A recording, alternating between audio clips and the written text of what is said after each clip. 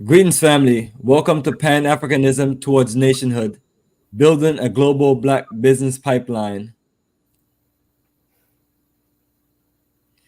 Yes, family, the dynamic duos are back in town. And this is Bomani Tyehimba of Africa for the Africans, Tourism Investment. And I'm here with my good brother, Kala Genesis of Kala Genesis Radio and the Black African Infrastructure Organization. And family, we are the kings of Pan-Africanism, here with a vision of nationhood. Greetings, my good brother. How you feeling? I'm feeling great. You ready to rumble tonight? Oh, yes. I'm ready to rumble. I'm ready to tussle with anybody tonight. So be on your Absolutely. P's and Q's because College Genesis is on the warpath tonight. That's what I'm talking about, brother. You're ready for it, man. You're ready for it. All right. So you've been waiting all week you probably have a lot on your mind, right? Yes. A whole lot. Yeah. Yeah. Unfortunately, you just won't stay off YouTube. I don't know what. Look, man. You Look, doing? people send me these notifications. People inboxing me. You guys say how the life I live. Everybody between Messenger and then people, Kyle, check this out. Uploading, whatnot. I get enough. You sent me something today. I know what it's about. It's about, I guess, Darius Lamb on a hidden. Yeah, anything I sent you is about our incredible Liberia No, journey I'm for about life. the historical preservation of Liberia. Oh yes, I was sharing that link with you. See if those people are real. Was it Darius Lamb? No, I mean I don't know who run that organization. Are they? I mean, No, we yeah, got they're to. good. I'm part of it, right? But also, Yeah. So I'm looking for one of their spokesperson to do a Liberia show. okay, yeah, okay, you can get cough. The thing is, that's what you call Anthony Barclay. He started that, and I encouraged him to start that like 12 years ago. Liberian Preservation Society of Liberia. Historical preservation. It's a lot of good work and everything. And they're trying to do a lot of stuff and everything. So it's a good organization. I'm part of it. What I decided to do is like, look, I don't care if they even let Fruity Boy Darius Lamb on no more. Yeah, I don't really. I'm gonna stop. I'm tired of fighting it already. If I gotta be part of something, he gotta be part of something. But just don't ask me to go on a show with him. Don't ask him to be on here. I don't want him nowhere near me when it comes to Liberia one night. Whatever he has a love for Liberia. Liberia's enough Liberia for everybody else. Huh? Now say keep away from me. Also keep Yeah, away. keep it there. So the bottom line. So with this Funny internet, right? around. We intersect with each other. There's people we're not gonna like that join different things, and I built up a relationship with the Historical Preservation Society of Liberia for a decade now. Over a decade now. So it is what it is. It is what it is. There's gonna be people that's gonna join. I don't like whatever. I don't agree with. I don't whatever like that. But it is what it is. It's the internet. It's the internet. 1 minute. The only thing I have control over is the BAIO and what Bomani does and everything. We can control that. Other people or whatnot, there's going to be people for which we're going to talk about this disabled situation. How people are trying to taint our movement with this disabled thing. We have absolutely nothing to do with it, other than the fact that they say they're Pan-African, we say we're Pan-Africanists, and it's all this kind of nonsense. But you want to go into your presentation first before we start? No, Khalid, continue with your pre-introduction and your introduction. Oh, yeah. Well, this is what I'm talking about tonight. Tonight's topic is, would you give up first world living? Because the reason why this is because there's been an awful lot of Africans on YouTube and TikTok who said Black people in America should just come home to Africa, right? Well, that sounds beautiful.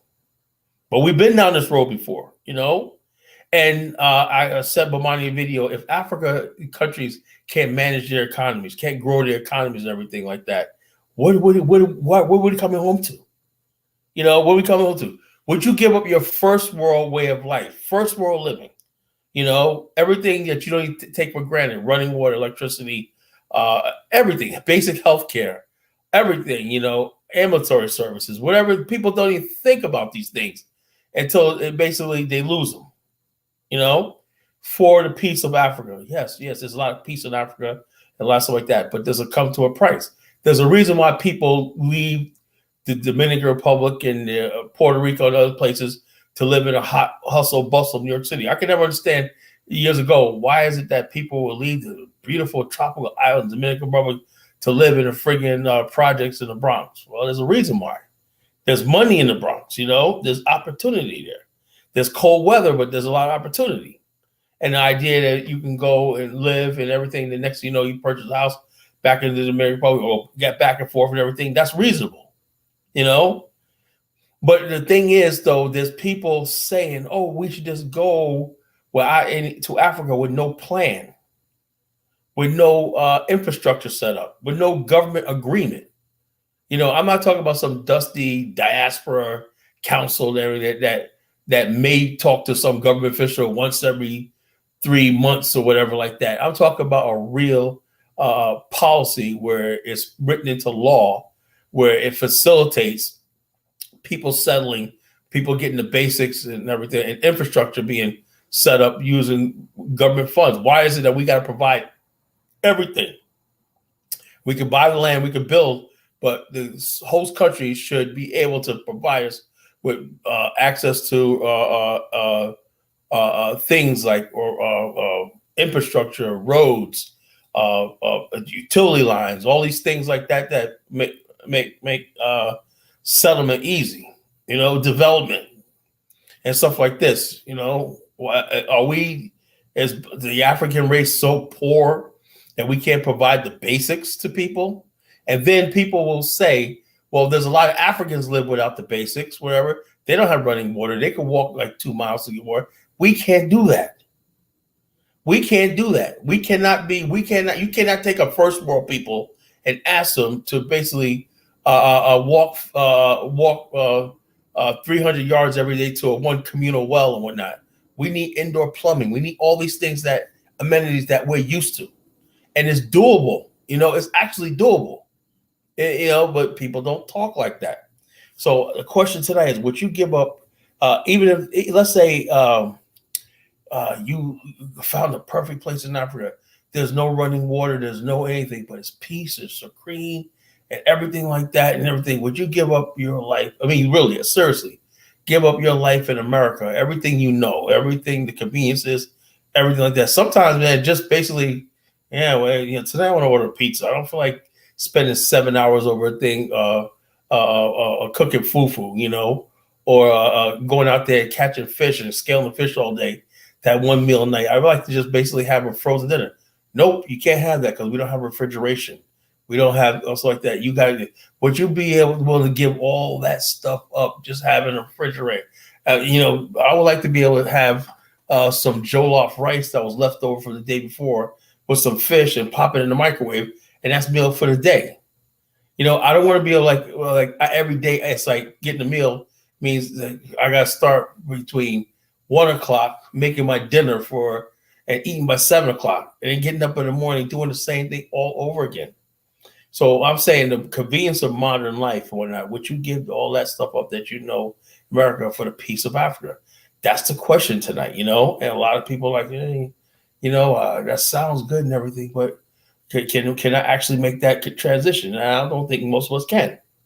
You know, we cannot give up our standard of living. You know, it's part of our culture. You know, it's part of our music, everything like this. Yeah, I'm going to the crib. I'm gonna go in the fridge and, you know, get some orange juice and I'm gonna kick my rhymes. It's part of our culture. We have culture. We have modern people. You know, everything we do, jumping on the subway, getting a taxi cab. You know, getting on a plane or going to visit people and everything like that. Going to the park or going things like that. Going to school. Things that we take for granted that shapes who we are in our world and everything like that. You just cannot just dismiss that and say, you know something, I'm gonna give everything up and everything just to freaking live someplace else and everything. So what we have to do is find a way how to bring some of these basic things. And it's not luxury, it's just the basics. You know, when the people ask for the basics, they're not asking for a lot. Asking for constant electricity. That should not be a luxury. I'm seeing too many stories of people talk about, we don't have roads. You know, roads are not built, you know, and we don't have electricity. You know, I got a generator and everything. You know how much generators cost? The fuel and generators cost every day. Filling up a generator every day. We don't have access to internet or stable, power stable, and also this. So you have to go without. 6 hours of power is going to be out because there's rolling blackouts and stuff, brownouts and stuff like this. would you give up all the stuff you know? I mean, I remember one time a couple years ago we had a storm and the power was out for like 4 hours, and I thought I was going to go crazy here. And Dominion Power said, we'll have the power on. We're working on it. And next thing you know, bloop, bloop, bloop, power's back on. Can you imagine going for like weeks, sometimes with no power, no electricity and everything, and you got to adapt and everything? How long of that can you sustain before you crack and lose your mind? They say, oh, you guys can't just live the African life. Maybe we can't. But I'll tell you one thing, it's harder living in the industrialized world because we have to pay for this industrialized world. We have to work. We have to earn taxes. We have to pay into the system to live here because it's actually harder living in this world right here than it is living on the continent, you know?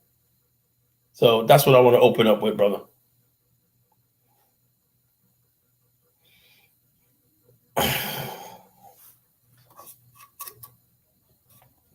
Money there. Yes, I'm there. Kala, you are finished so quick. That is what's up, man. You're finished quick, brother. Yeah, that was just an opening. That was just an opening.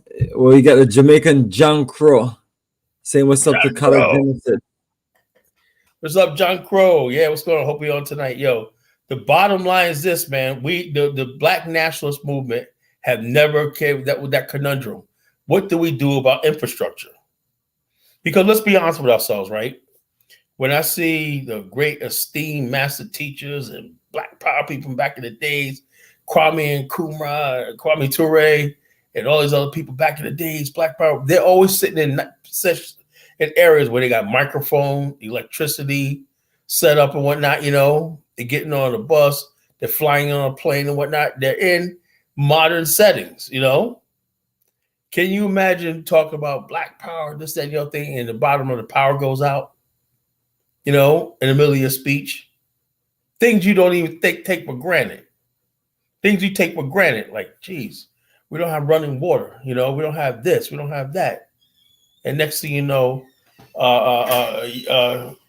it's all about survival, and it's not about your philosophical your thing. It's about survival. We don't have no running water.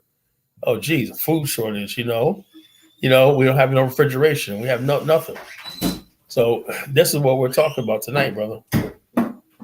Absolutely, and as we talk about, brother, that's why when we make the move to repatriate, it has to be a serious move. You and I run a serious and effective business operation based on infrastructure and based on technology. You know, so you can choose your situation. You can either build it or hope that it'll be built. So that's why you and I was talking about us building towns, cities, and building the Afrikstan, and people that start shaking. But it's basically a Pan-African community of people putting their energy together to just build a self-sufficient operation to where you can just be effective in Africa. What's the point of making all this move into suffering? You remember that loser, navigate freely. I want to be a Ghanaian. I mean, be who you are, but we can all work towards the future of Africa, and that's the issue that I have with people like that.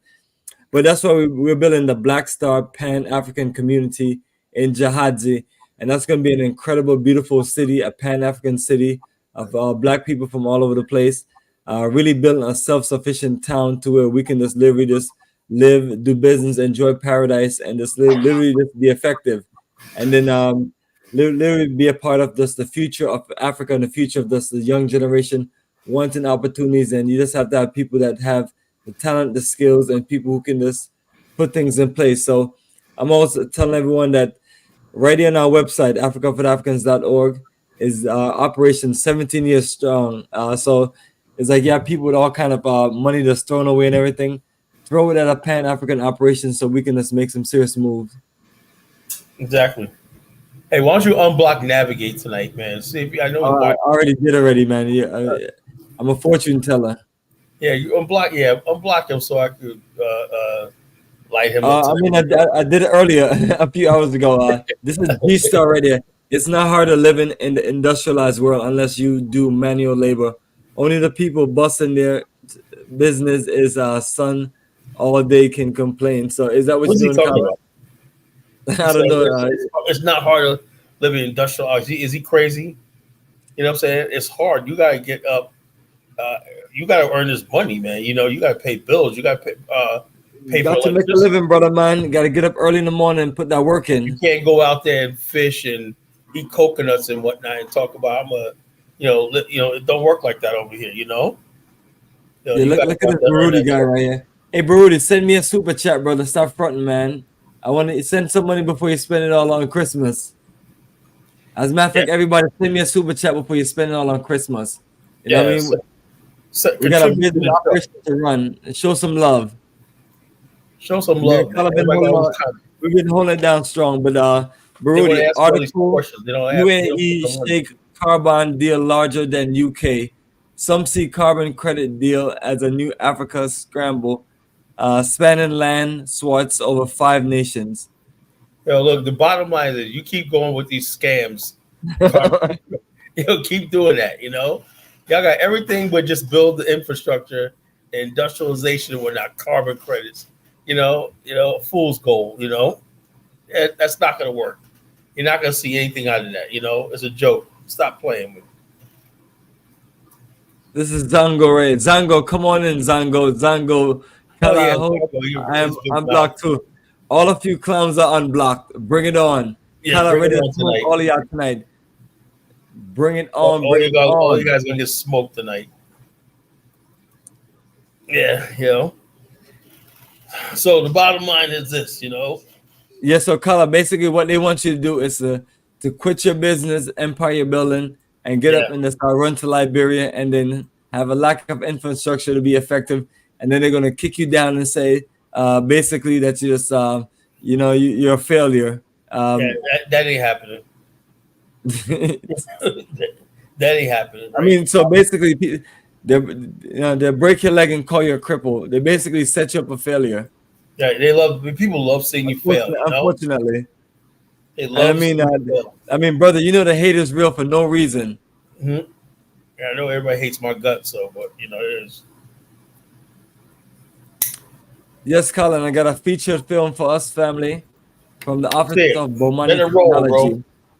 Let Let it it roll. rock and roll, let it rock and roll. Have I seen this one yet? Absolutely, you've seen it many times over and over and over again. Have you ever pondered what it would be like to invest in the heart of the world, Africa? Today, we delve into the journey of a man who dared to dream, dared to venture, and dared to invest in the vast and vibrant continent. Meet Bomani Tyehimba, the driving force behind Africa for the Africans Tours and Investments. Picture this: a young boy born in Kingston, Jamaica, and raised in the bustling boroughs of New York City. Despite the concrete jungle, Bomani was always drawn to the rich heritage of his ancestors, the pulsating rhythm of Africa. His curiosity sparked a passion that would lead him to establish Africa for the Africans Tours and Investments. Bomani's journey wasn't a straight path, nor was it an easy one. He faced numerous challenges, both personal and professional. Yet, his unwavering resolve and staunch belief in the potential of Africa saw him through. He understood that Africa was not just a destination. It was an opportunity, a chance to build, grow, and contribute to the continent's ever-evolving narrative. Africa for the Africans Tours and Investments was born out of Bomani's desire to bridge the gap between Africa and the African diaspora. He wanted to create a platform that would enable people of African descent to explore their roots, understand their heritage, and most importantly, invest in their ancestral land.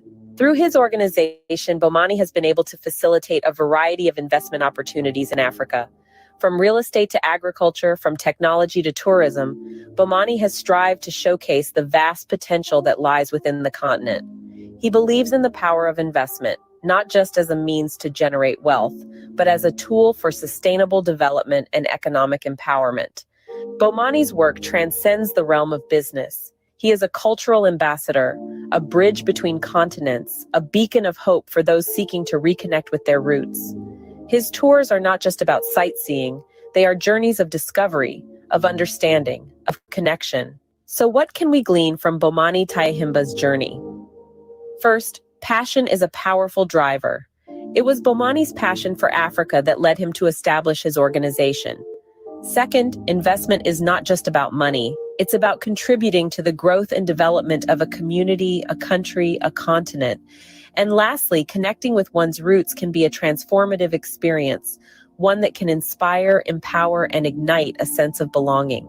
In the end, Bomani Tyehimba's story is a testament to the power of passion, perseverance, and purpose. It's a story about dreaming big, taking risks, and making a difference. It's a story that reminds us that investing in Africa is not just about financial gain. It's about cultural enrichment, economic empowerment, and sustainable development. To sum up, Bomani Tyehimba's journey is a shining example of how one man's passion can create a ripple effect, impacting not just his life, but the lives of countless others. Through Africa for the Africans tours and investments, Bomani has been able to connect people with their roots, facilitate investment opportunities, and contribute to the growth and development of Africa.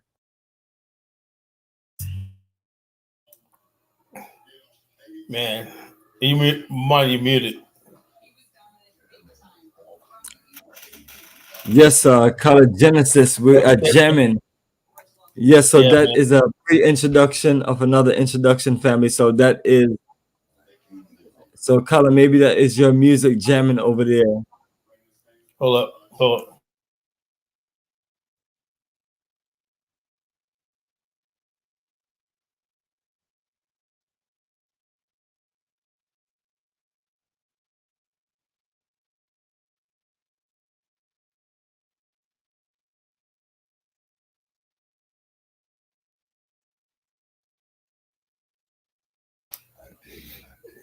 Yeah, Yeah, brother. we're jamming. Let me ask up whatever it's playing.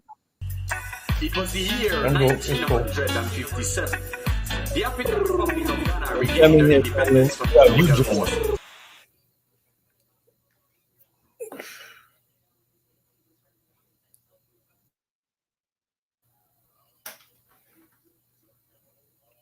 No, it's him jamming. I thought it was y'all.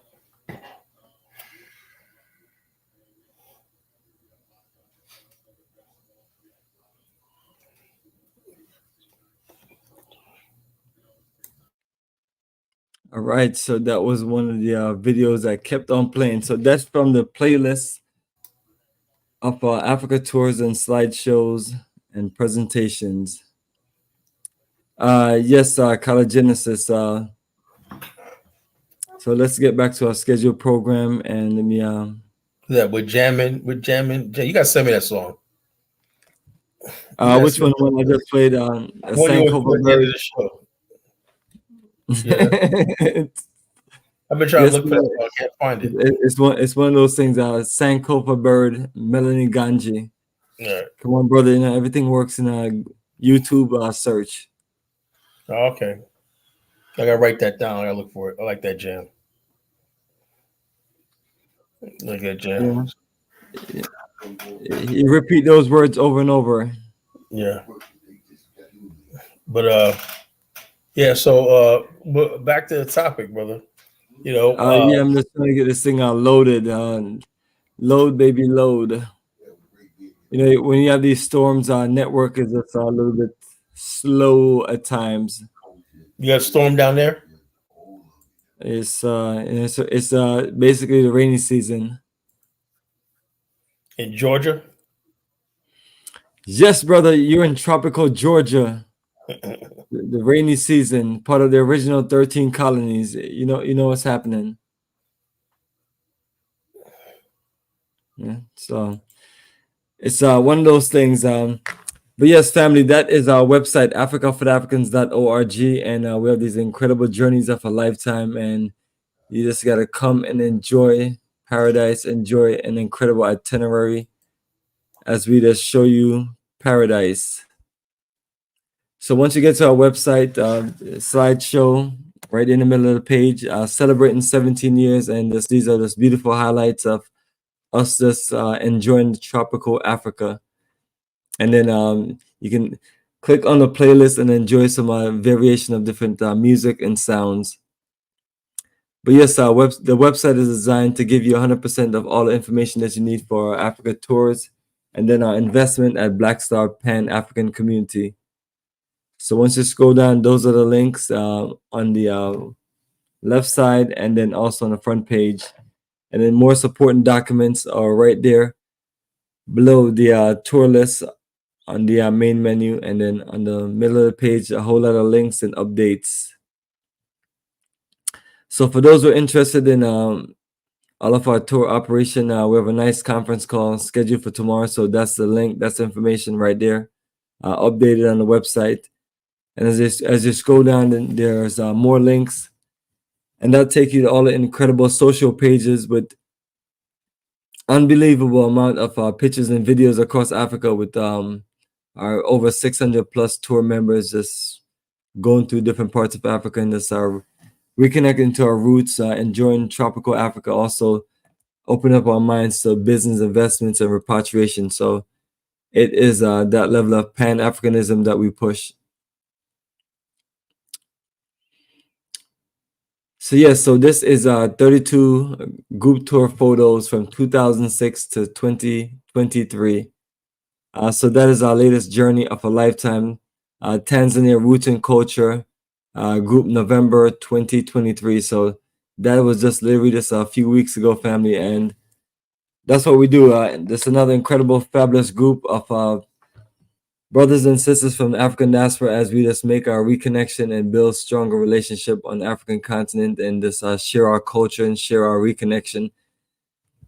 And so scroll down, that's our last journey to Ghana. That's our 23rd journey for lifetime, and that was a few months ago in May.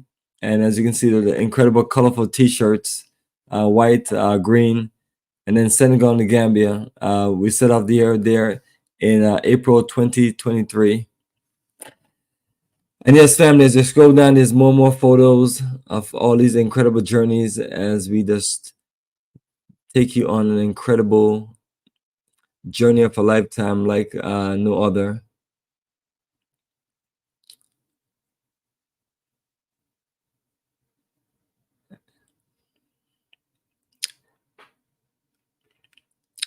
And that is, yes, that is us in Brazil. So that's the one that stand out. So look into this, create a fresh Brazil schedule for those who are looking to journey with us.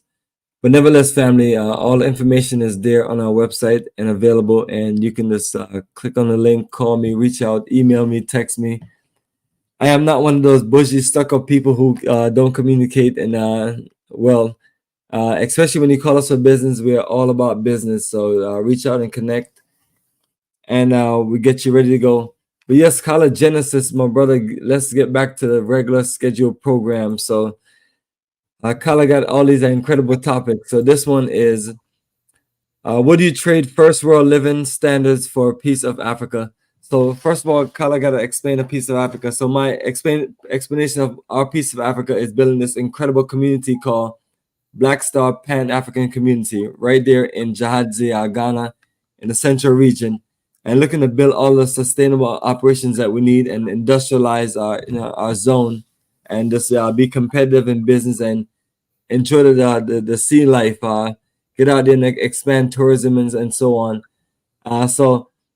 Enjoy those nice moments on the beach and just relax, kick back, and create all kind of incredible living for those who want to just retire and just relax sometimes.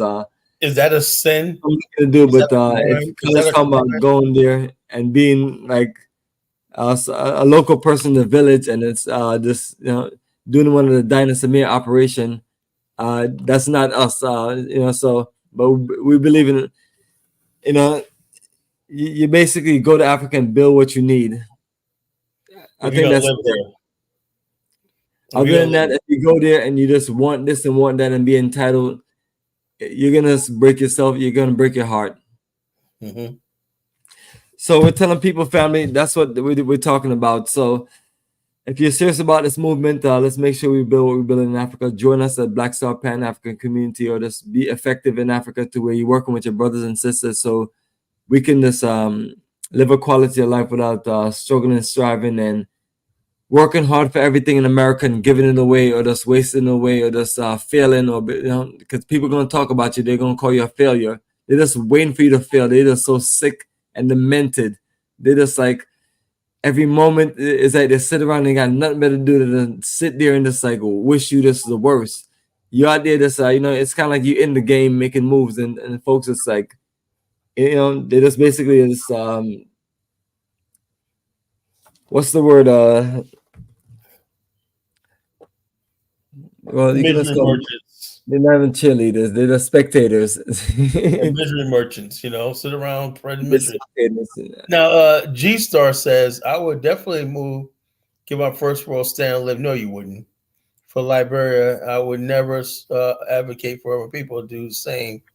And I grew up in poverty. I didn't grow up in poverty, so I don't know what that's like. G-Star, once you get a taste of quality of life, you never go back. And also, poverty in America is not poverty in Africa. Trust me. Yes, brother, man. It's two different things.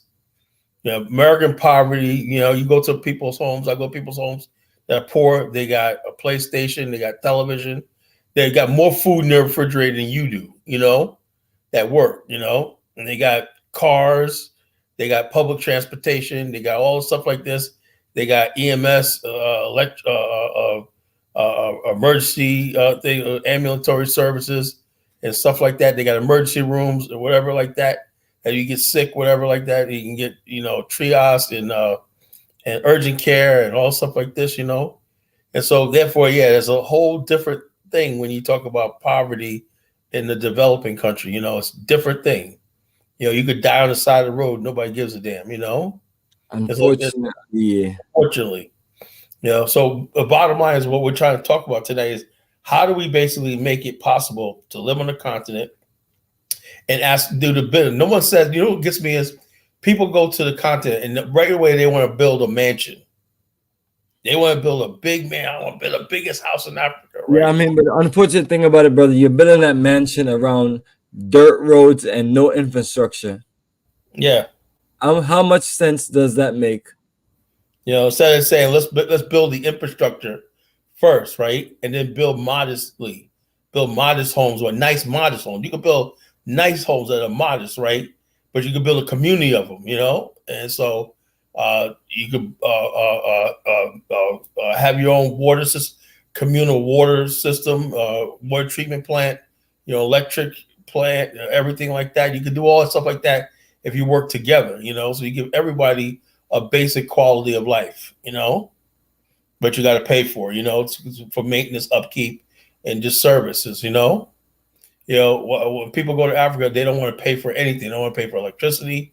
They don't want to pay for roads. They don't want to pay for plumbing. They don't want to pay for anything, That made no sense. But then what do you get from the not but complaining? But the Jamaican Jankra channel, welcome to the program, my brother. Welcome to Pan-Africanism towards nationhood. What is on your mind? Do you like the topic? Yeah, man. Greetings, my brothers. Greetings. And love the topic, man. Love the topic. I would. So what are you gonna do? It's a question, so you gotta let us know what you want to do. You're gonna give up your quality of life to go live in the bushes in Africa?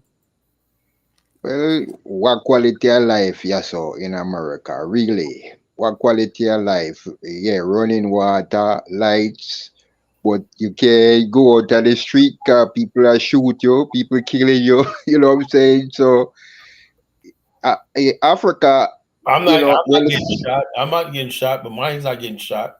What are you talking about? Well, we ain't putting ourselves out there to get shot, though. But you can get shot. I go to some of the worst neighborhoods in my business. I got to go into people's homes. Some of the worst neighborhoods. I never had a problem. You may go shopping, but I mean, if you really look at this society here, though, in America, this society is on its way out. You know what I'm saying? Why is it that we got millions of people sleeping on the streets coming from third world countries trying to sleep in Chicago and New York right now? Why are they coming here then?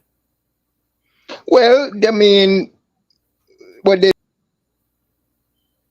percent of the world's population, but they control 95% of millions of people across the U.S. border in the last 3 or 4 years. Because all the wealth is concentrated here in America. So That's why you keep saying America's going where? Wouldn't people be wouldn't that amount of people be leaving America? Because they don't realize what's going on here in America. The social fabric of this country is unraveling. The social fabric of Black people and people like myself are doing really well. You know, we're working together and everything. I don't care about the social fabric of America. America's never been united. People have always been in their own little groups and associations and stuff like that. You know, true, and their own families and everything. You know. True, but it's getting to a point now where it's really, you see it, you know what I'm saying? Because with next year, with this election coming with Trump and who knows what the hell may happen next year. You may see guns start firing, you know what I'm saying? The possibility is a strong possibility of that, you know, civil war. Hold up, but if that does happen, we also have guns too and everything like that. So, you know. Yeah, we have guns, but do we have ammunition? Yes, we have ammunition. You're making a come on, Jake. Do we have ammunition? But look, let me say this. You know, as I said, because yeah, you know, Africa is the future, but we have problems there too. Because all right, look, take for example now, Sudan. All right, my wife is from Sudan, and that unrest. Her village is 200 miles from Khartoum. And that situation has reached now to their village where they have to run. Her family now has to leave that village and go deeper, cross the river and go deeper into because the thing is spiraling out of control. So yes, I would love to, you know, trade places in Africa, but we have to have some security too. You see, we have to have security. If you don't have the basics, if you can't secure the basics, right?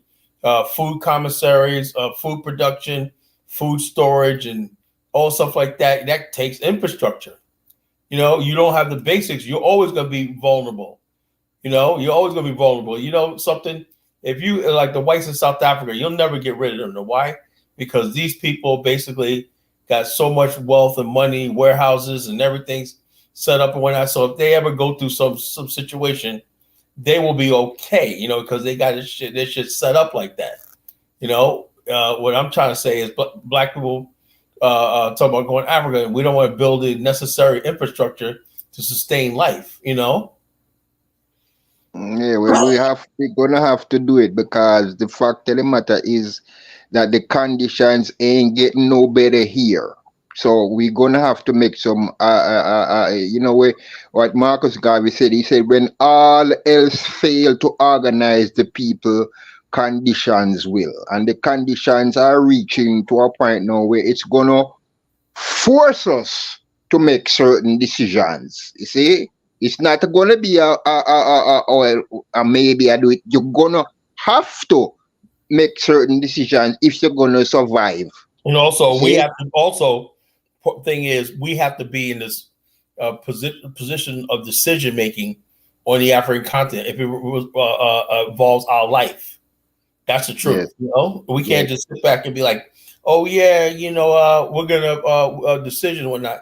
And I don't have the confidence that a lot of these countries can protect. That's why we have to build our own communities and everything, and make those communities fortified, even with our own police, our own militia, and on guard unit. You know what I'm saying? Yes. That's the way it's gonna have to be. You know. Yes, I agree. I agree with you because you know some of these Benedict Arnolds, we have to watch out for the Benedict Arnolds because that's who they use. They use these Benedict Arnolds to come and upstage and disrupt what we're trying to do. You know, so we have to have your own internal corrective force. I do agree with that, definitely. I know Zondo Mato don't agree with that. But Bomani, before we get Zondo Native, Zongo Bongo on, can you play that one video I sent? It's right before the one I sent about Akon, you know? It's gonna wrap up sum up a lot of stuff I'm talking about. Absolutely. I get the video ready. Greetings, Zango. Ready. Welcome to the call. Let us know what's on your mind, brother. Go ahead. The floor is yours. Well, I kind of missed like the early part of the stream. Kyle, I didn't hear a viewpoint, so I think you probably assume I'm not gonna agree with your point of view. You always disagree with my point of view, so what else knew? Oh no, that's not true. I mean, I told you that I've been listening to you for a long while, Kala. I told you already. You know that. I have immense respect for you. It's just like the idea of Afrikstan. I just wanted to come into fruition. There's nothing wrong with that. I used to be Yeah, part but of. the bottom line, but you were on the last show saying you were making fun of it. You Oh no. you were basically trying to clown us, talk about a Sabo who's a failed Afrikstan. Oh no. Oh, wow. That's not. Oh, wow. No, that's not what I said. What I actually said was. you're No, applying. what I said was you have the land. Let's make it happen. We have Yeah, to. but you don't have any authority over the land because you got a chiefy weefy, a dusty chiefy weefy. That everybody got. But Kyle, you gotta understand, I'm on your side. When I start listening to you, I did like your perspective. As someone who was trying to discover different ideologies, something that kind of really identify with the innate personality of where I come from.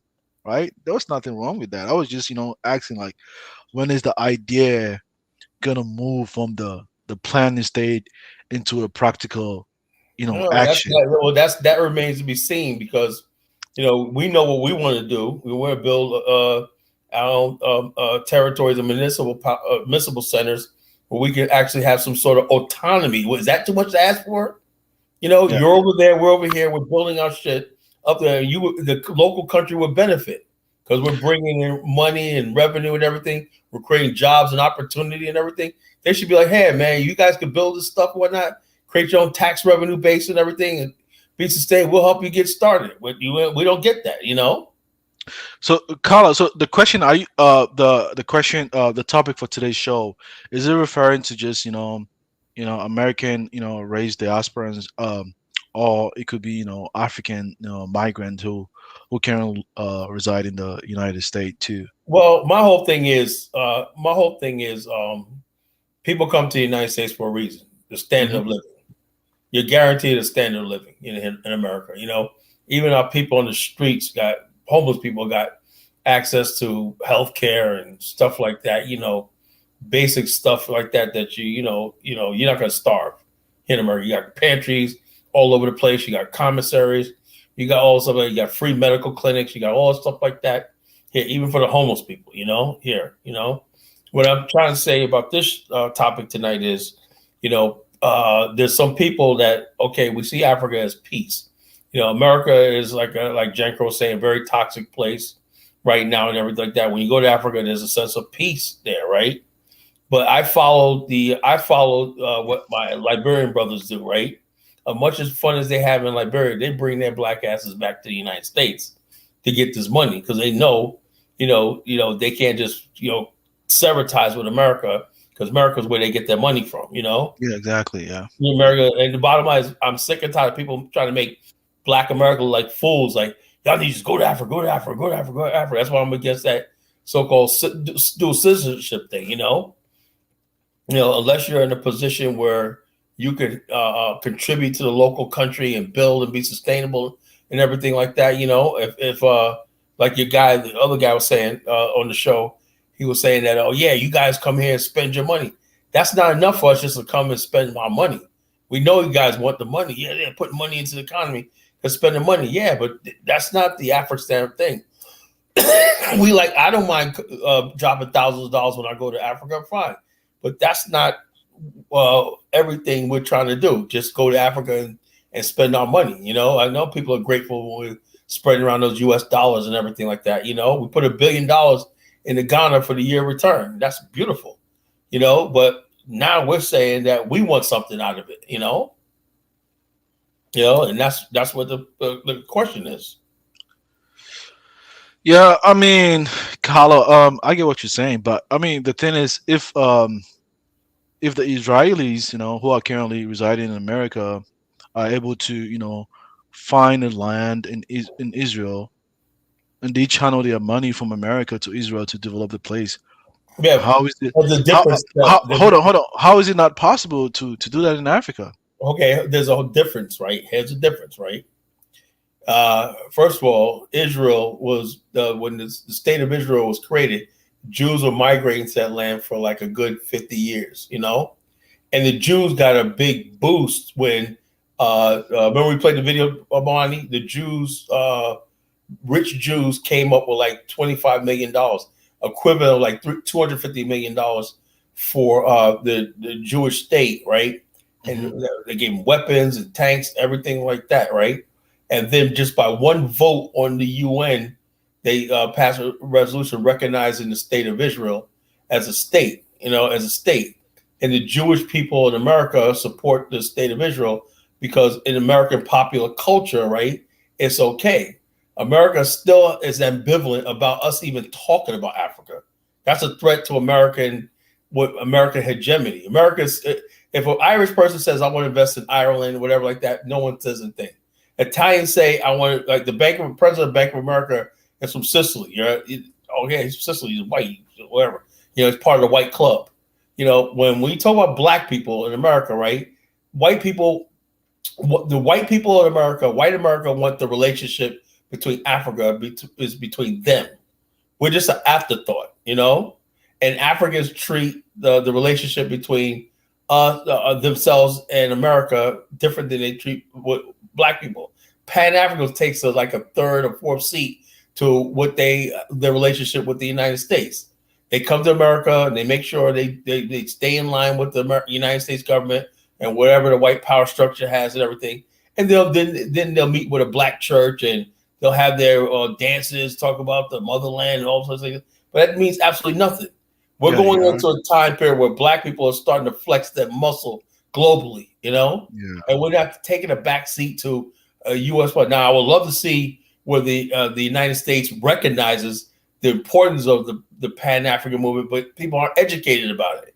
They still see it as a threat because let's be honest, the Pan-African movement has always been attracted really radical elements of Black America, right?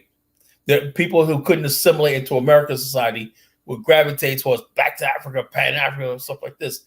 And that's what the issue is. Right? But the thing is that against capitalism? If it is not against capitalism, I don't think. What I'm saying is this: Africans, for the most part, have no problem with capitalism. They have no problem with doing business with anybody. I agree with that, right? The radical form of Pan-African back in the past, right? They were Marxists, they were socialists, they were communists. All these other people and everything. And that's been the face of Pan-Africanism for decades. Now we're coming with a new approach, to Pan-Africanism. And people keep lumping us in the same category of, we want to, we don't like capitalism and whatnot. I don't care about people drilling oil up the coast. When you're creating jobs and you're creating wealth, go right ahead and drill. I have no problem with building industries and infrastructure and everything like that, But for the past so-called Pan-African movement was about socialism and capitalism and all this socialism and capitalism evil and all stuff like this. And they're not really educated about what these systems are, And so this is what it is. So America has never there's never been any real Pan-African thing where America says, we can get behind this because we can see where we could benefit and you guys can have what you want and everything. And then a lot of people get suspicious. America supports it. You must be sellouts and whatnot, all this kind of stupid stuff like this. And that's why the so-called movement has never produced anything in Africa for the most part. Yeah. I mean, but Kala, the point I'm trying to say is that, I get it. Like, I mean, any rational person, living in Western society, you grow up, with Western standard of living. If you go to, a different society with a lower standard of living, you're gonna feel some kind of way. I mean, it's natural, regardless of where you come from, right? So I get it, but a lot of I would say a lot of Black people in the U.S. they have all the standard of living, but when it comes to power and control, they don't tend to have it. There's when it comes to trying to even establish, Omar want to establish a school. it's been several years trying to Oh, that's a get joke. Come on. get through the regulation and get in a functional black school in I don't think American that's a soil. serious. I don't think Omar, God bless his soul, whatnot, but that was just something he said. I'll build a school one night, and that school's never going to take fruition, and we have enough schools. We have so many black people who have built schools and doing well and everything, and also we have public education. We have all this thing like that. And Umar's talking about charging poor people $500 a month to send their son. Says $500. Who could afford $500 a month to give Umar with no freaking faculty, no nothing Yeah, set yeah. up? $500. So But Kyle, I'll tell you one thing though. I mean, I come from Ghana, for instance, right? I grew up in Ghana. A lot of the things that you're saying, like they have death rows and stuff like that. I grew up from that, environment. But it does not mean that's what everybody in Ghana like. I know that. It takes one person to do something. Like maybe you can just come and stay in a different, like you said, like building a death road, building a nice house or something like that. Someone might see the way you kind of like, your approach to maybe building house, your way of living or something. They might probably like it. Some Africans gonna like Well, it. that's what I want to with the grace of emulate God. that. That's what we're doing with the Jagazi community and what Bomani's doing. We're trying to create this sort of community to be the prototype. We'll say, okay, we can do this. Your community with its own infrastructure, its own municipal center, its own town hall, and stuff like that. Its own council and all stuff like this, Yeah. where rules and regulations and laws are passed and ordinances are passed, public works are being done, and stuff like that. It's completely self-sufficient and everything like that. That's the way we want to be able to live, so we can have all these things set up, So if people want to live there, they have a basic standard of living. I believe in a modern world, everybody should have the basics. I just believe that. If South America could do it, give people just the basics and everything, the Philippines could do it, Africa could do it. There's no excuse. Yeah, exactly. Because like the general African in Ghana, like the average person living in Ghana or in a African society, they want a better standard of living. Yeah. I didn't just get. I mean, I didn't just get up like I want to come. I wasn't looking for a better standard of living, Carla. I just wanted a job, a freaking job. That's what I wanted. Yeah, that's what people tell me. If you give people an industrial job and they can pay for they could have kids go to school and everything. It's what a basic better of life. But the thing is, though, would we as black people know ourselves if we didn't have the problems? Then other problems arise. Since we have all the basics, then what else is there? Yeah. And so one thing I would tell you, first, like I was saying, for me personally, with my little experience that I had, traveling, I just wanted a opportunity, right? And the second thing is, I wanted the leverage that other people from other nationalities have if they want to go to a different country for vacation, regardless of where they come from. It was that easy for them to do that. You don't have to come from Ghana because you were born in Ghana. Automatically, you just deprive of certain privileges of being able to go to other places, just for visit or anything. I want to enjoy that benefit as well, and I'm sure a lot of people want to have that benefit as well, right? I mean, I'm in the US right now. I get it. Some people are here looking for better job better standard of living. For me, I just wanted some jobs, and I know me living over here, I'm providing some benefits to the American society as well. It wouldn't hurt that we can be able to do something from our homeland where we come from. But Carla, the leadership over there, I mean, for some reason, I don't know. they something else. With that note, on that note, Bomani, keep playing the video. It's going to tell you exactly what we're talking about. What's going on. Exactly what I'm talking about. As far as like the leadership and the bad decisions and whatnot. We ask ourselves the question: is Ghana really a country, or is still a colonial state? With the IMF and World Bank, and the IMF and World Bank could tell you what to do and everything. You don't have a sovereign state. So, hey, Bomani, you got the video loaded up? You're gonna watch this. It's gonna shock you. Yeah, but I mean, Carla. It's really hard though. I mean, you gotta understand. From Ghana, where I come from, the Ghanaian economy is a little different from the economy from Western societies, right? We have like our economy is divided into two parts. We have the formal economy and we have the informal economy. And the informal economy, it constitutes the majority of the Ghanaian economy. And most of like the institutions in Ghana, they don't have access to the information from the informal economy. Even taxing people is hard, you know. No, we gotta change that. We gotta start taxing people. Yeah, no, it's just hard. It's just like, you know, nation state. The idea of a nation state, I think a lot of Africans do not, understand it yet. They don't. They That's absolutely why. don't. They don't That's why when understand. I was in school, we were taught how to, build a nation. We are still in the nation building stage. Most African societies are still in the nation building state. And I'll give you one example. When I was in Ghana, like even in high school, senior high school, right? Generally, senior high school, they intermingle us with ethnic groups from other places, right? So we can even learn and understand ourselves. It's all part of the nation building process. That way, when you see another person from ethnic group, you don't have any kind of resentment of animosity towards that person. You can even marry among that ethnic group. All this tribalism and stuff like that is gradually if waning away. I mean, where I went to high school, I had a lot of friends from other ethnic groups. I had no issues with them. Till today, I still stay in contact with them. I think And there's a possibility we can be able to do it, but I get it. There's some Africans, they bash, some blacks, but not everybody's like that, Carla.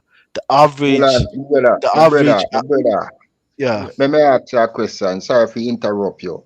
You say other ethnic groups, but the black people you're talking, right? Ain't it black folk you talking?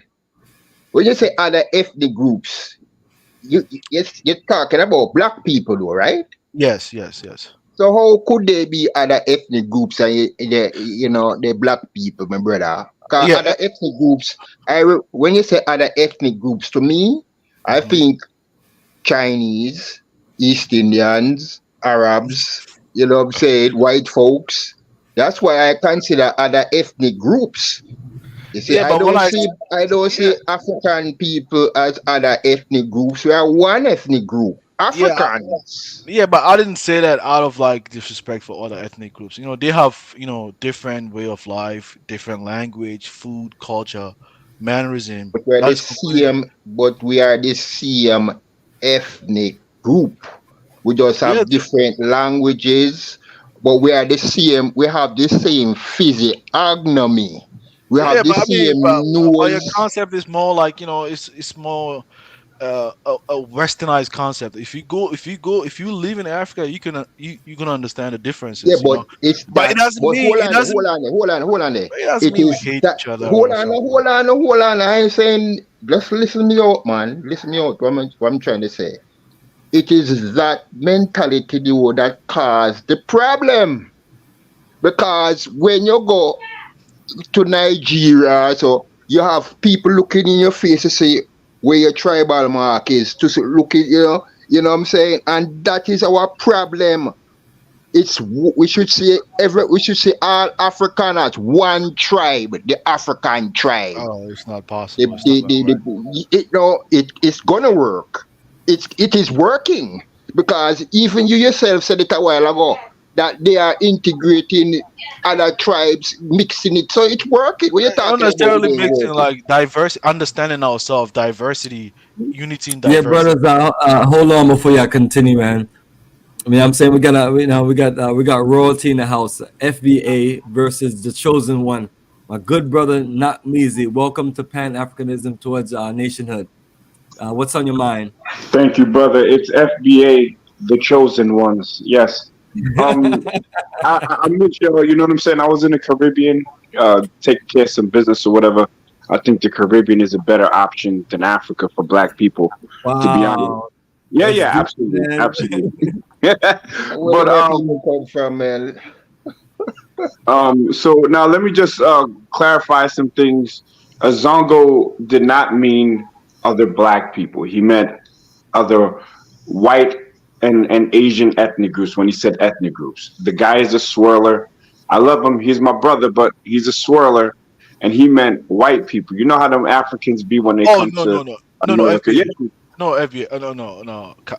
Nakmizi, I have much respect for you. Trust me. I understand sometimes we can have our own, back and forth, but when I meant that, I mean people within the African society, exclusively, the black race. all right, I'll take you at your word then. But to the Jamaican brother, there is no there are ethnic groups are real. There is no one black African race that will never be.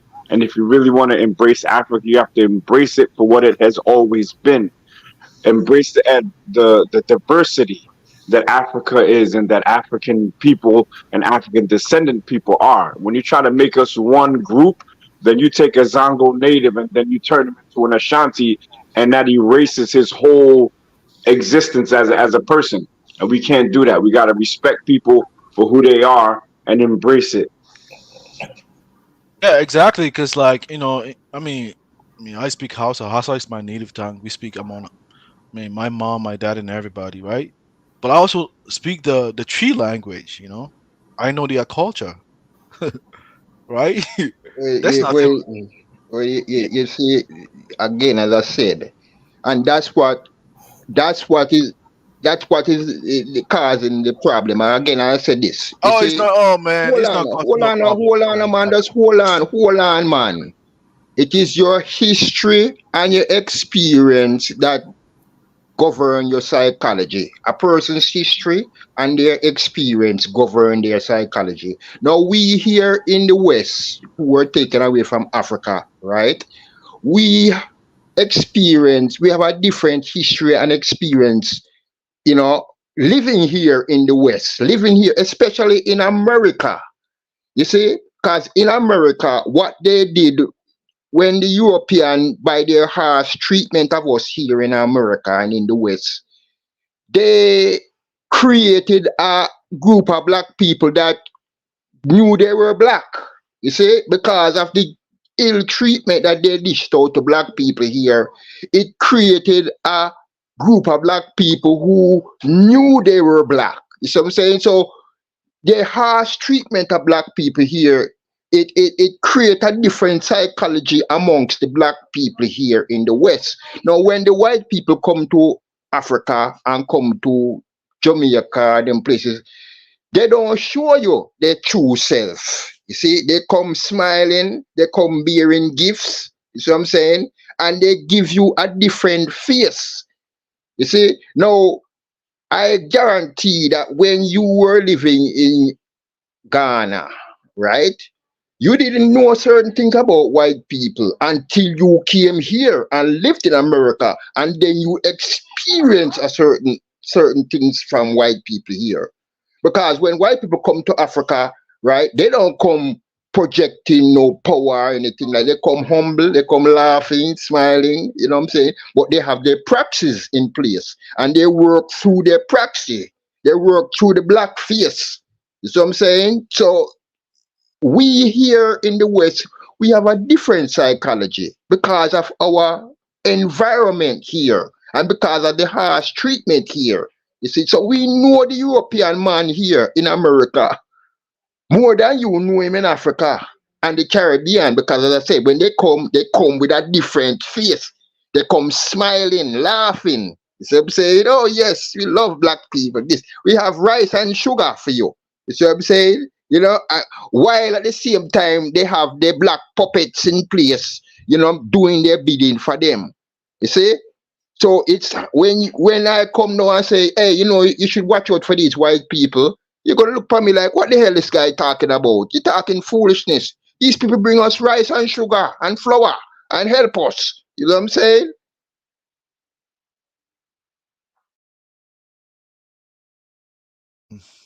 The Jamaican.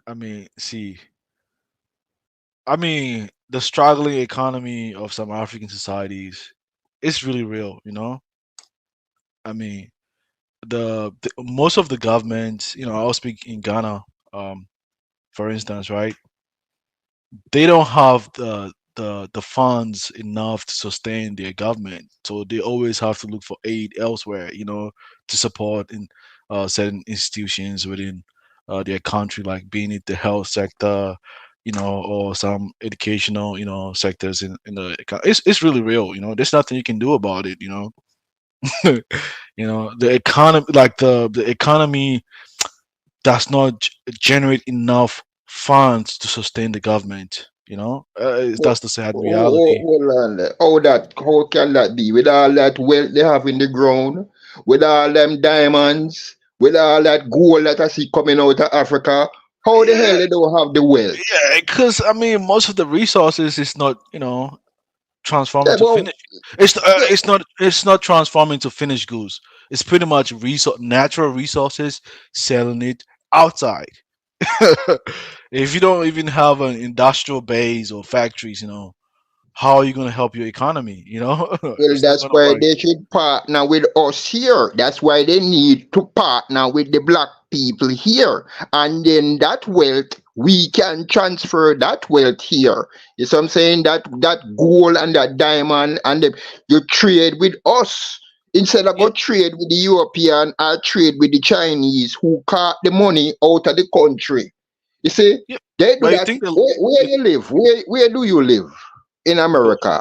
in Washington State, Brooklyn, New York, all right. Washington, Washington D.C. Is it no, a not DC, predominantly? Is it a not Seattle, Washington? All right. not Okay. Is DC. it? Yes, Seattle. Yeah. Is there any predominantly black community in that part of the world? Okay. Well, in No. America, then let's look at this. In Brooklyn, let's look at Brooklyn. Let's look at New York, right? New York City. You have certain predominantly black communities there. But the black people do not run the local economy, in those communities. It's the same thing you see on the international scene. The black people do not run the economy. You see what I'm saying? The local economy in Brooklyn or in New York City, every ethnic group has their own local economy. You go to Chinatown, you see the Chinese run their economy. You go to Little Italy, you see the Italian run their economy. You go to Brooklyn where 2 million black people live. Black people do not run the economy. Somebody else run the economy, and that money is carted out of the black community on a daily basis, leaving us poor and broke. It's the same thing in the international scene. So I'm saying the same thing you see happen micro, it happen macro too, big. Same saying the same group of people you see robbing us in our local community, rob us in the international sphere also.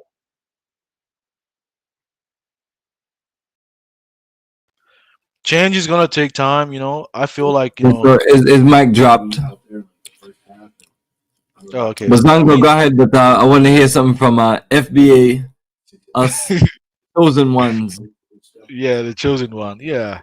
Nakmizi has been in Ghana before. He's seen I mean, Nakmizi, he has strong connection with Africa, even though he has his own, uh, view. He's no longer Pan African anymore. That's very sad. But yeah, it's gonna take time, Carla. It's really gonna take time.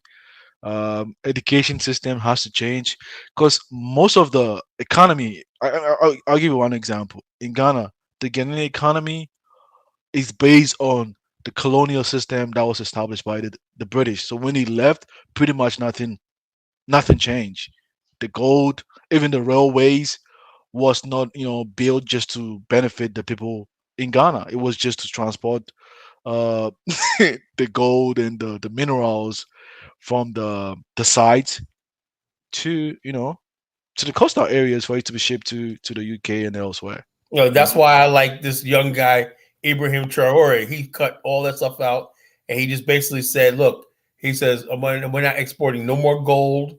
He stripped all that stuff like that. We're not importing no more rice. We're gonna grow everything in the country, everything, and he summoned all the investors in the country the other day. He said, wherever you're doing, you got to show us how in 5 years you're going to transfer and build right here in this country and want to employ and give opportunity to local people. Now, Ghana won't do that, right? Because they're too scared. This basically, the president, Adu, is basically saying, oh, you got to watch out for Burkina Faso. He should be following him, what he's doing, but they don't want to do that. Same thing with Nigeria. Nigeria doesn't have the guts to freaking nationalize the oil industry and whatnot. It's nationalized. Most oil No. The British Petroleum, Shell, and everything. Right now, there was this Nigerian Supreme Court just ruled that there's like 11,000 plaintiffs about oil spills in Ogoni land and stuff like that can bring suits against the Shell Corporation and the Royal Dutch Shell and all these other people, British for oil spills, and environmental catastrophes and everything. My point is, these companies were there by the British. Do you know in the 1970s they didn't even have offices in Nigeria? They used the drilling platform as an office and said, "This is what we take out. This is what it is."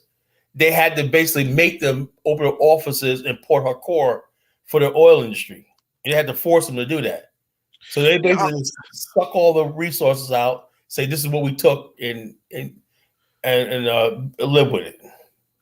I mean, but Kala, it's not what you think sometimes, you know. I mean, like I told you, like I was an intern before for Ghana Oil Corporation, right? It's not. I mean, the business.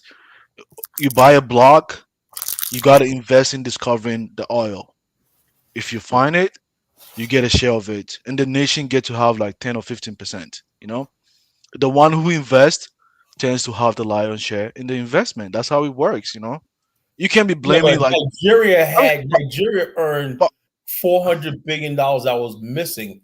They earned enough money. They could have bought up those or back those investors and everything. Like they could have bought all this stuff like that. Oh, but what I mean is that it's like say you buy a land, right? Once you buy the land, a certain block, you know, depending on the size or the perimeter, right? You discover the oil, you have a percentage of that. The nation just have a percentage, But how do you have a percentage of your own which already yours? Because as an oil company, you have to invest in discovering your own oil. It belongs to you. Because a lot of the times the African, government inviting these foreign companies to come. Oh, we need you guys to invest in our oil sector. Bomani, what's that country that that we're talking about in the Middle East that supplies natural gas? What's that country? And another thing I want see before you respond to that, let me give you a different Qatar. Right? That is Qatar. Yeah, let me give you a different Kala. Did I get it right? Those those Arabic countries, right? Most of the oils are onshore, and it doesn't require a lot of about offshore drilling. They have offshore and natural gas. Hold on. Yeah, I'm trying to. So what's the point about offshore and onshore? What's the difference? No, I'm saying like for onshore, it requires less, capital to extract the oil. You know, you don't need to build an offshore drill platform, drill it, build a floating vessel. It sounds like another reason and excuse. Yeah. Oh no! I'm not saying that. I'm just saying that usually, like onshore, if you discover the reservoir, that is not offshore. You don't need much energy to just extract the oil. It's like if that's the case, then there's a lot of in the Delta region of Nigeria, that's onshore. That's onshore right there. The Delta region of Nigeria, that's all onshore. That's where the Biafra was for. That was oil. Let's get some feedback from FBA. Okay. Our good brother, not music. It was my turn to speak, and then Kala, as usual, just jumped in and started yapping. I haven't said anything. I've been trying to civilize him. It's very hard. Yeah, he's a wild one. Nakmi, since can you throw light on them for better understanding for them to have a grasp of it? Yeah, it wasn't. You weren't making excuses, brother. The thing is, it costs more to get oil out of the ocean. than it does off the land. You can literally go to North Dakota, and they had a big boom like maybe 5 years ago. Everybody was going to North Dakota working on drilling installations because it's easy to set up. Whole bunch of people just popping up with these fly by night companies. Now, when you take it to Ghana, I believe Esso 5 years ago, started drilling off of the coast. I believe it was Cape Coast, and they got oil, and then they at the same time messed up the fishing industry. But it costs more money, so you can't just say we have it, but can't refine it, can't even drill it. So that's why they only get 15%, because they only just have it because it's in their waters. They're not doing anything to get it out. The human capital and the technology, they don't have it. Now, how did Qatar do it though? What? However Qatar did it, it has no bearing on what's being done right now on the continent. Yeah, I mean, this goes back to the fact that I believe Zongo mentioned this, is that Africa had, because the Jamaican brother mentioned, you have all this is how this started. You have all these natural resources, right? But the money is not in the natural resource. It's in the refining of the natural resource. I always make the banana split analogy. You can have bananas, but banana splits is what really makes the money. So if you have, raw material, and then you're not turning it into a product, let's say from Ghana perspective, you have cocoa. But if you're not selling chocolate bars, then you ain't really going to make that much money off of it. So Africans or African nations anyway, need to get it from the ocean, the ground, to the market alone. And once they do that, then they can start changing things. But that's going to take a huge investment for infrastructure, technology, and human resources. So that's why I said they need to have their people already in other countries, because they don't have to reinvent the wheel. You know what I'm saying? You just got to jump on it. Send your people to learn from the best, and then come back and apply it at home. Yeah, it's that easy, I mean, Nakmizi, you don't necessarily have to, pick people from your own country. If the person has the skills, just bring him, so you can develop. I think that's what this Qatar and those countries did it, because there's a lot of Nigerians and people with experience working in Saudi Arabia and helping their oil sector over there. Once you have the skills and you qualify, but it takes time to develop that knowledge. In Ghana, I mean, they discovered oil quite fairly recently, just 10 years or 15 years ago. It's not comparable to Nigeria, who have discovered oil for past 5 decades. So they have more experience. Even at the place where I was an intern for for a month, I met some few Nigerians over there who have years of experience, in the Nigerian oil sector, working in Ghana as well. You need that human resource, human capital to help you, develop your growing oil and gas sector. You need that, Kala. And, Kala, this equipment, building the drilling platforms, it's really capital intensive. Remember something. Let me say this, brother. The drilling platform, all these operations are independent. The people who drill, the people who do all stuff like that, they're contracted out. They're subcontracted out. The drilling people might be one company, the oil company might be another company that outsourced it and everything like that. What these African countries need to do is be the master. They're at the table with the master contract, and so therefore, when the oil does come out, it's like it's not supposed to say, well, we paid the drilling people on that.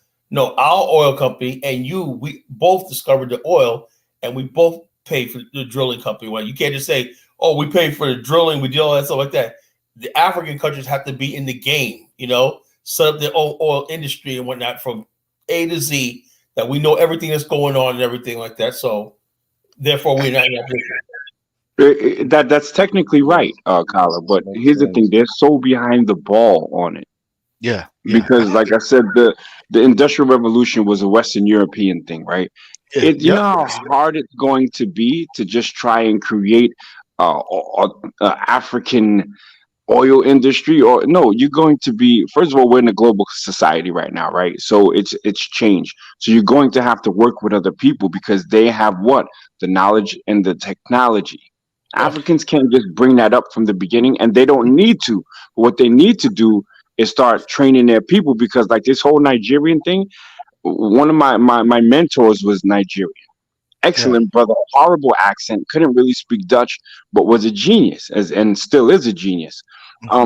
But why aren't they going back to Nigeria? Because they understand that Nigeria is so far gone, and they have families that got to eat now. So what, a human is going to provide for his family, right? So no one is really thinking about this whole, oh, we got to develop the Black Africa. No, people are trying to develop their own pockets. Yeah, And that's exactly. human nature. Yeah, and then Nakmizi nailed it in the head, right? I mean, he's right about what he said. People already have years of experience, like Halliburton, Schlumberger.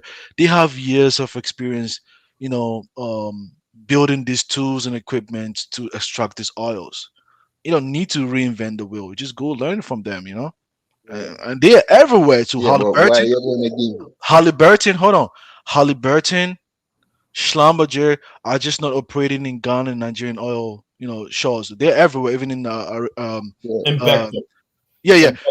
I had an interview with even a Schlumberger, here in the US, by the way, and they said I could work everywhere. Yeah, but I could be everywhere in the world.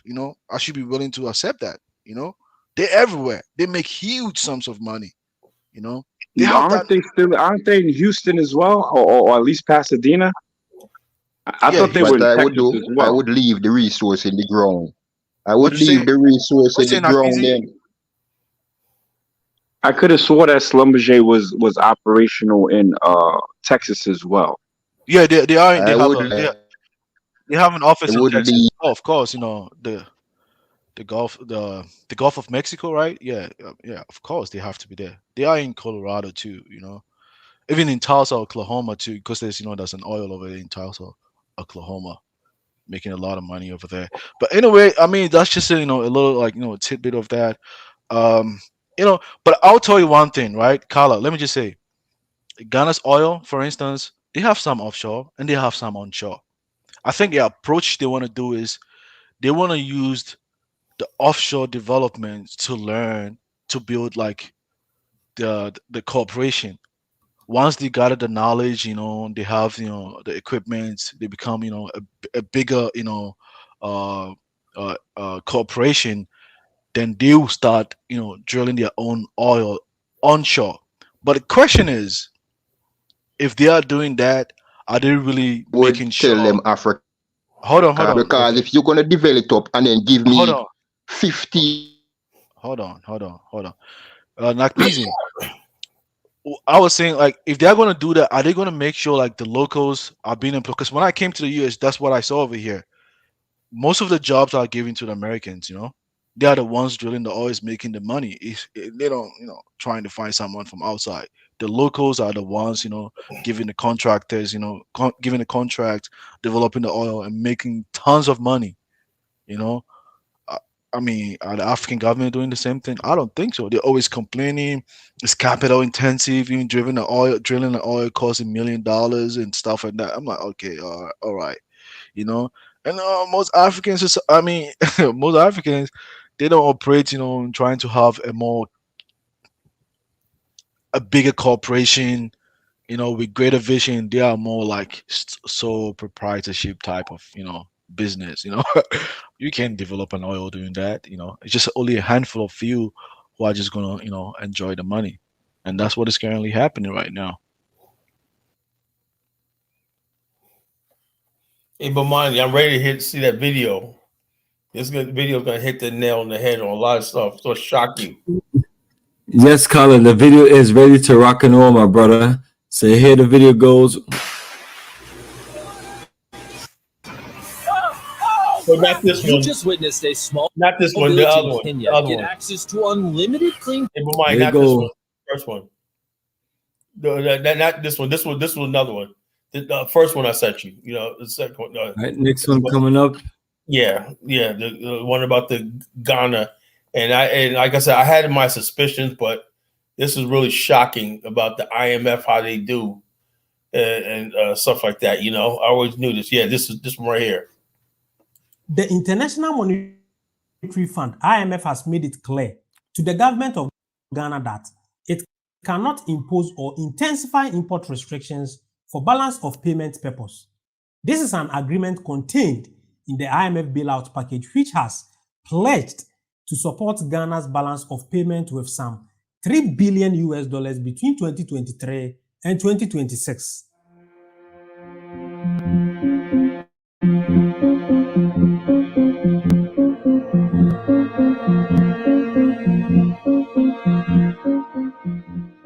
The government of Ghana recently made a surprise suspension of the decision to put a bill before the parliament, which sought to place the importation of 22 listed products under restrictions.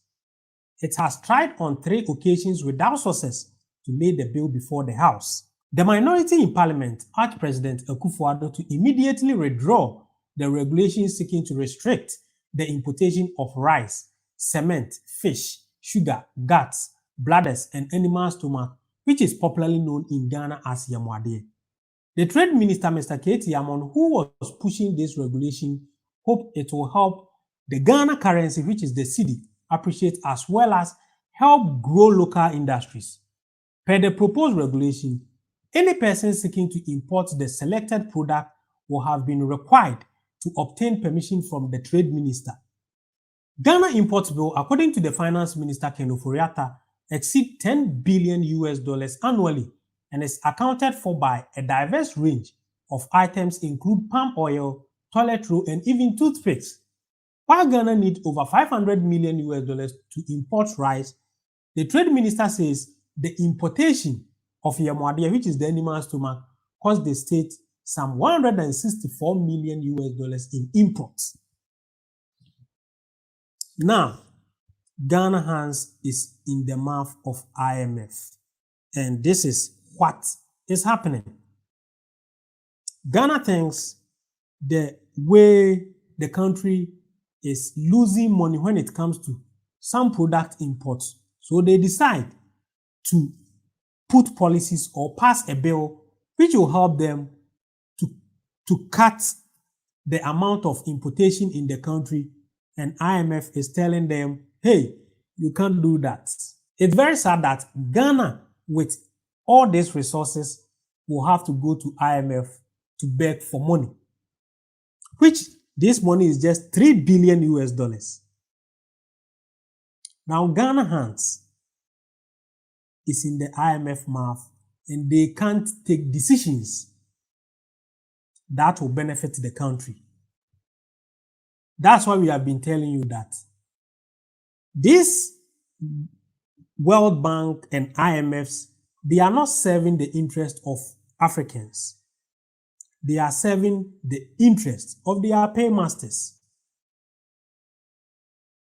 So African leaders should find a way of generating funds to support their budget or generating funds internally to support themselves.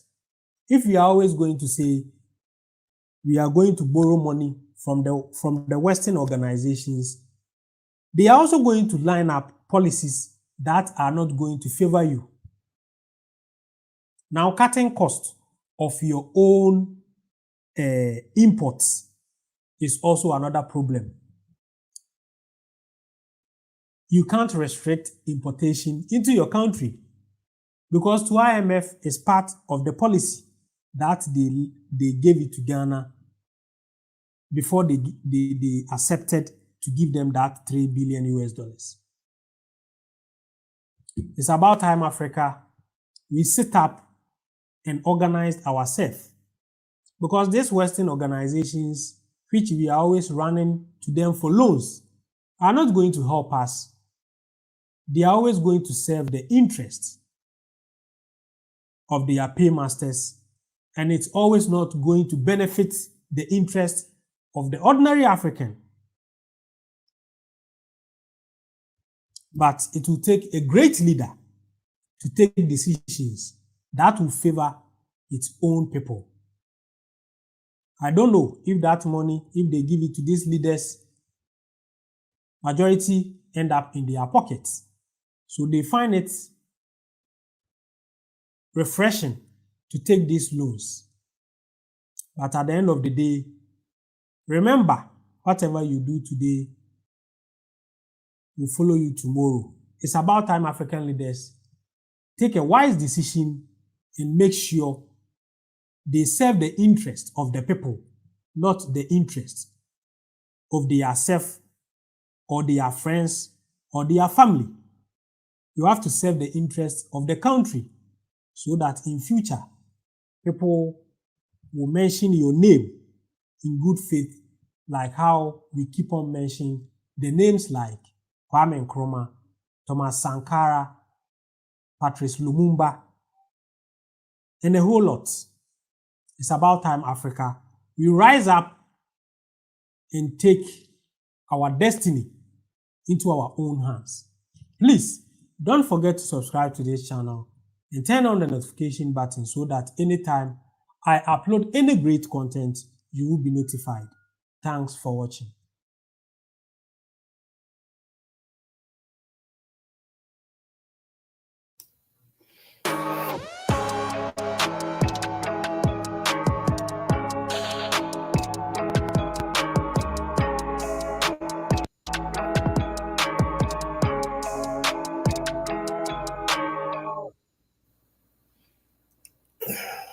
That was deep, very deep what he said.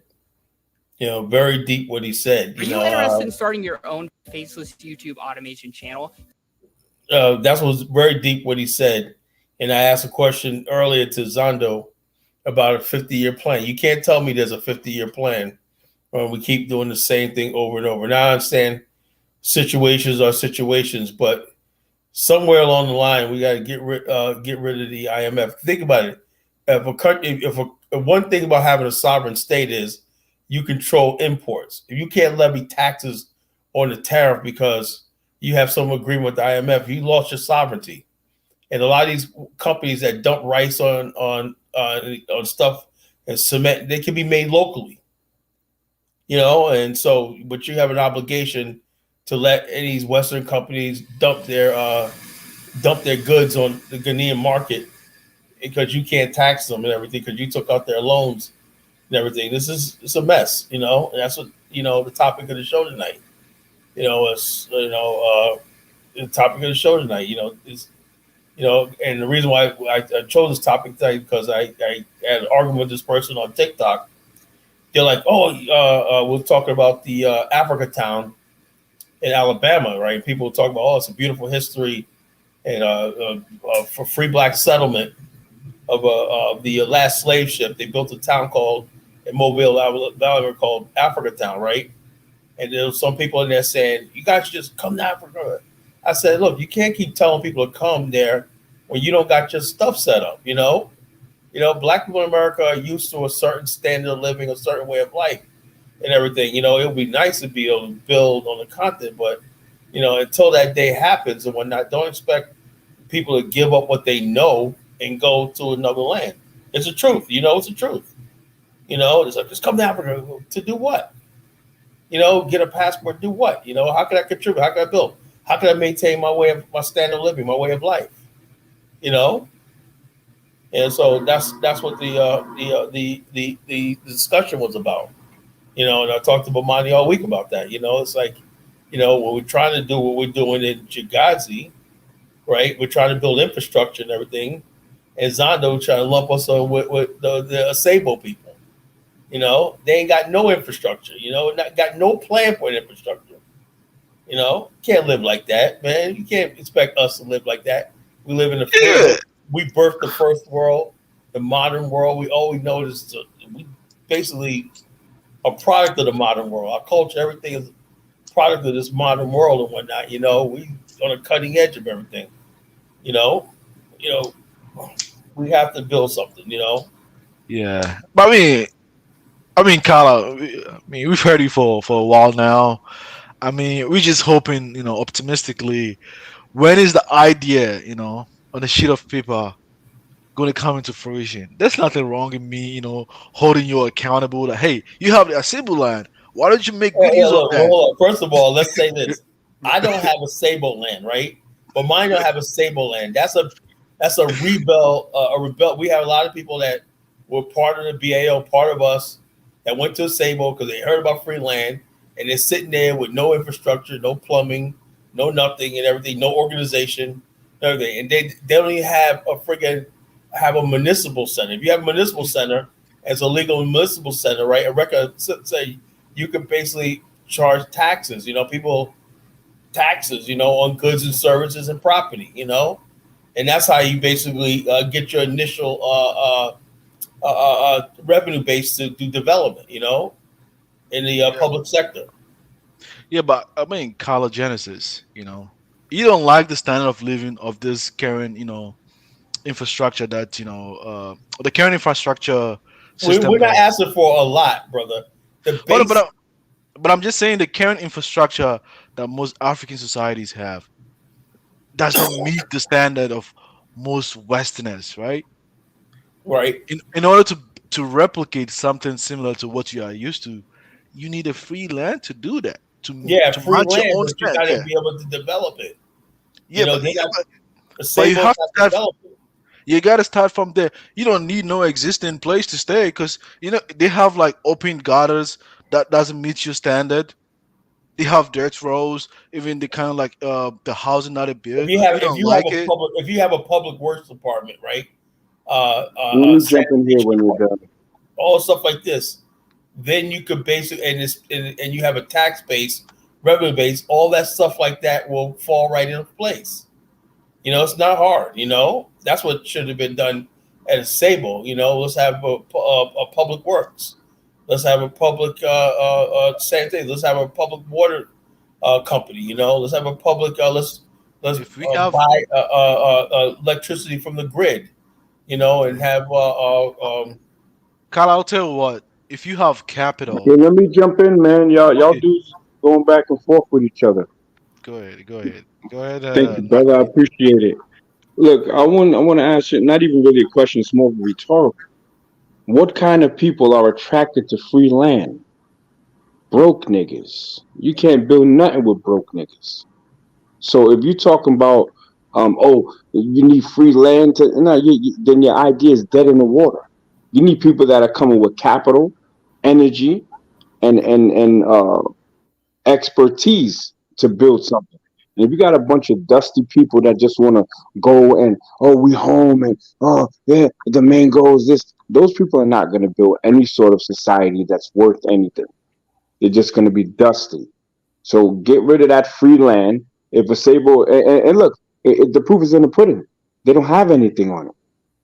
So you got free land you didn't do anything with because those that are attracted to free land are bums. Yeah. I mean, I agree with you, Nakmizi, and that's what I'm telling Kala.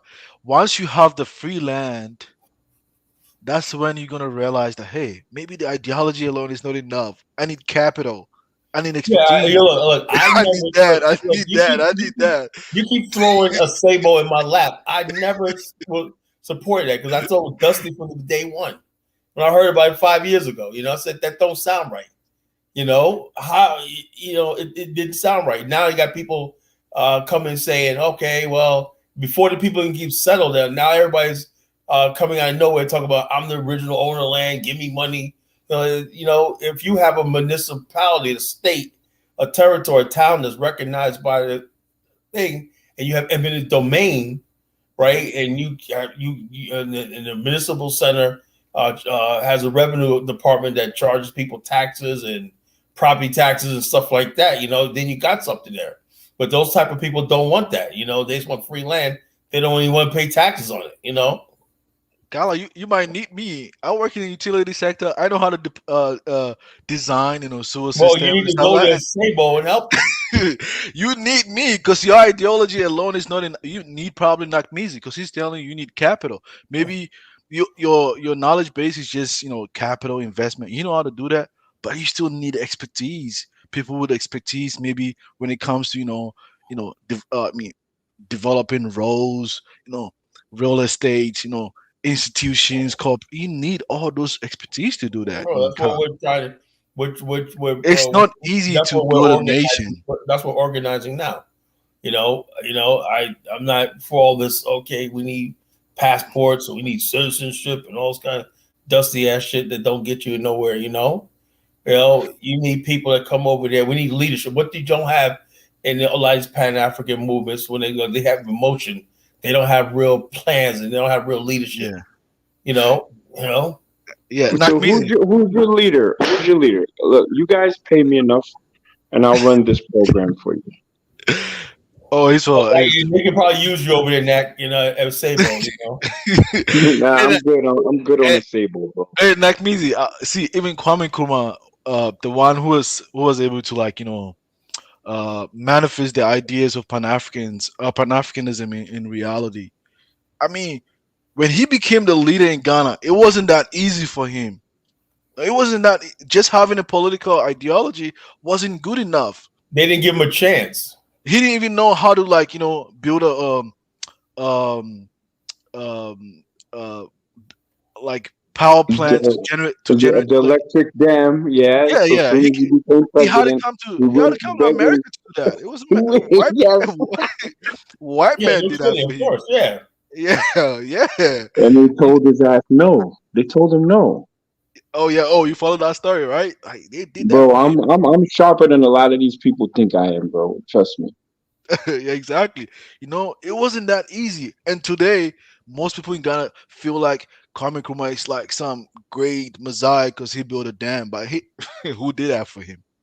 There's some and there's always strings attached when you accept other people's free land.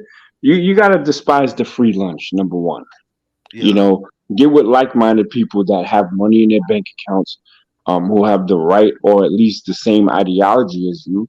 Multiply that and sit down and have a Berlin conference, essentially, to use a horrible analogy, about what you're going to do in the place that you can do it, whether it be Ghana, whether it be Nigeria, and say, look, this is what we got going on. Sit at the table and we get it done. What's your expertise? Once you have everything in line, then you make your political connections and then you try to execute. If you're not having those kind of conversations, then we're just spinning our wheels. Yeah, exactly. I agree with you, because Nakmizi, he's really on the field, so I can relate with what he's saying. Because I just literally bought another house in the Caribbean, right? Well, that's great. And before I bought it, thank you, brother. And before I bought it, there's a house right across the street. And I asked the realtor. It wasn't really a realtor. Her grandfather built the house that we bought. And I said, look, what about this house across the street? Because I'm scheming on buying that. He said, oh no, there's a family issue. They're working that out. Blah blah blah. I said, well, it's abandoned. So is this some sort of magnet for people, coming stealing copper and windows and all that other shit? She's like, no. I'm sitting on my porch last week and a car pulls up. They jump over the wall and start, looking to steal other shit that they can. And I'm like, if you don't develop it, it's going to become a magnet for nonsense. So you can't just do stuff in a small thing. You got to you got to essentially buy the block. And to buy the block, you've got to make the connection. So I connected with the house owner or the family person and got them to cut all this grass that makes the house look abandoned so it can be less of an attraction for bums that may want to break into my shit. You understand what I'm saying? These are the small little things that you got to start looking at, to keep your communities up and get things done. But if you're getting with people that are looking for free land, free this and free handouts, you're basically signed a coalition of the bums, and that ain't gonna get you nowhere. Yeah. Yep. I agree. I agree. I mean, same. Even when I was in the U.S., same. When I put some pictures, they think maybe I'm living good and something like when I was in college, and that's like it was just attracting bad energy towards me. So I just stopped posting my pictures. Well, good job, Django. Appreciate the energy. Let me introduce the next person that's on our live. Greetings, our brother G-Star. Welcome to Pan-Africanism towards Nationhood. What's on your mind? Just two things on my mind. I just got two real quick points. The only way Africa is going to develop is that it goes through an industrial revolution. It was implied by some people that it's too late for Africa to go through an industrial revolution, and that they should not focus on that. As if like the rest of the world is billions of years ahead of Africa, which isn't the case. You know, history is often shorter than we think it is. It's no different than when white people say, "Oh, slavery was and segregation was thousands of years ago." Like, no, that was that shit was only a few generations ago. China's industrial revolution literally started in the 80s, and China's industrial revolution did not end. They are still in their industrial revolution right now to this day.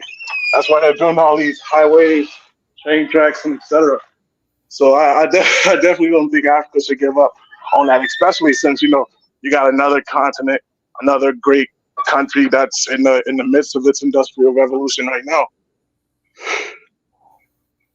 And my last point was I just land right there. Yeah, let brother Not Measy respond, and then you can go on. Yeah, I don't know if you felt me ready to press that unmute button, but look, the Industrial Revolution. Look, I think that Black people, and we always use the Chinese thing, we're wired differently.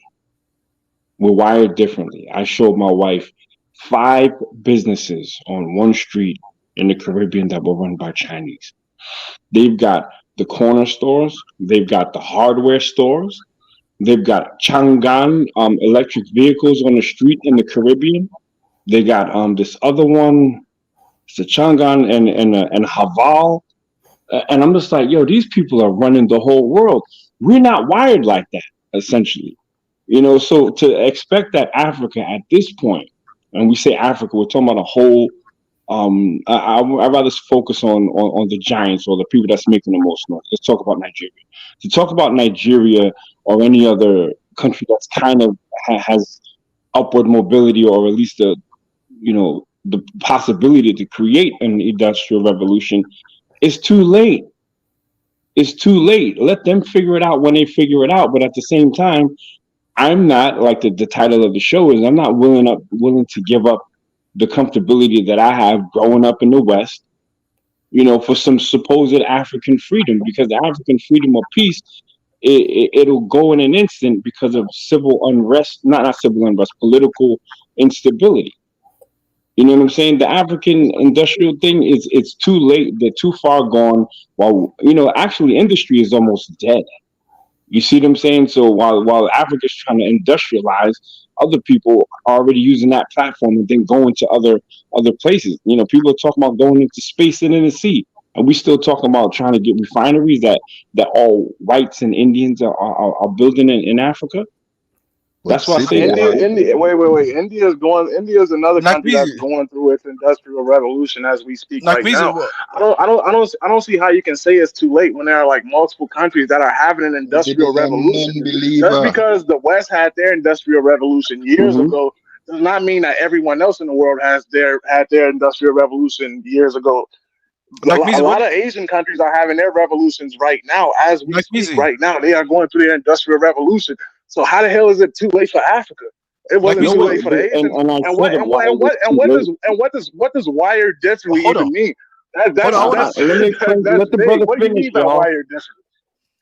Wired differently. You know what that means? I want to ask. You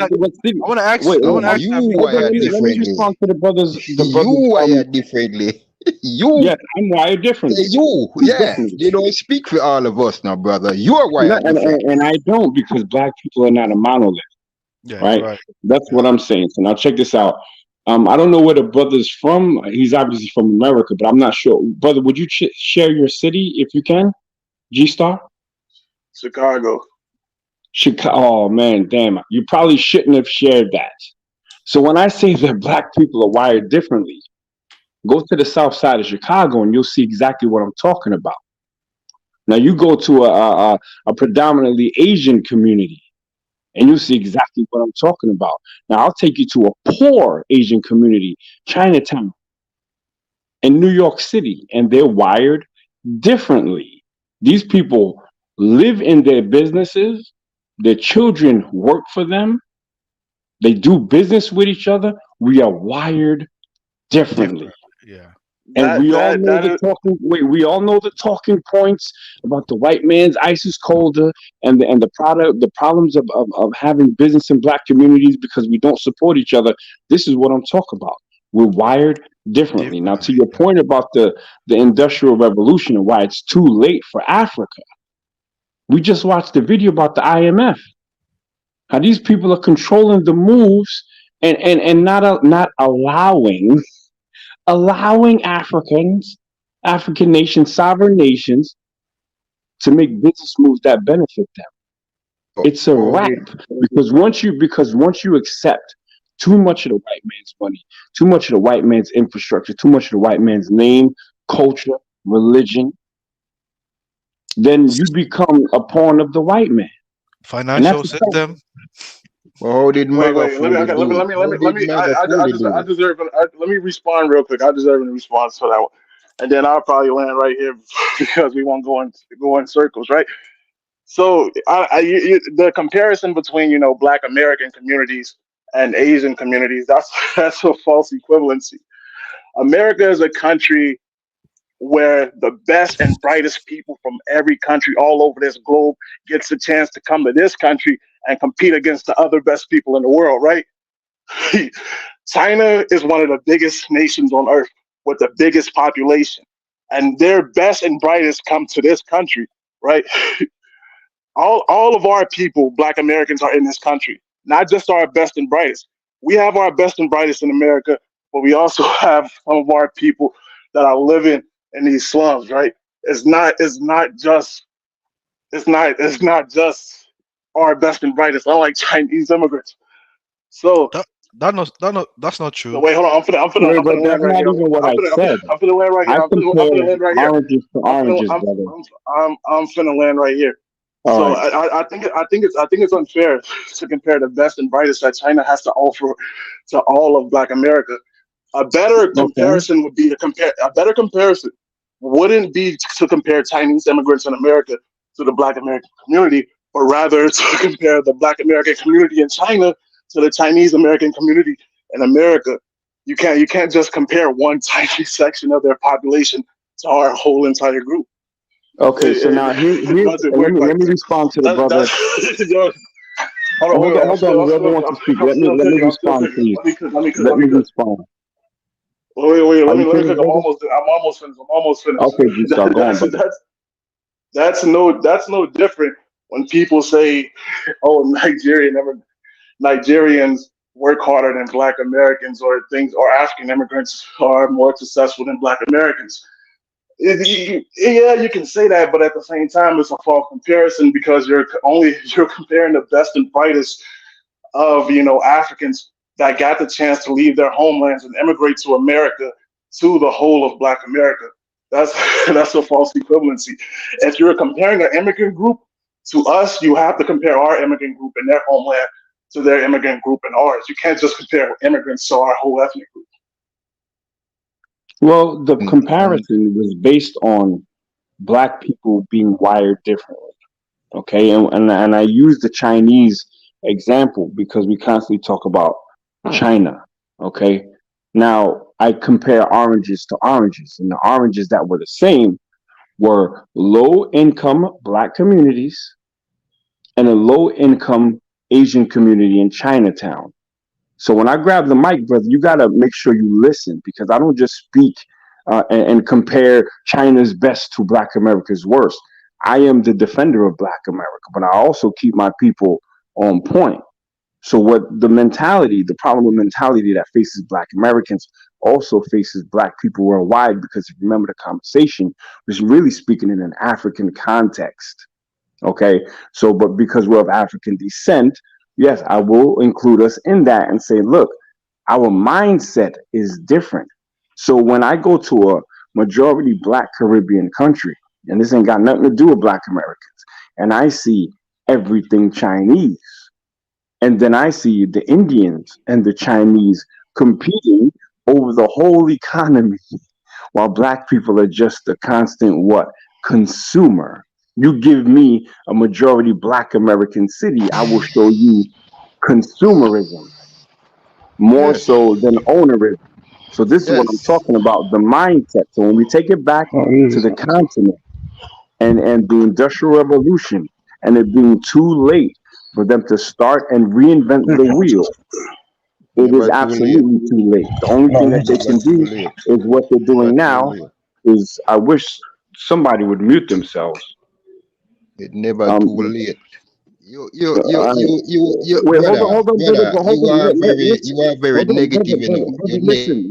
Listen, brother. Let's show some discipline. Let me land my plane, and then you can respond if you want, and we can go back and forth. I won't cut you off.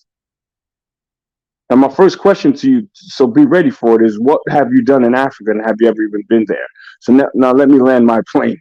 What I'm speaking to is that you don't have to reinvent the wheel. But to say that Africa needs a new revolution or industrial, they ain't gonna do it. It's not gonna happen. It's not gonna happen. The biggest project right now in West Africa is probably Dangote's almost finished, if it's not finished yet, oil refinery. And it's a whole bunch of non-African countries. One day I'm gonna email it to Bomani if I find it again. It ain't Africans doing it, bro, because the industrial expertise was created in Western Europe, and its expertise has stayed in Western Europe, and China has copied it so well that we use reactors that were shipped fully completed on a boat from China directly to the refinery. They're building this shit in China. So why? Because China goes, they look at your stuff, they send their spies, and then they reverse engineer it and then sell it back to you for cheap. So Western Europeans are buying reactors ready-made in China and shipping them straight into the harbor of Rotterdam, and then we putting them up. No, Chinese people never went through the same experience as black people in America, though. See, Chinese people were never dehumanized and taken out of the human family. See what I'm saying? And their history stripped of them, and their religion stripped of them, their culture stripped from them. They came to this country as indentured servants, yes, but they didn't experience the same experience as African people. So you can't compare Chinese people with us because we have a different history and a different experience. You see what I'm saying? You have to take that into consideration when you talk, brother. You see what I'm saying? No, but here's what I'm saying with that, brother. It's the mindset that I'm talking about. Don't misquote me. I'm talking about the mindset. Come from. The mindset come from the person's history and their experience. That's where your mindset come from. That's your psychology. Where do your psychology come from? Where do you get your psych? Didn't it come from you? Didn't it come from your past? Hold on, listen to my question. I'm asking you, didn't your history and your experience come from your past? Did your history and experience come? Exactly. Exactly. Now, do blacks on the continent suffer from lack of getting shit done, just like blacks in the Caribbean and blacks in America? Blacks in America, we get shit done. Wait, hold on. Yeah, we get shit done, and we get it done more than any other blacks. I'll give you that. But just because we do that don't mean we can rest on our laurels. Black people globally suffer from mental laziness. That's why there was no industrial revolution. All have experienced slavery and colonialism globally as African people. Why did African countries suffer colonialism? I mean, why? Because technological advancement. The white man got the gun first. That's what. Wait. Hold on. The brother said something exactly. He just made my point for him. Could you repeat that? Yeah, I said it was a technological. They got the gun first. It was a slight technological advantage. They got the gun first. Where did they get the gunpowder from? China. They got the gunpowder from China. Oh, well, China never used it. Wait, hold on, brethren. Hold on. Because y'all are proving my point. Black people are wired differently. We're wired to be consumers. So while the white man is creating shit, while the Chinese man is creating shit like gunpowder, and the white man says, "Yo, let me get some of that gunpowder," and then they make a gun. And then we never created nothing beyond fucking bows, arrows, and spears. Allah, yeah, tell. What do you create mean the a lie, me? I tell pyramids. you, you don't know We anything create about the the South pyramid. African Boer We Wars. create the Africa. We create the pyramid. We create the No, foundation you of didn't the create Yo, any. can I say something the real No, quick? wait, I'll cook foundation, y'all one the at a time. I'll foundation cook that y'all one this at a time, system but I'm is not gonna built do on, and both of we them at the create it. same What you time. talk about? You talk Wait, shit. You wait, talk but hold shit, on, brother. man. You're not Egyptian, so get off of Egypt's dick. Well, we are African. Them are No, no, African. no, The no, no, no, no, no, Egyptians no. were Africans. See, What now the hell you're are you talking showing, about? your lack of African knowledge You because know what? Egypt don't You have know what? shit Me, to me do go with West stop Africa talk to where you your people because come from. you know what? Me go stop talk to you. Me not Good, you know just good. come off Go because study you know Okay, Africa why? and then let's come back. everybody Me not let's bring talk it to down. me not Go talk to Let's have a study fool. discussion. Africa Me tell and then you, come back. me not Go chat study. to Have you been to fool Africa, because you know brother? what them Have say. you been? Have you The been? fool, you may say, Have I you don't been? argue with a Have you fool been? because when the Have you been fool to catch a Africa? come, you don't know who are the Have you fool. So been you to know what? Africa? Though? Me Have you don't been talk to to you. Africa? We not no Have more you been? conversation. Have you been Hey, to me don't Africa? talk. All right. Goodbye. Go on, eat your Goodbye, beef my patty. brother. Yam something. Yeah, Wait, goodbye. Can I wait? All right, so let me jump in real quick, and I'll make my point quick because I'm usually quick. Oh, but All right, so can I just respond to what? Let me. absolutely. I'll be back. Yeah, I wanted to say like when you say like America bring the best and the brightest, I don't really think so though. It's usually the ones that they just want to come to the West. There's a lot of like best and brightest back home that they just they didn't just find a way just to come to the West. Like someone like me, for instance, I don't think I was the best and brightest when I wasn't even in high school. No, I wasn't. I just find my way. Hey man, let me just go to the internet. Find my way. Try other places. I started in Cyprus, then came back, then later I came to the U.S.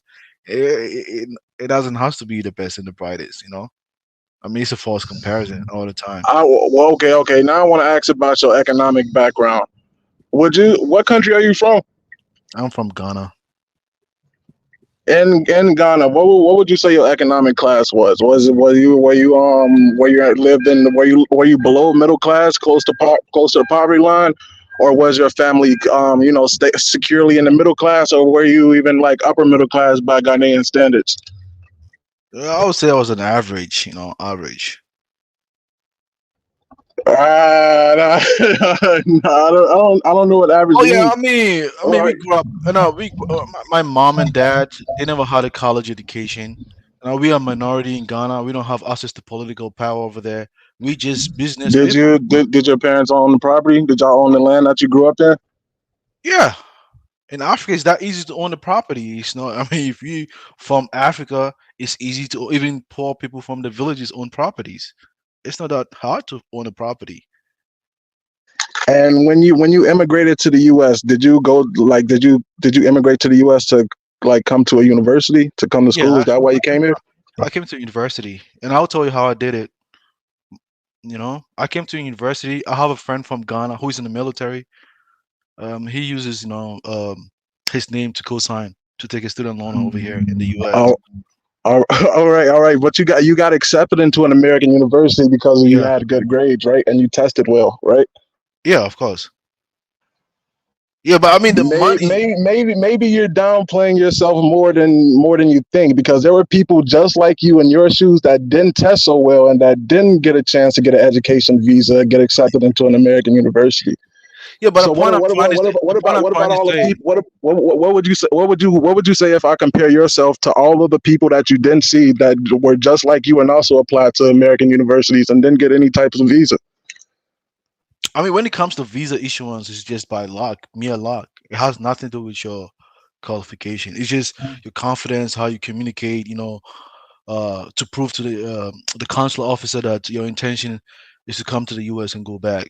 It has nothing to do with just he's extremely brilliant and I'm going to take him over there. It's just by mere chance, and that's it. Nothing more than that.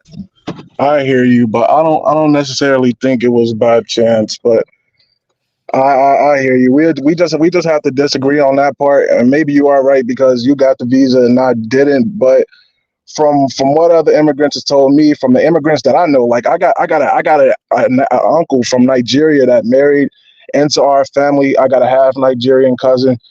Uh, he married into our family, and this dude had like fucking 18 degrees, spoke like 4 different languages before he came to America.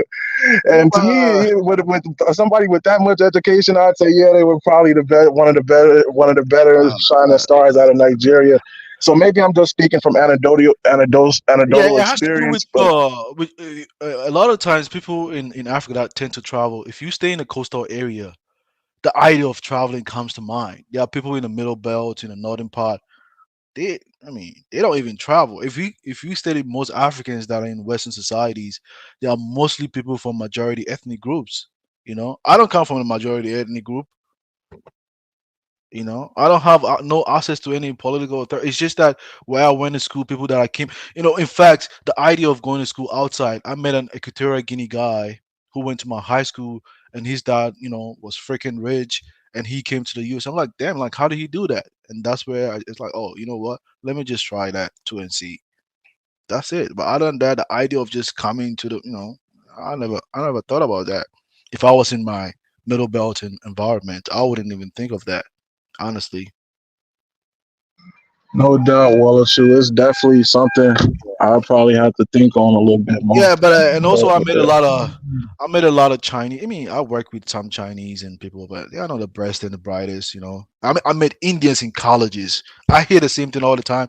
When I was in American university, I met Indian. I'm like, damn, like I thought you guys are great in math. It's not everybody like that.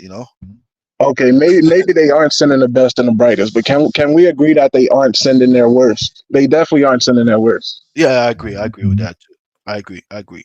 I agree.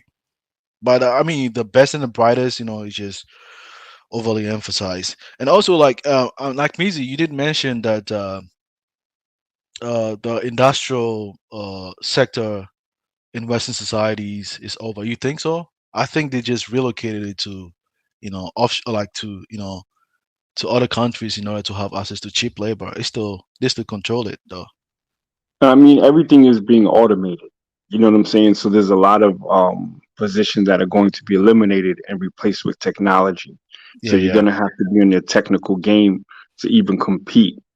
So a lot of old operators, they call them engineers in America, are losing or actually being retiring because they can't understand the new equipment.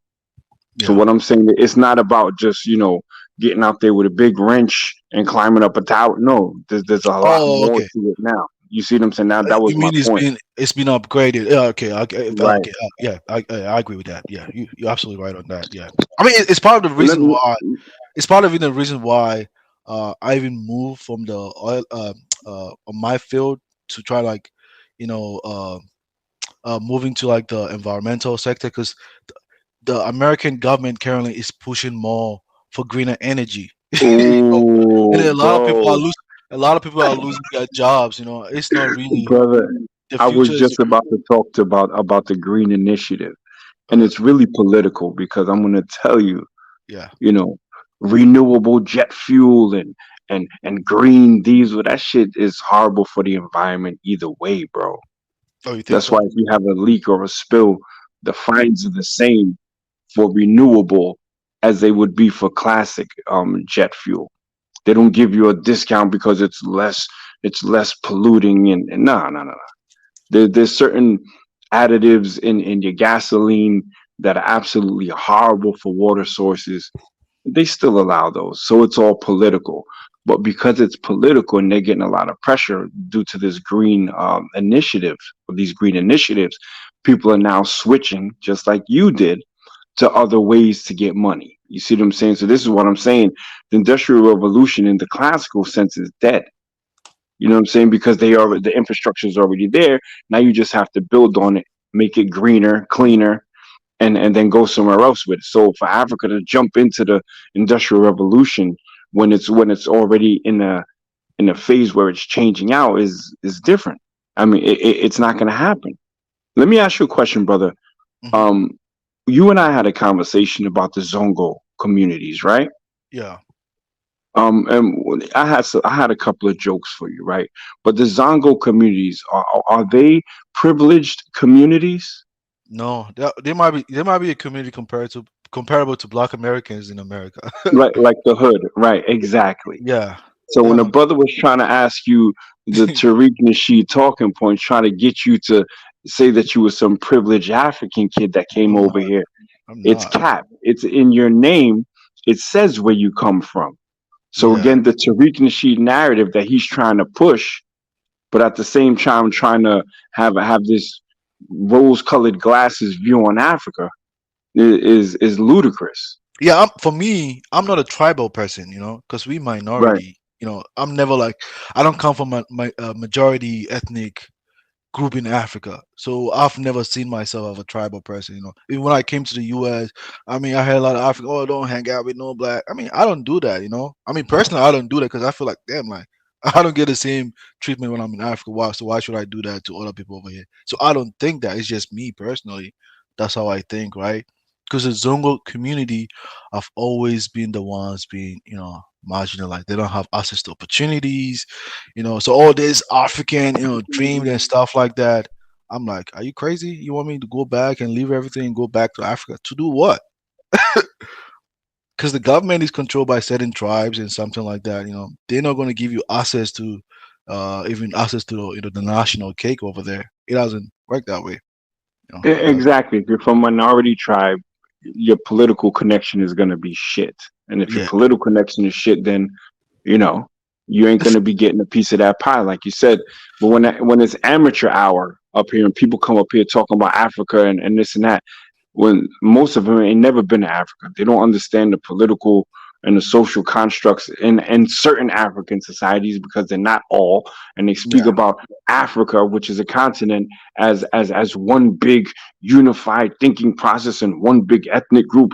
It just says that they are pie in the sky Pan Africans, and this is no shot to Pan Africans, but these sort of Pan Africans who are not realistic yeah, need to yeah, just be put on the sidelines and let the ones who really have an idea and an understanding and who have the desire to work and also the network and the resources to work, let them speak.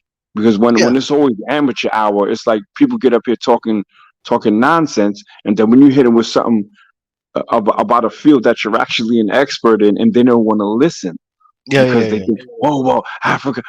Come on, bro. yeah. It's And too also, like, late. yeah, I saw your video about the Ghana people, because the Ghana people are also like marginalized group in Ghana, like their land have been Yep. taken. And then when I saw the video about you, oh, some people tell, oh, forget about the Ghana people, they are late. I'm like, I mean, you really hit on the point because all the time, even in our own community, we always say like the Ghana people, they're just crazy. I don't know why you guys live in the coastal area and you are not dumb enough to let other groups come and take over your land. We always say that to them because they should, Right. if they have a better advantage over even the accounts who are in the middle belt, because you guys are from the coastal area, access to connect with other worlds, the shipping lines, everything. It comes to your port. Even when the Europeans came, they met you guys first before. You know, Yep. but for some And reason, like I'm surprised you saw that. Most of my stuff is on private, but like I'm really in these streets. yeah, Like yeah, I'm really in these streets having conversations, having meetings and stuff on the continent or people from the continent. So when I say the stuff that I say, it's based on, the conversations and the experiences I've had. And and I've the only Gam, been there. What happened? Yeah, and uh, look, a lot of people don't rock with the guy. yeah, I'm the Gam cool people with are not. They are not tribal, by the way, and they like African Americans, but they like their culture, by the way. They are different set of, they are different breeds. yeah, they Yeah, build different. They're wired yeah, different. They yeah. They wire they're different. nice and all of that. But Yeah, the turnip is real with them. So yeah, you gotta watch how you speak. You know what I'm saying? yeah, But yeah, yeah. it is If what you it meet, is, man. It was a if good you meet the real conversation ones, tonight. yeah. If you, yeah. Hey, you right. I mean, all this kumbaya, let's go to Africa. It's not gonna work. For me, if you want to do that, what expertise do you have in certain industry? You good in the energy sector. What knowledge do you have? How can you contribute in that sector? I mean, when it comes to business, what knowledge do you have? I'm not gonna act like I have knowledge about everything. It doesn't work that way, you know. Like Yeah, music, sometimes you just gotta say, you know what, I don't know, exactly. and learn something. We always try to be experts in everything. Like, oh, I can tell you about this and I can tell you about that. And we have to be good listeners. So when the brother came up talking about I'm comparing this and that, no, I'm very careful with the words that I choose when I say that the people that I love the most, which are Black Americans, are included in the global Black group of Black people being wired differently. If you look Yeah, at how we are a lot all over the world, yeah. And you know, then while when I Black Americans may be the shining star because, you know, of pop culture, I'm going to be honest, because we are in one of the most prosperous nations yeah, up until now. In America, we were brought there, so we do have an advantage in that regard. But globally, Black people in a lot are not smiled upon. And yeah, that's yeah, just a fact. So there has to be something with the wiring, and those who think differently are normally wired differently. You could be wired differently based on your experience, like the Jamaican brother said, but in a global sense, you know, Black people, they look at us like underachievers. yeah. I mean, like me, I'll tell you what. Because before I came to the U.S., I was in Cyprus, you know, and I saw that phenomenon everywhere I go. Is everywhere you go, they're just at the bottom pole. You know, it kind of really affected me personally. At that time, I was even dating a Turkish girl, you know, so I had this conflicting, you know, desire if I should connect with her or maybe probably go to Ghana, and contribute something to my motherland. I just let it slide. I let it go. And she was from a rich family, by the way. If I had married to her, I might probably be managing her father's business by now. But I'm like, yo, I want to go to Ghana because they invited me. Kind of work.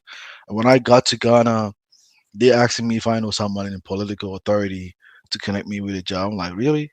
And it's not that easy, like me, to start a job at fresh. You can't compete at a higher level. Sometimes you need to be at a bigger corporations to get insight so that you can pick up really quick. If you want to start from a small scale business, man, you're not going to compete with a bigger corporations from the US, from the UK. It's not going to work.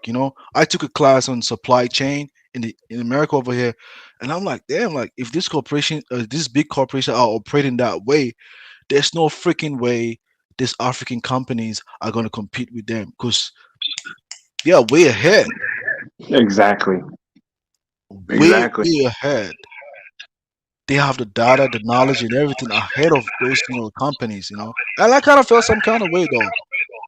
I feel like this, government need to protect their economies from this, capitalistic, corporations that are just coming to take advantage of those countries. Does the brother Kala want to say something? Because I've never heard him this quiet before.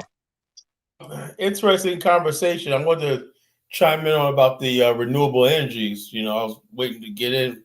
You guys are going such a flow. People don't understand something, right? People think solar, they're going to have salvation with electrical this and electrical batteries and everything. They don't understand something, right? When the solar panels are disposed, they got to put those things under the ground. They basically take longer to degrade and everything like that. So even they said the windmills and stuff like that, the parts when they break and everything, you got to put them somewhere. You got to burn them or put them someplace. So that adds to the carbon footprint there. Same thing with electrical batteries. If I worked in an industrial plant on the base one time, right? And batteries are something else, right? Disposing batteries and all stuff like this. People say, "Oh, we're gonna have everybody have electric cars," but China is now having cars that are backed up because they can't be used anymore and everything, and they have no place to put them. So people jumped into this whole, "Oh, we're gonna switch to renewable energy and all stuff like this" with this propaganda. And it used to be called global warming, right? Then they found out that the global warming, right? Yeah, and we get cold winters, so they changed it to climate change. What's the climate change? We got 4 seasons. 4 seasons. Yeah, because it's getting colder right now because winter's coming. So the whole thing about all this is they basically want to reduce. Anytime Bill Gates can go to Africa and go to the world and say that we need to eliminate 3 billion people off the earth.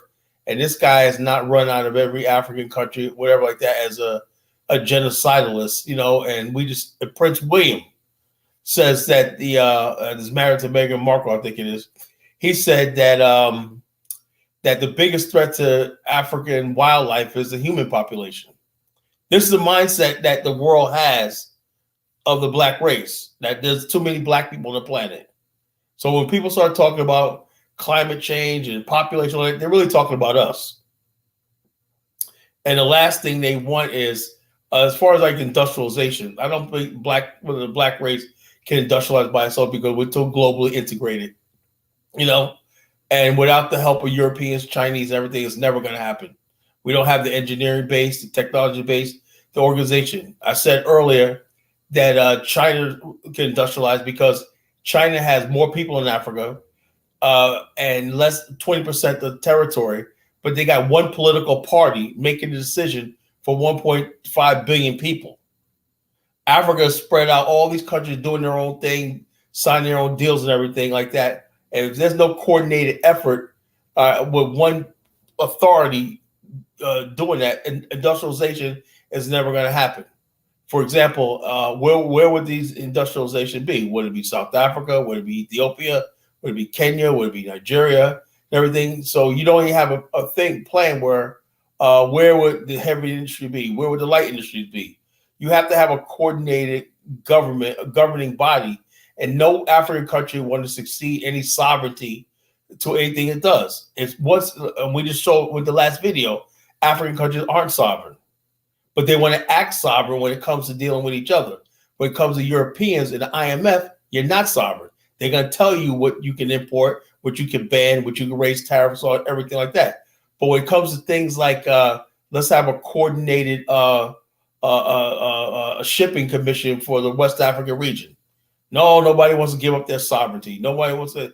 No, we're going to do it like that. So those are the things that impede industrialization in Africa. The many different political cultures and political obligations that everybody signed and everything. They knew what they were doing when they basically gave Africa all these countries independence and everything. They knew what they were doing. They knew they were never going to come together and build anything. So that's what's holding Africa back for industrialization. You only need like 4 or 5 countries to be the industrial hub of the continent. You know, South Africa is already industrialized. You need like 1 or 2 more countries that could be the main industrial hubs for the continent. Produce most of the Chinese have a saying: produce what you consume, and only consume what you produce. So if you want cars, make them on the continent. If you don't want to say that we don't want to do that, then stop using cars and go for high-speed rail and stuff like that. But as long as you get importing cars, you better start making them, you know, or don't use cars and vehicles at all. That's the way I see it, you know, my opinion. So, Carla, do you think the switch to renewable energy is a bad thing? Is that what you think? Well, let me give you an example. Uganda is about to. No, I mean even the U.S., including U.S. inclusively. Look, let me say something. Renewable energy could be additive or a substitute, but you know, when we talk about renewable energy, what about hydro dams? You know, that's a renewable energy, right? You're using water and everything like that, right? Nuclear energy uses less. One blew a ball of plutonium or uranium, right? Lasts longer than coal. They did tons of coal. Nuclear energy is probably the best energy source in the world, you know, because it's cleaner and it's cheaper. Everything. No one talks about that. So they're not serious about the environment. They're not serious. It's all about keeping Africa and people poor and backwards and destitute. I don't think it's serious, you know. I'll say one thing. I'll say one thing though. If I can interject, you know, the whole policy about EPA coming into existence was just to protect the pollution, fossil fuel pollutions from fossil fuel. But guess this, they had an environmental conference about a few months ago, early this year, right? Al Gore showed up there, right? And they all showed up in jet planes, right? Talk about the environment and everything. And then not only that, right? They all drove to the conference in SUVs. Yeah. What's the hypocrisy of this stuff? You know, But Kala, I mean, I work in this sector. I think it's real. The pollution is really real, especially in marginalized pollution is communities. real. But what I'm trying to say is, like, when you say, like, Uganda wants to build a pipeline, right, which they can basically sell oil and gas, right, from build a pipeline from Uganda to the through Kenya and everything. The West is doing everything in their power to stop that, and they hire Africans and say, they basically going to pollute, and all of a sudden they say we're building a pipeline. So we have oil. We're going to sell oil and gas to the market. Imagine an African country being a net gas. They're going to refine the stuff, right, and sell gas, refined gas like Russia does. That's where the money is at, in natural gas and regular gasoline as refined, and they're going to export the stuff themselves. It's not like a foreign company siphon the crude oil, bring it back to their countries and everything, refine it, and then selling it back to Africa. They're saying we're going to make the real money doing this. And the West is, the United States basically is blocking it. China's trying to step in to basically give them that $5 billion to complete the pipeline. You know, so it's all but even in the U.S. per se, you know, most minorities they usually take the huge impact from, you know, from this pollution, the effect of pollution. Well, but bottom line is, and I can speak even for Washington State. You know, when they speak about marginalized communities, overburdened communities, and the impact, you know, most of these industries and factories that. Let me ask you a question, right? Okay, why are you asking him a question all the time before he even finishes his point? Well, I want to hear what the brother's saying. I want to see where he's going with. I know where he's going with this, you know. But go ahead, finish. But I don't. Yeah, because most of the plants and the factories, they are mostly built in these urban centers, which are, you know, closely, you know, which are close in close proximity to where, you know, these minority communities reside. You know, their kids, they tend to suffer from, you know, cancer. How do you call it?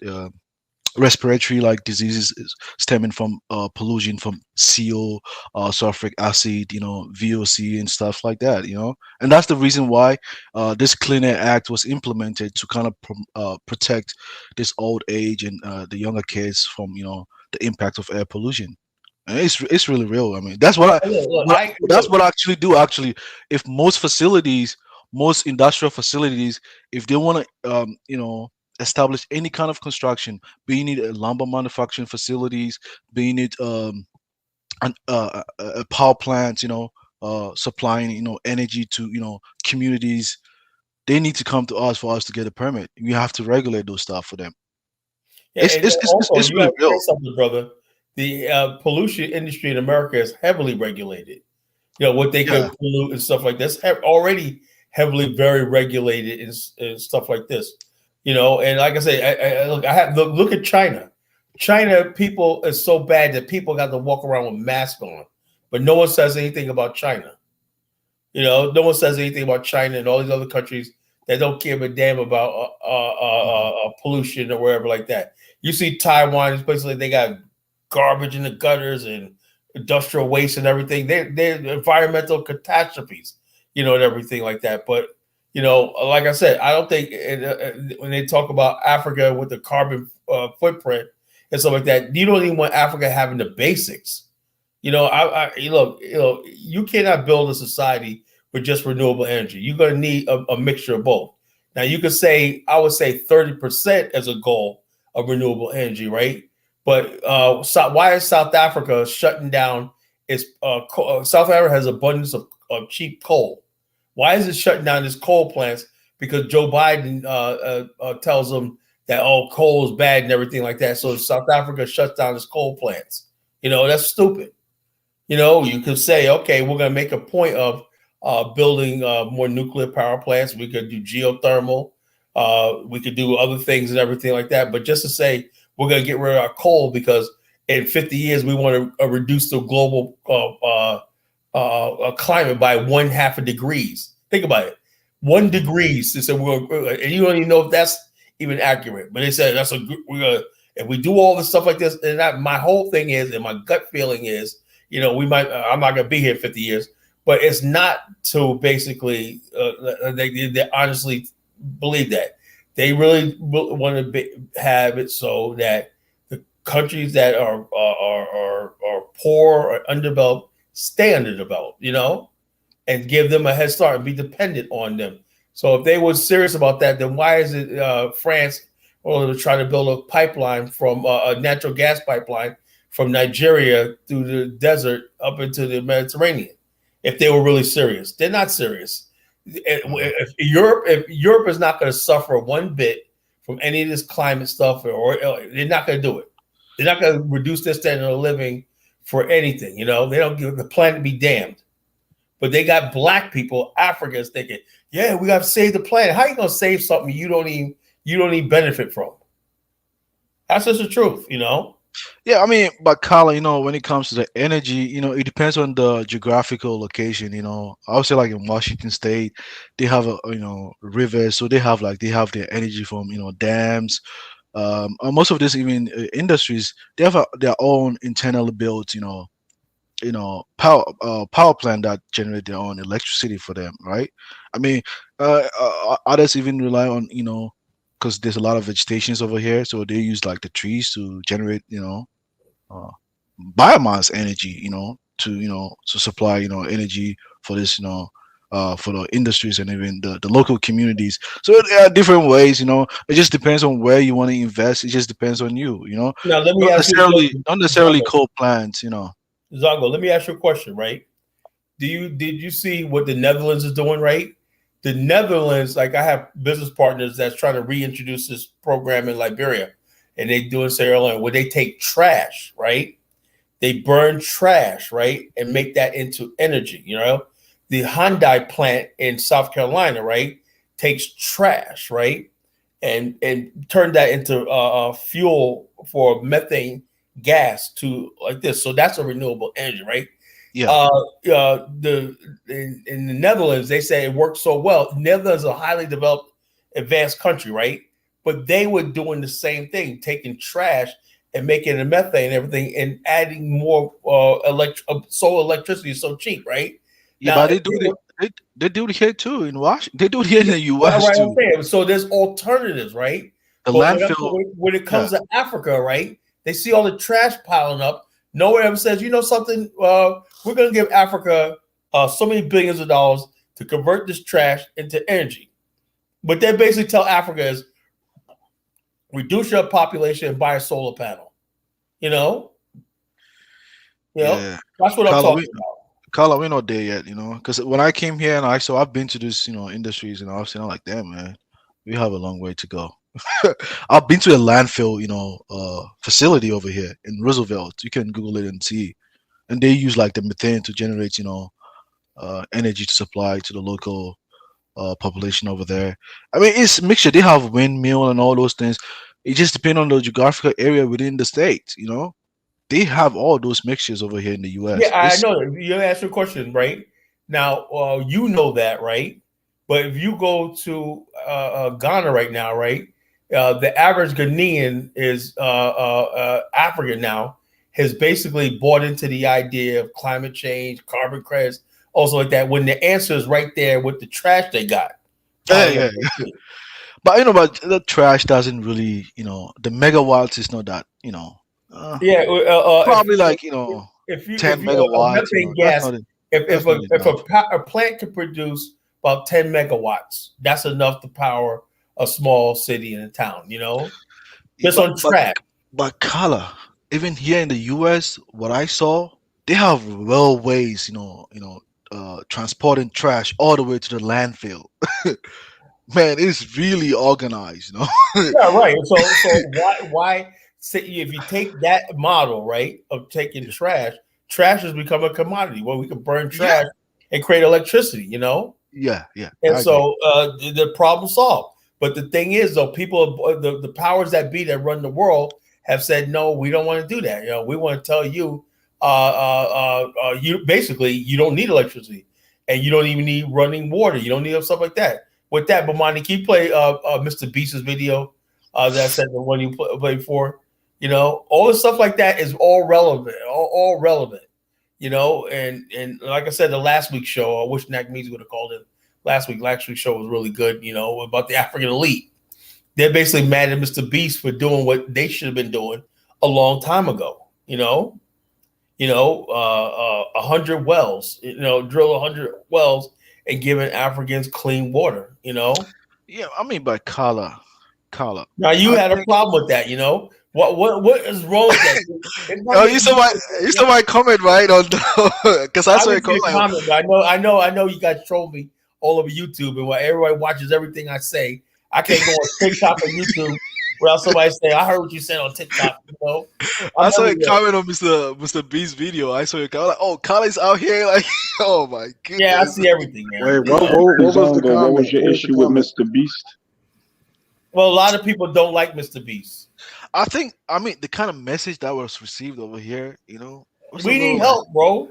No, I kind of feel like, you know, I spoke to a few guys that I met over here. They like, I mean, the way he was kind of speaking though, I'm like, damn, like, is that how, you know, some people kind of receive it out here in the West? They kind of feel like, they feel like most African societies need, they need the wealth of the West just to survive. Savior mentality. Yeah, I kind of felt some kind of way, especially. I felt good, bro. I felt. It kind of rubbed me. It kind of rubbed me the wrong way. I'm not gonna lie to you. I felt good, man. I say, look, about time somebody's doing it. You know, doing something. You know, somebody's doing something. Somebody took his own money and drilled all those wells and everything like that, and helped the people. You know. Because we got all these people, these black entertainers and everything, go to the continent. They ain't doing jack, you know. And he took his own money, 25 years old kid, you know, 25-year-old young man, you know, said we're going to do 100 wells across Africa, give people clean water and stuff like that. I mean, that's good, man, you know. There's nothing wrong with that, man. There's nothing wrong with that. Sometimes we black people, we got to swallow. I mean, aren't the visuals a little off? Like, you know, white savior comes to give these thirsty African children water. I agree. Like he said, he knew he was going to hit with the white savior thing. He knew that, but he did it anyway. You know, because he's like, yeah, look, I did this when he knew he was going to get the flack from thing. And Bomani, you there? Brother Bomani. Yeah, I mean, I want to hear like Nakmeezy. What do you think about that, Nakmeezy? Look, I'm conflicted, but I'm conflicted as a man that has unlimited amounts of clean water.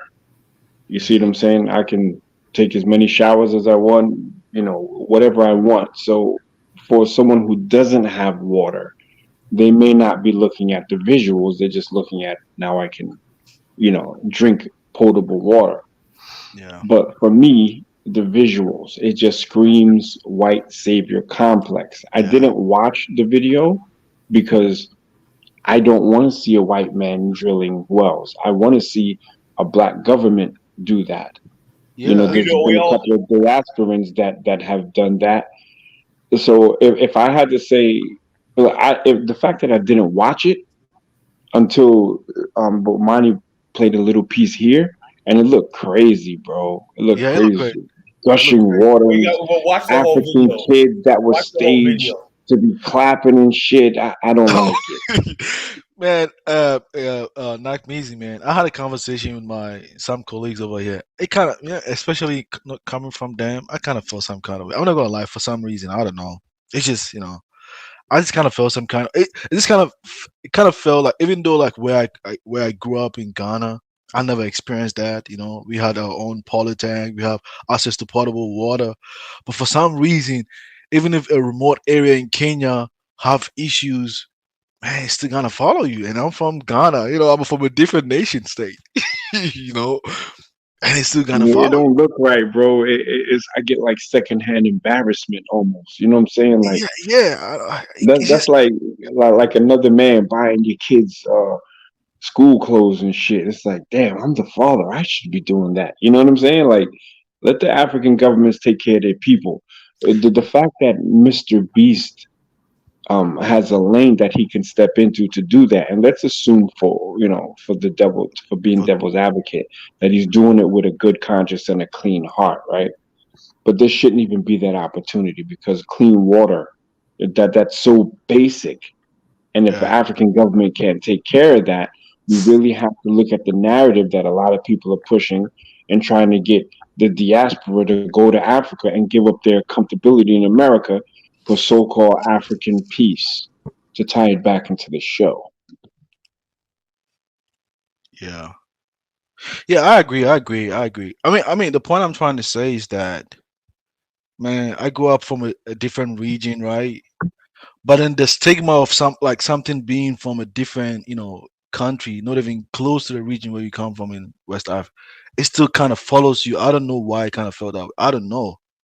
It kind of feels like, regardless of how maybe far you kind of improve yourself economically or within your immediate circle, any external stigma is still going to follow you regardless.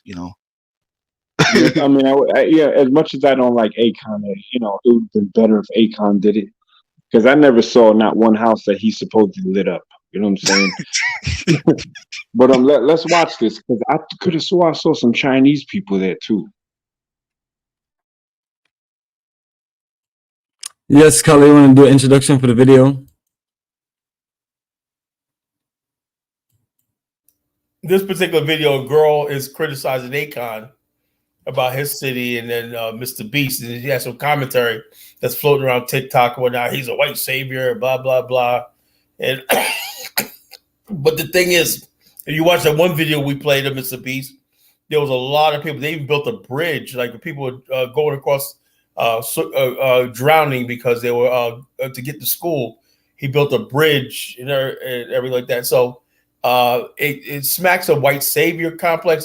When I first saw it, I was like, man, who is this white kid? Whatever like that. When I actually heard him speak and said, I'm not doing this for anything, everything. And I heard him speak, and I heard him speak from his heart. I gave him the benefit of the doubt, because we first came on, we were like, who the hell is this white guy coming here to drill water? We were going in on him, I listened to it. And I saw the reaction of like last week's show, the Afro chic bougie elite that sit in Europe, sipping wine, chasing white girls and everything. Well, oh yeah, why aren't you in Africa doing that right there? We do it. This is a smack in the face to the growing problem of the African elite and the Pan-African elite. They're so proud. They don't want to do the hard work it takes for nation building.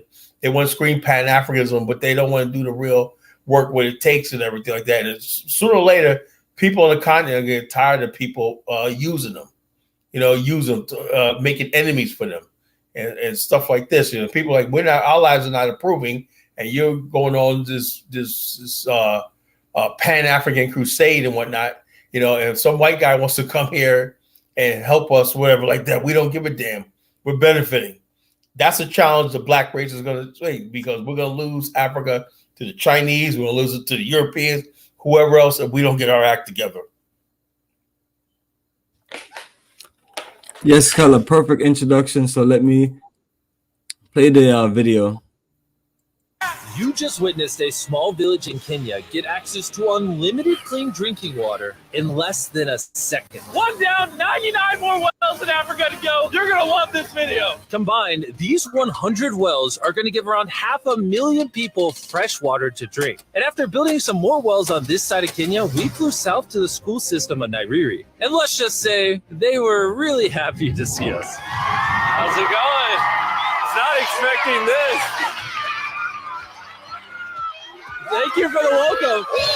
I'm not even sure how to react. I appreciate it, everybody. This village threw a welcome ceremony upon our arrival, and Nolan got really into it. Nolan's the most awkward person I've ever met, and that's a lot coming from me. And after being shown around the school, here comes our guest. How's it going? Oh, you having a good day?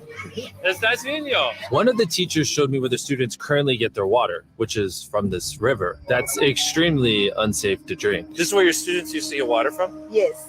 This is crazy. Yeah. Students complaining of diarrhea, infections like typhoid, because this is the water we've been using. So We try to treat, but you see, look at it, you know, but at the end of the day, life has to move on. You have to get some water anyway. This situation is obviously extremely sad. These children's lives are being limited and sometimes cut short from being forced to drink unsafe water. But at least for this village, we're going to put an end to it right now.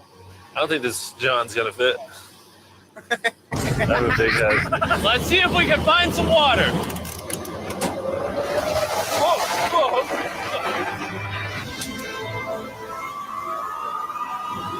It is raining!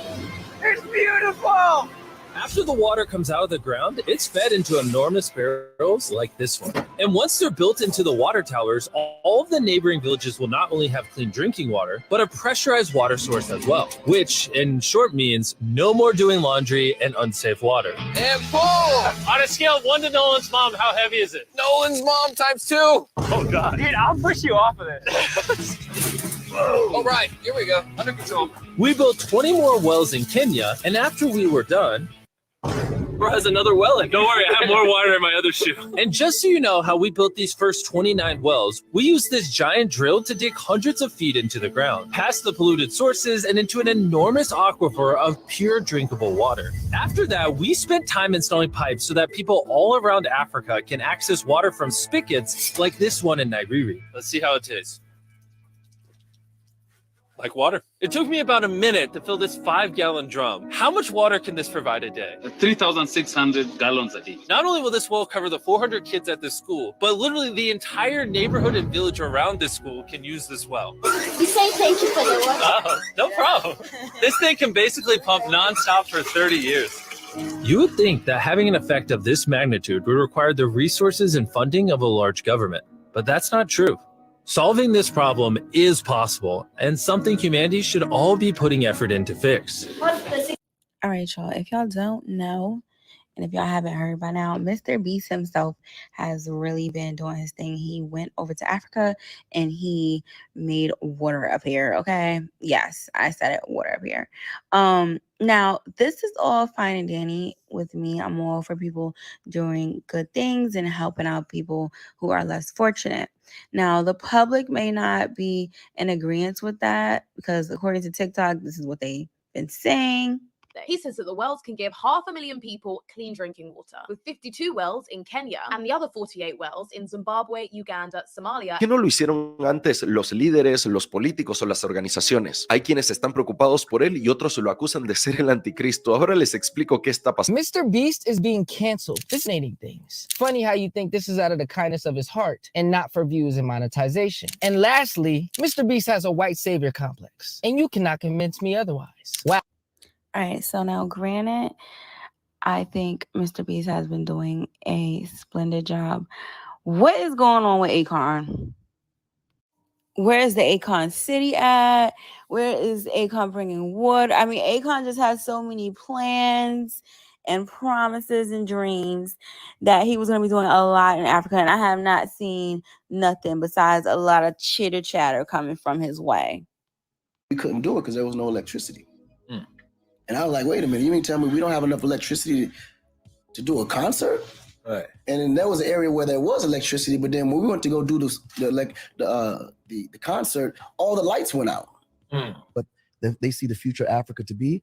But I've seen how Africa's been taken advantage of for so long, especially when you come to natural resources, and none of it goes back to rebuilding Africa itself. So what I've been doing is trying to get as many entrepreneurs as possible to invest, which is still like pulling teeth. And Akon has been known to be a scammer. Okay. Akon has been caught out by French for giving him a fake watch. He claims that he did not know it was fake. Child, here we go. I get the watch, I put one on, he came, I said, yo, I got something for you, bro. He came, what's up? I said, here you go, check it out. Oh, he was happy, I was happy. I said, we lit. We all lit, right? Yeah. Now, mind you, I'm not really knowing, like there's specific brands and watches and all that. I wasn't really a watch guy. I just saw something I liked that looked nice and I got it. Right. French clearly went to his jeweler, right? No, went to his jeweler and got it checked out. And the jeweler was like, yo, this is fake. Oh, no. And he was like, what do you mean fake? I was like, what do you mean fake? I said, the shit tick, don't it? The shit work, right? I didn't understand that there was a specific brand that it actually looked just like, was almost like a replica brand. I had no idea. So he came and said, yo, bro, man, it's messed up, man. This watch is fake. I said, bro, what are you talking about? This watch is amazing. Look at this. Who else got watches like this? Right. I'm not knowing that it's a replica of a Hublot. I didn't know. Right. So I was like, all right, well, shit, what you want to do at this point? I'm not only was I upset because I paid like $5,000 for each watch. Ooh. But in my mind, that was expensive for a watch. Of course, yeah. In my mind, it still is very. Yeah, that's expensive for a watch. But obviously for Hublot, that wasn't no money. That was a real huge discount. Right. But I didn't even know I was getting a discount. So I'm like, this ungrateful ass nigga. Man. I just spent $5,000 on this watch and this nigga, man. I'm like, sports.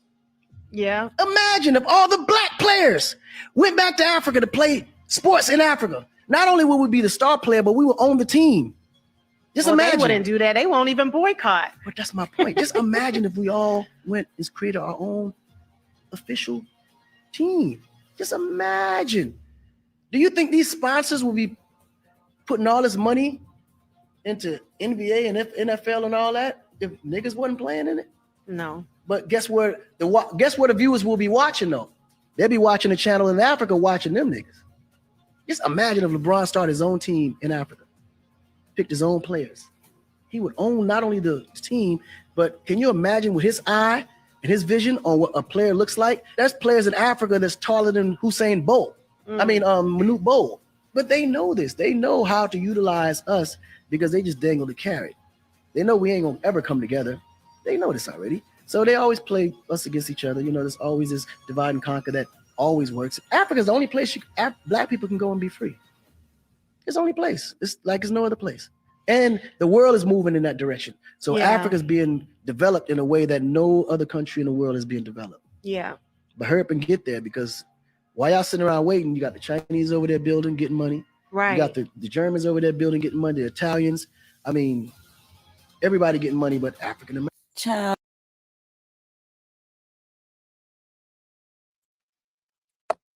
Yes. Unfortunate. Also, I just thought we had a new person on. All right, we have a new person here on.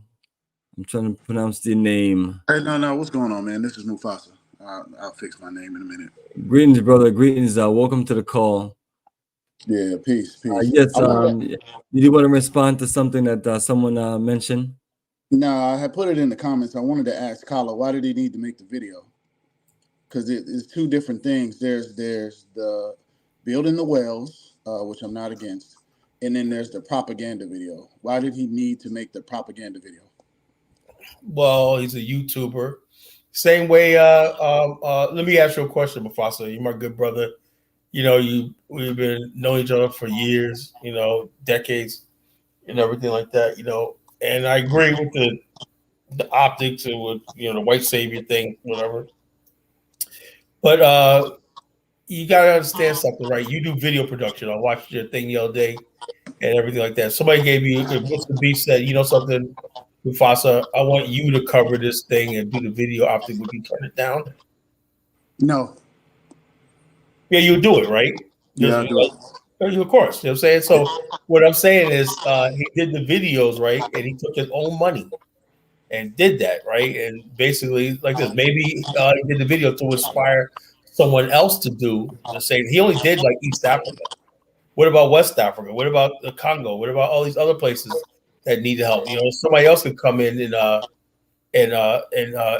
do this, right? If no one knows about it, no one's going to do anything. You know, so that's what I think. You know, I think. You think that's what he was thinking? Well, I don't know what he was thinking, but I do know I wouldn't have known about it if it was. I'm glad it was on because I wouldn't have known about it. Well, see, I don't feel like I needed to know about that. I do think I do need to know about it, right? Because drinking water and stuff like that is very, very critical. This is a problem we have with Black people in Africa and the Pan-African world, right? We want to sweep shit under the rug and make it seem like, oh, it's not that real. And in real life, you're dealing with real people. You know, real people. We need to know about unrest in different parts of Africa. We need to know about the suffering that's going on in Cameroon, the suffering that's going on in the Congo right now. The coup almost that happened in Sierra Leone right now. You know, some people don't want to cover this stuff up or whatnot, and we have to be transparent about it. We have to know when you talk about engaging Africa, the continent, we need to know everything. You know, we can't go walking in there blindsided like, oh yes, Africa is perfect as our motherland. No, it don't work like that. We need to know the challenges and everything that's going on. Yeah, no, I get that, but what I'm saying is there's people that had issues with drinking water yesterday. There's people he did the video, and there's still people that have issues with drinking. But 500,000 people, less people have that problem now.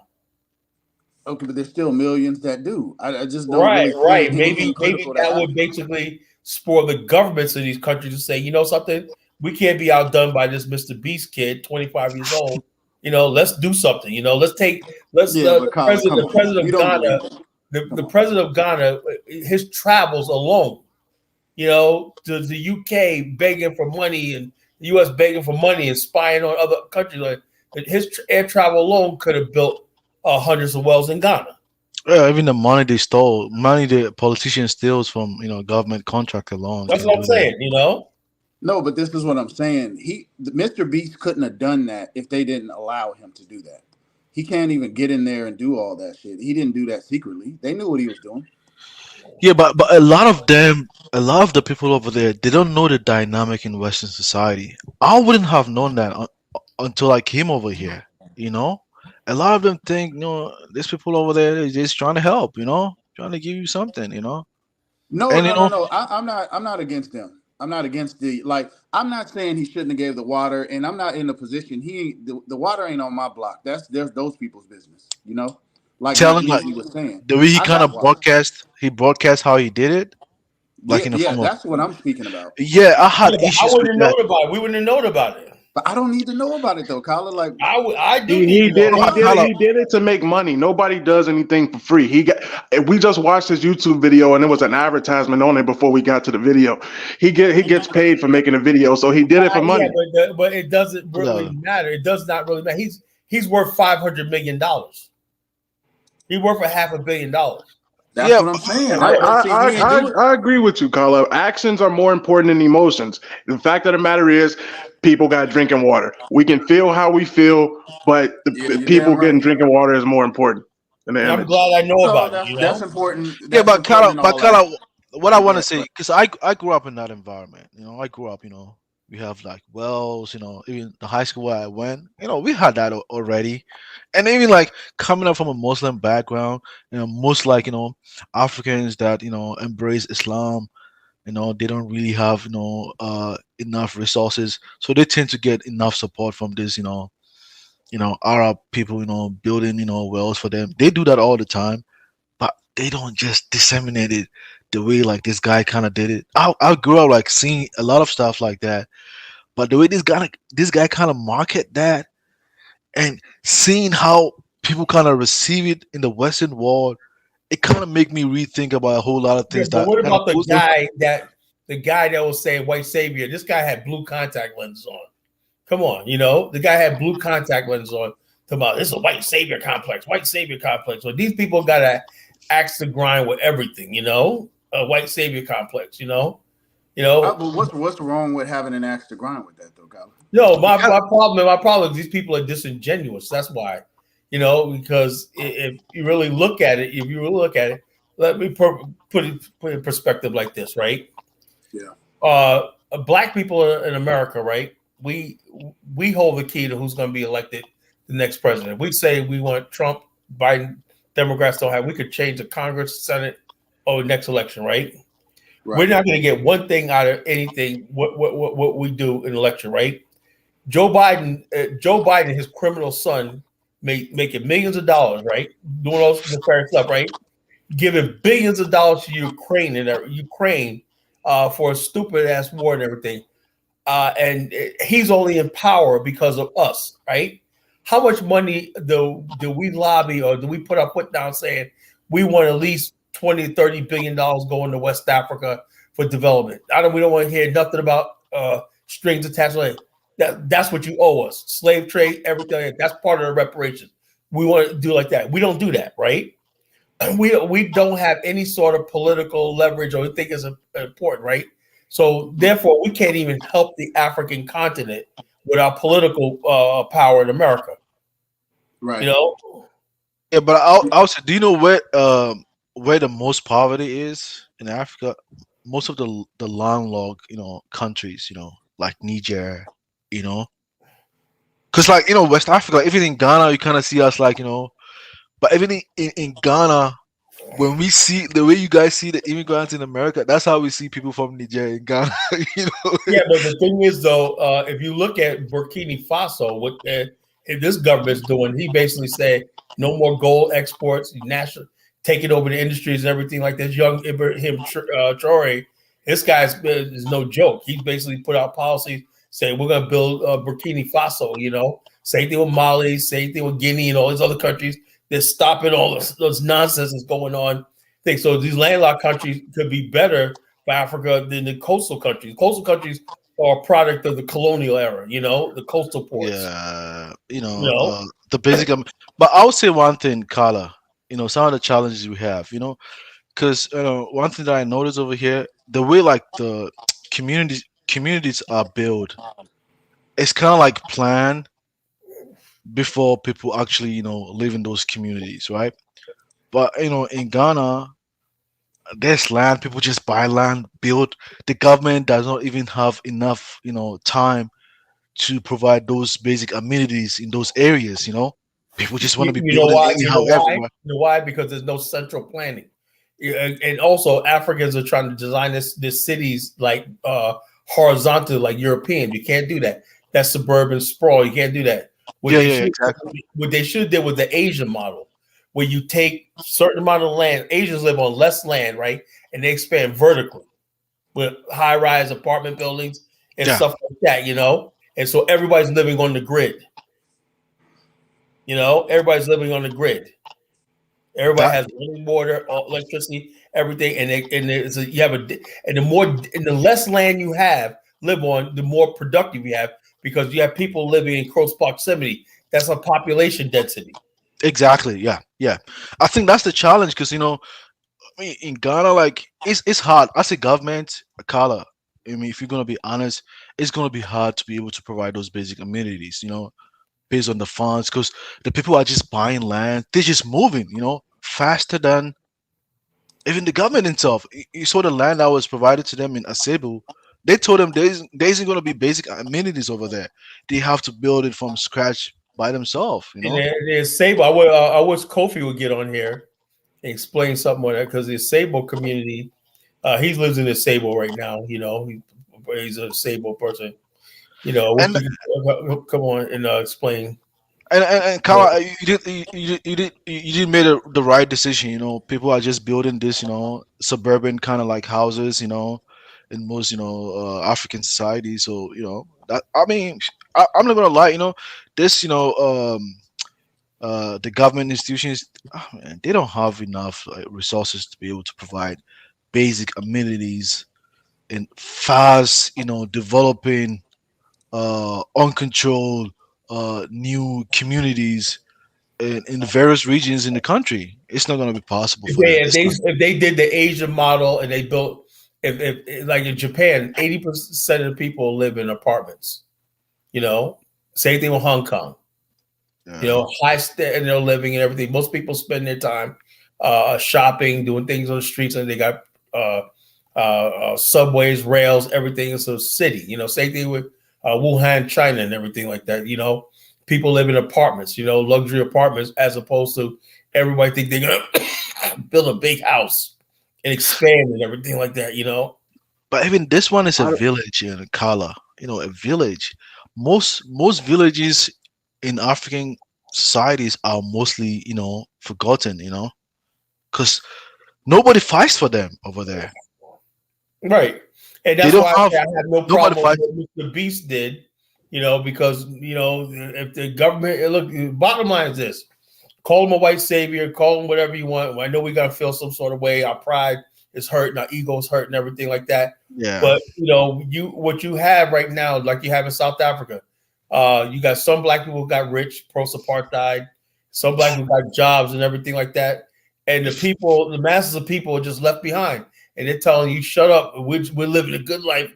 We Yeah. don't want to hear about your complaining," you know. And then what they do is they scapegoat the black immigrants coming from Zimbabwe and people as a problem. They use them as a scapegoat, you know.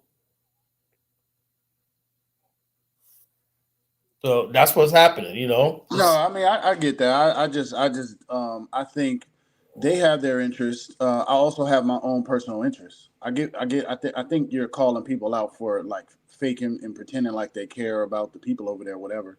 But I'm not speaking on them. I'm talking about him and making that video to big himself up. And he's like, "Oh, I know people are gonna hit me with the white savior." Yeah, we know, because that's what you're trying to do. That you're talking about, oh, it's not about the money. I mean, when you got $500 million, you do things for more than just the money. You see what I'm saying? That's for legacy. That's for what he could get. He got something out of that was bigger than money to a person with $500 million. You know what I'm saying? Yeah, but the thing is, though, we have people who do altruistic things. You know, Africa and the black people have been living off charity and the thing for decades. Everything. What about Bill Gates? Right? Bill Gates goes to Africa. Right?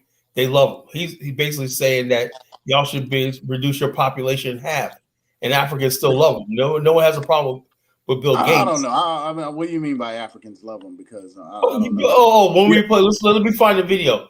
Africans love Bill Gates. You know, him and Melinda Gates. Find the video, that'll be good. But important, got somebody to answer all of your questions. You mentioned a lot of things about Asable earlier. Navigate. I'm willing to let you on. I'm willing to let you on if you play team ball and answer questions. If you can't answer certain questions, we're gonna have to let you go. But brother, a lot of people, a few panel members had some questions about Asable. So if that's what you're here to correct, come on in, brother. Unmute yourself. Welcome to Pan-Africanism towards nationhood. He's gone. Whatever. Navigate just like the coward he is. Didn't want to answer any questions, so I guess he got off. Yeah, this is a great conversation, and you know, we build boreholes here all the time. People have to build boreholes for themselves. They cost about, let's say, about $1,000. I said that, right? Now we could have bought $1,000 US. We could have bought Moses Weston, right? Moses West could have built some type of factory or some type of industry producing water instead of putting all those holes in the ground. You know, he did something very, very, very, very basic. And I feel like countries are in line to bring people like Moses Weston, opposed to just building boreholes and then just showing that, look what I did. Look what I did. I'm white. Look what I did. When your whole country could have brought in industry and save these people's lives, not just for 30 years, but for centuries. Restore Africa, because you took from Africa and you forced us to build your countries. Now restore the industries in Africa if you really want to do something. And I feel like Europe and the world is just moving so slow. They're trying to. They're still on this revenge path, but they're the ones who are dying out. And should we even implement their systems when they're the ones, you know, turning gay and their birth rates are just dying out? It's just, you know, I don't. The people in that Mr. Beast video complex is it. But to speak on Asable. Sable, we're having trouble with something as simple as an indenture, right? People don't want to come here and invest when their indentures all look different.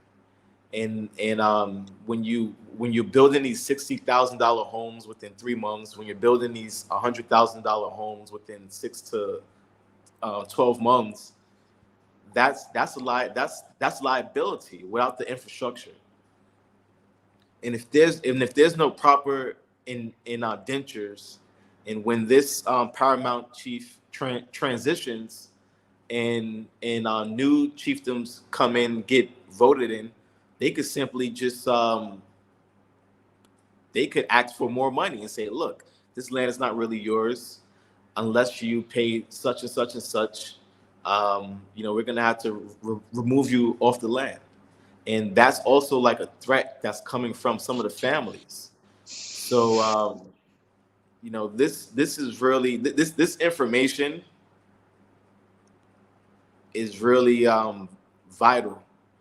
And if these 400 to 600 people don't get correct in dentures, that's gonna be the end of the Sable. Now, I made a video and people was cursing my ass out. People was cursing me out for me to stop making videos like that and just telling the truth about what's going on. And I think they're kind of correct too. Like on both on my side and their side, they're correct. If we don't get the proper media coverage of a Sable, this thing is going to end. The Pan-African village on the African continent concept is not going to work if we're not being brought to the table as equals to the paramount. We're coming from a standard of living that was built off the backs of African slaves, and we need to replace that with our standards coming back to Africa, and we need to do that with the African people, because the African people, they come from hard times and that have created strong people. We're coming from strong people, which created good times, which also creates weak people. So we're coming over here kind of weak and sophisticated, but we need to match sophistication. We need to match the strength of the African people and put that together. And I just think we need to come here, and they need to bring us into the government and say, look, what do you see in rural America or suburban America or urban America that should be implemented in our towns? And I'm wondering, is this thing happening? Now, we've been brought into the diaspora office, but that's as far as it goes. Citizenship takes 5 years. Barely. I'm 2 years away because I'm married here to a Fanti woman, and I feel like we need to speed progress up. Right now, all we're doing is just surviving day to day. So, Kofi, I want to ask you, like, you mean like, are they preventing you from building your own standard over there, on a Cebu land? Is that what I'm getting from you? We were told that we have to build our own roads, right? So Yeah. we're supposed to all come together as a community and build our own roads. But how are we supposed to all come together when we have different salespeople, right? And for every salesperson selling land, there's a different WhatsApp group. And for every WhatsApp group, there's with the people that's within those WhatsApp groups, there's different indentures. There's different titles on the indentures. So people are looking at that. People are it's common sense to come together and say, look, my indenture says this, my indenture says that. How are we supposed to invest all this money there when our indentures are messed up? Okay, I want to ask you another question, because like in Ghana, they have like the land commission that has demarcation of all those land, Yes. urban planning with the roads and everything. Does Cebu have something like that? Have they, We did, yes.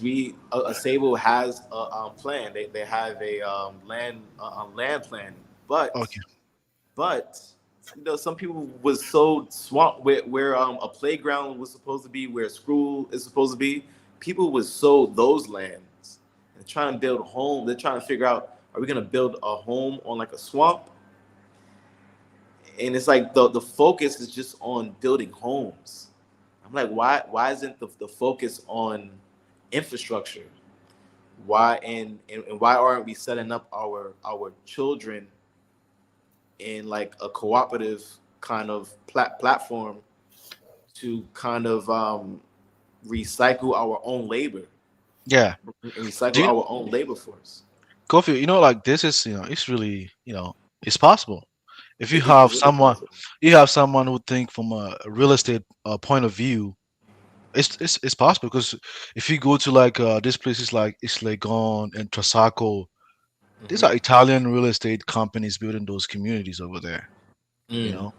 Is that possible to do that? It's just that not all people coming from America have the kind of mentality that you have. I don't think And it's really there's a hard. woman, right? Yeah. There's a woman coming out of the Clinton administration. She has a group, a venture capital group called Black Ivy. Her name is Cheryl Mills. This woman probably was making like $200 million a year working with the Clintons. She came here. Trying to what? Ghana cedis? No, $200 million. I'm sure that was like a salary. She has the money. She How has did you the get $200 context. million a year? Yeah. She In a has government position? From where? From Ghana or where? From working with the Clintons. She was a attorney. Was she American? Is she Black American or what? Yeah, she's a Black American. Maybe that was a inflated number, 200 million. I'm not sure what I'm thinking, but no, I got you. Go ahead. She has the capital, and she built some developments in Oyarefa. Yeah, I've seen that with that Ghanaian guy, with that Ghanaian partner. Yes. Yeah, I feel like I've seen that. all we need is the consultation from them to just build our Pan-African communities over here. That's it. Yeah. That's all we need. But I feel like there's a power struggle. We're not gonna go to a woman for help. It's not because he did that with the guy who did the is it Ayi Mensah? Yes. That guy, that Ghanaian guy, and he was raised in Ohio. I don't know, the guy with the bald hair. Yeah, he was on Wademaya. Yeah, what is his name? I forgot his name or something like that. Wow, that's I've seen that. I know you're talking about. I've he's seen. bald-headed. Yeah, he's bald-headed. No, and then he gets loans. From because sometimes a lot of things that he says kind of makes it. He says that most Westerners, you guys have access to the credit line in the U.S. It's that easy to get easy access to capital and make that kind of development. Yeah, but people are more so saying, people in our group are more so saying no to the Western corporate structure, and they're calling it a white thing. When we build the country together, when we build these institutions together, when we came up with these ideas together, to me, this is more like of a Black American thing, if anything. But people keep on going back and giving all our credit to the Europeans. I don't know. But Kofi, you gotta check their background though. They're not even on LinkedIn, so nah. Yeah, so you see that thing, So for me, I'm not gonna lie to you. Coming from, I've been in the U.S. Probably the end of this year, I'm gonna have 4 years. But I know damn sure I'm not gonna build my house in a Cebu. I want something better. I've seen better standard of living over here. I work in a utility company. I know we need water supply, we need electricity, we need all those stuff. You just don't need free land. If you want to do that, there has to be a collective effort, collaboration to be able to establish something like that. It's possible. You have There's just a factory. They have an orange factory right across from Cebu, and we went in there and we toured it. It looks like it's gonna be something great. The only thing is, like, while we're leaving, I saw some Chinese guys. Now maybe they were just bringing in the equipment. Maybe the Ghana government and maybe these American entrepreneurs, they just needed this wholesale equipment from China. Hence these Chinese guys being in there. But I just thought that's what stood out. And if you watch my video, I'm not sure if I caught that at the end, but I I'm didn't watch not it. I'm not scared of no Chinese. I'm not scared of no Chinaman.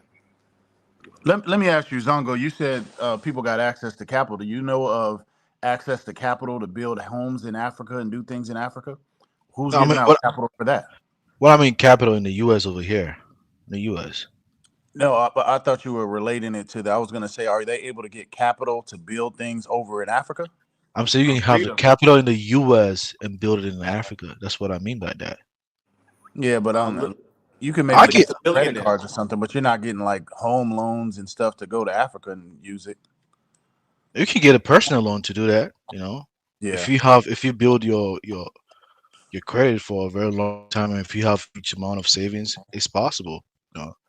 It's just having like-minded people doing that. No, I got you. I feel like if you're able to get a personal loan big enough to build a house and things like that, you probably got your other things together. It's not like just anybody.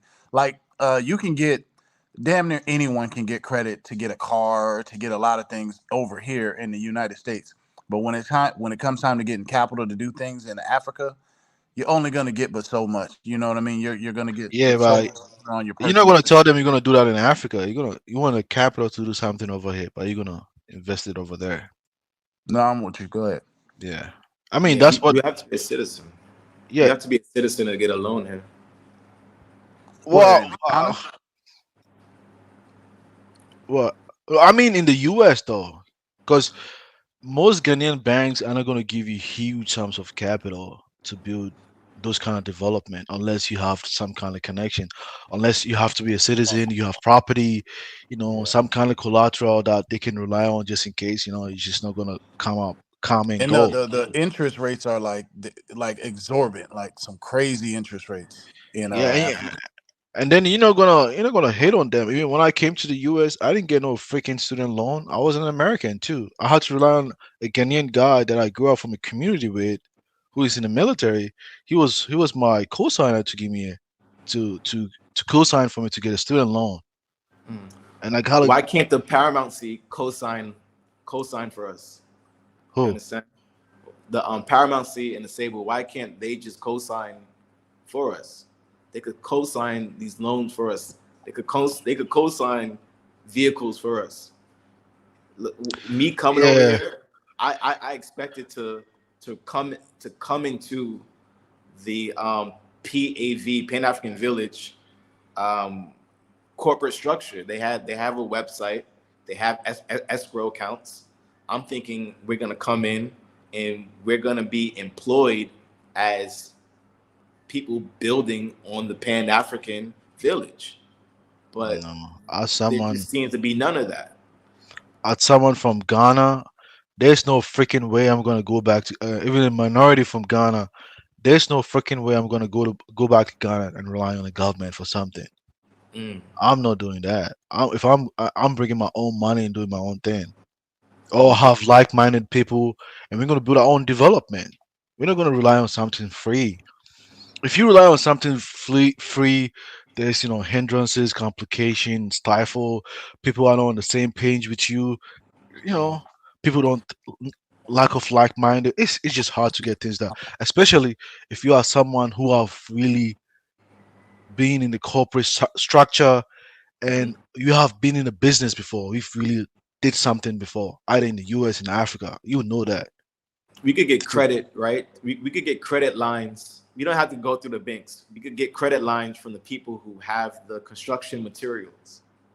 So if we are building, if 500 people are coming with their pensions and savings, and their children is coming with the access to capital in the U.S., then yes, there's other ways to get credit through construction companies, through people who deliver materials, and that's a better plan than You mean to say it's like you mean to say like Rose? Is it a challenge for you? Because I can tell you something about. I mean, labor cost is not really expensive, especially in African societies, right? And if you probably know I mean, I don't know, maybe if you've been in the US, maybe you work in a construction firm or whatever. If you have seen how to kind of like, construct roads, it's that easy to kind of, organize this assets to make Yeah. things happen. If you have the plan in place, it's Yeah. that easy to kind of like, you don't have to just follow this complicated Western model that is cost, capital intensive. It's that easy to find African labor to help you construct those roads. Yeah, if we could build like mansions, right? I see people building mansions in the Sable. You could take one room out your mansion and just build a road in front of your plot. So And what's the solution, Kofi? Because I'm lost, man. I Yeah. didn't the watch the video. solution, It sounds simple. Like I'm feeling Zongo. It's like you need roads, build the roads. I'm lost. Where's the problem? the solution, the problem is us organizing, And then the and solution? without these 400 people, well, okay, the clear solution is to get these people matching indentures. After you do that, then people are going to feel secure to all move to a Sable. And then once that has happened, then we create a plan where we make each plot holder responsible for building a road, or adding money, the equivalent to what it would cost for a road to be built in front of your plot. Who And has the power to consolidate the indentures? the paramountcy in the government. Okay. So I Yeah. know people, right? I'm not sure if you heard of Kwab Asamoah. He made this big. He went viral for saying, "Oh, African Americans can't really afford to live in Africa based on their bills that they're trying to escape in America." So I'm not sure if you heard of Kwab. No, I'm not familiar. No. Okay, well, he has a clientele that could, and that's within the government that could enforce that here in the Central region. It seems like, okay, each commission, land commission, right, and each person that prints out their indentures, they just don't have the same template, right? They're all using different template because they all, one person might be using a different software than the other, and that just seems like that's the problem. Everyone's using different softwares. The indentures are coming out different. Everyone have different agreements. People are on different family land. So this family agreed to this family agreed to that, this family agreed to that with the chief. That's what it just seems like. But now we bought the lawyers in. They're looking at each indenture and trying to just make it the same. So once all the indentures are the same, people are gonna feel secure to invest here. And that's just the final. That's just the only solution. That's just the only solution. Yeah, but Kofi, I mean, the question I want to ask is that why did you choose, for free land where you can get a land, if you have connection, you don't have to stay over there.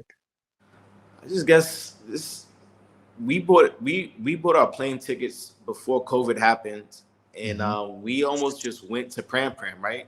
Pram Pram also has a Pan-African village called Sarsi, but our plan was just go to Pram Pram Ningo at first, until I was just watching Sister Ya on the Dynas Amir show, on the Search for Yahuwah show.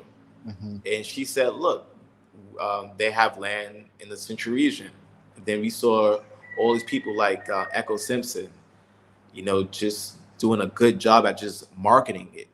We also thought that the Asebu project was a diaspora Ghanaian thing combined, only to find out, like, no, this is strictly Black coming American. from the no, this is coming from the paramountcy. Yeah. He advocated for African Americans and blacks, global blacks in the diaspora to come over here. So this is his initiative, and he's running this like, look, I'm the CEO. this is what I want, and my say is final. Everyone else, you're just helping out. So you have to go through him to get anything done. And is that slowing things down? I feel like we have no choice. And yes, I agree. I don't think the Pan-African village system, I don't think that's a good plan yet. Yeah, you should build like outside of UCC. I think that's the starting point, right? Build. You see how UCC is. You see how their roads are. Just expand on that, and You mean just expand outward. you mean University of Cape Coast? Is that what you mean? Yes. Oh, okay. Yes. Yeah, I mean, I get what you're saying, because I mean, a lot of the chiefs, African chiefs, in Ghana, particularly, generally, if they are like, minor chief that they don't have a lot of development in their region, all they can do is just give you a land because they want development in their own community. It's just like a governor or like a district assembly or a city council, something like that. Yeah. I want a development in my region. I feel like you people have experience, you have the capital, you're gonna build schools. Our kids from those community are gonna benefit from that. That's how they think. It's not like they are some kind of powerful chiefs. They are, the power is not even comparable to the Asante chief in Kumasi. Yeah. You get what I'm saying? Because the Asante chief, the whole Kumasi belongs to him. Any resources that is extracted from there that belongs to government, he even gets to share. So the level of power that he has is not comparable to the one from Asebu. Even when I watched the interview, I'm like, okay, this is just a local area chief that is under probably a higher chief that is within the central region area or something like that, if I'm not mistaken, right or wrong, right? Yeah, that's true. We need to take case studies, right, and see where did they work. If China, right, if China said, look, we're gonna have strictly a republic, we have to get the such and such dynasty to kind of collaborate with the people versus just going through a bloodline. Yeah. Now you have China, but what can we do that here in Ghana? And even like my statements might be insulting to a lot of families, but at the same time, they also have to know modern history. If you're consulting with China, if you're having China doing this and that, if you're consulting with Europe, and you're consulting with the U.S. and you're taking orders from them, why aren't we bringing in those same standards? It would be hypocritical to kind of listen and take orders from the West in the East, but not do what they do. Yeah, fundamentally. they do that though. They like, because most of this land, the systems that they have, it's pretty much colonial system inherited from the British. I mean, the English language doesn't belong to them, and everything is written in English. It's not like something that was derived from their own culture. They learned that from the British people. Even Liberia had paramountcy chiefs, and they had a huge influence on how they were going to make labor moves in Liberia, and without satisfying those paramountcies, nothing's going to happen. But I'm gonna tell you one thing, right? Because if you observe in Ghana, right, they are Indians over there. They are Indians, Chinese, and they get lands from this. Have you heard of Melcom? I mean, yeah. It's owned by the Indians. It's just like a grocery. I mean, something similar to Walmart, but on a smaller scale, right? Yes. I mean, they get lands from the chiefs and all those things, but sometimes they gotta squeeze their palm, to get a land. but in exchange, maybe they might give them a little bit of the profit. You know, you make the larger share. I mean, the one who owns the land gets something out of it. You know, it's just like, business. But anything that is free, it's just not going to work. And especially someone like you guys coming from a Western society with Western orientation, man, you dealing with someone It's not even not. not in Accra, all the way in central region, in Asebu. Mhm. Man, they're gonna deal with you the African way, especially some. Yeah. I mean, if you grow up in a Western society, you want things fast. It's not Yeah. gonna work. For me Yeah. personally, born and bred in Ghana, I wouldn't take that free land. There you go, brother. For the record, appreciate it, man. So we'll continue on that one. Kala, is this the video you want me to play? Yes, no. Both of them. They're real short, so they make your point. Like what I said All right, about I'll Bill play this Gates. one first. Huh? Rock on. Yeah, you play this one first. Yeah. All right, go ahead. What you saying about Bill Gates? Bill Gates is basically he's so concerned about Africa's population. I didn't hear Mr. B say one thing about Africa's population. We gotta read between the lines. So we'll let Bill Gates and Prince William and all these other people. Bro, they said they had an argument. Prince William and Prince Harry, who does Africa belong to? And these people walk with open arms to the continent. Oh yeah, the royal family and all stuff like that. The Queen of England died. They packed Africans on coach buses. You say, you bring your black ass up here. You better be up here. The disrespect. So what I'm saying is all these people have said nothing. But yet when this one guy drills some holes and help people, help kids and everything like that, everybody make a big deal about it. That's the point I'm trying to make. All right, excellent point, man. So rock on. So here's a video, and then I'll finish. I'll play the other one back to back. Thank President Ruto for convening this event and prioritizing this important work. I started work on climate change over 2 decades ago after I left my full-time work at Microsoft, and I was focusing on fighting poverty and fighting diseases. When I visited Africa, I saw 2 things.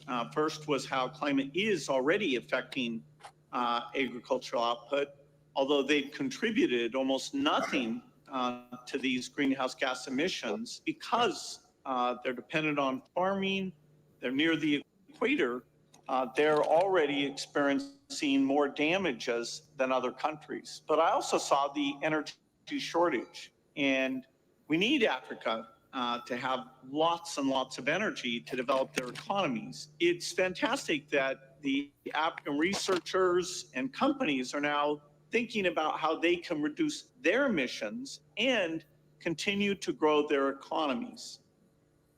Breakthrough Energy is the organization I created to help with climate mitigation. The goal is to innovate, to make the cost of being clean far, far less. And that means we can reduce the emissions and avoid this temperature increase that has such a negative impact. Late last year, I was in a farm in eastern Kenya, and they were experiencing drought. And so I talked through with Mary, who was the farmer, how the new seeds and new approaches were helping her. She had drought-tolerant seeds that made a very big difference. She also had chickens that were bred so they could be more heat tolerant. And because of those new tools that were empowering her, she was expecting to do well despite the tough climate challenge that she faces. And so this is just one example, but by helping with better tools, allowing farmers like her who are very innovative to do new things, we can minimize these damages. I've seen there's African researchers work on innovations in fertilizer, making sure these new crops fit their ecosystems and getting those seeds out, getting them approved and making sure they're low cost. So we do need to invest. whether it's in the innovation or the deployment, getting resources against those, including the promised support from rich countries, will be very, very important. The global goal on adaptation, which will be finalized at COP, should lead to more investment to help Africa deal with these challenges. And so we need partnerships. We need government, philanthropists, businesses to come together to focus on climate adaptation. Yes, we need mitigation, but adaptation doesn't get the energy it deserves. And so I'm excited that you've come together. I'm excited to work with all of you to solve this problem. So thank you for your efforts. The guy couldn't even keep his lies straight. You know, Yeah, College Genesis, man. He said a whole lot of things. Please translate for us. Yeah, basically what he's saying is switch to Africa needs to switch to GMOs and all this kind of GMO seeds and all somebody. That's what he's pushing. He's pushing GMO seeds for Africa. You know, these modified these what do they call Mufasa might know more about this. The GMO seeds for Africa and stuff. Yeah, genetic modified seeds, GMOs and whatnot. Seed, yeah, engineered so seed. He talked about we're going to reduce the climate, the temperature. Well, I mean, this is insanity. That's what happens when you have $1 billion, billions and billions of hundreds of billions of dollars. You have time on your hands. Yeah, play God. You know, they're God. You know, he's going to do all this. Now, while he's in Kenya, why did he take how many millions of dollars it cost and drill some wells and whatnot and do some irrigation and stuff like that, you know? But no one says anything about Bill Gates because he's Bill Gates. But everybody's piling on this little young kid, 25 years old, building some wells and whatnot, you know? So yeah, I feel like another thing I forgot to add was that it sends the wrong message. It's just not a good message to Africa, I don't think. Like, you're just seeing all these people happy, and now you're hoping you can get the next handout. I just don't see. Like I said, I don't have a problem with the wells. I have a problem with the video. Yeah, but Mufasa, people are in Africa all the time, you know, all the time doing stuff and whatnot. And we can't just sit back and say and pick and choose and cherry pick what we don't like and everything. Because I watch videos all the time where people are doing nefarious stuff that's hurting the people, you know? People, what about all the Chinese and Indians that are in the Congo right now having 4-year-old kids with bags in their head picking cobalt, you know, getting radiation on their head, picking cobalt. No one says anything about it, you know? Right. I mean, but that's whataboutism. I mean, we just look. Yeah, but it's the truth though. But I just think it's with Mr. Beast is fake outrage, you know. Mm-hmm. No, like I said, I'm not speaking on the people and whatever else is going on. I'm talking about Mr. Beast is a white man. I think he's American or whatever. He's a white Western man, and we out here with these white Western people, and we know the games that they play. And but what about the games that's being played? Yeah, the whole thing is this. I would buy that if people were when I see Bill Gates being invited to sit down with African leaders and no one ever questions them. What do you mean by we have to reduce our population? Why is it concerned about African population so much? No one even asks. Yeah, but Kala, they're not gonna see that. So because Kala told him Mr. Beast, this white man that was on TV giving a bunch of African kids water.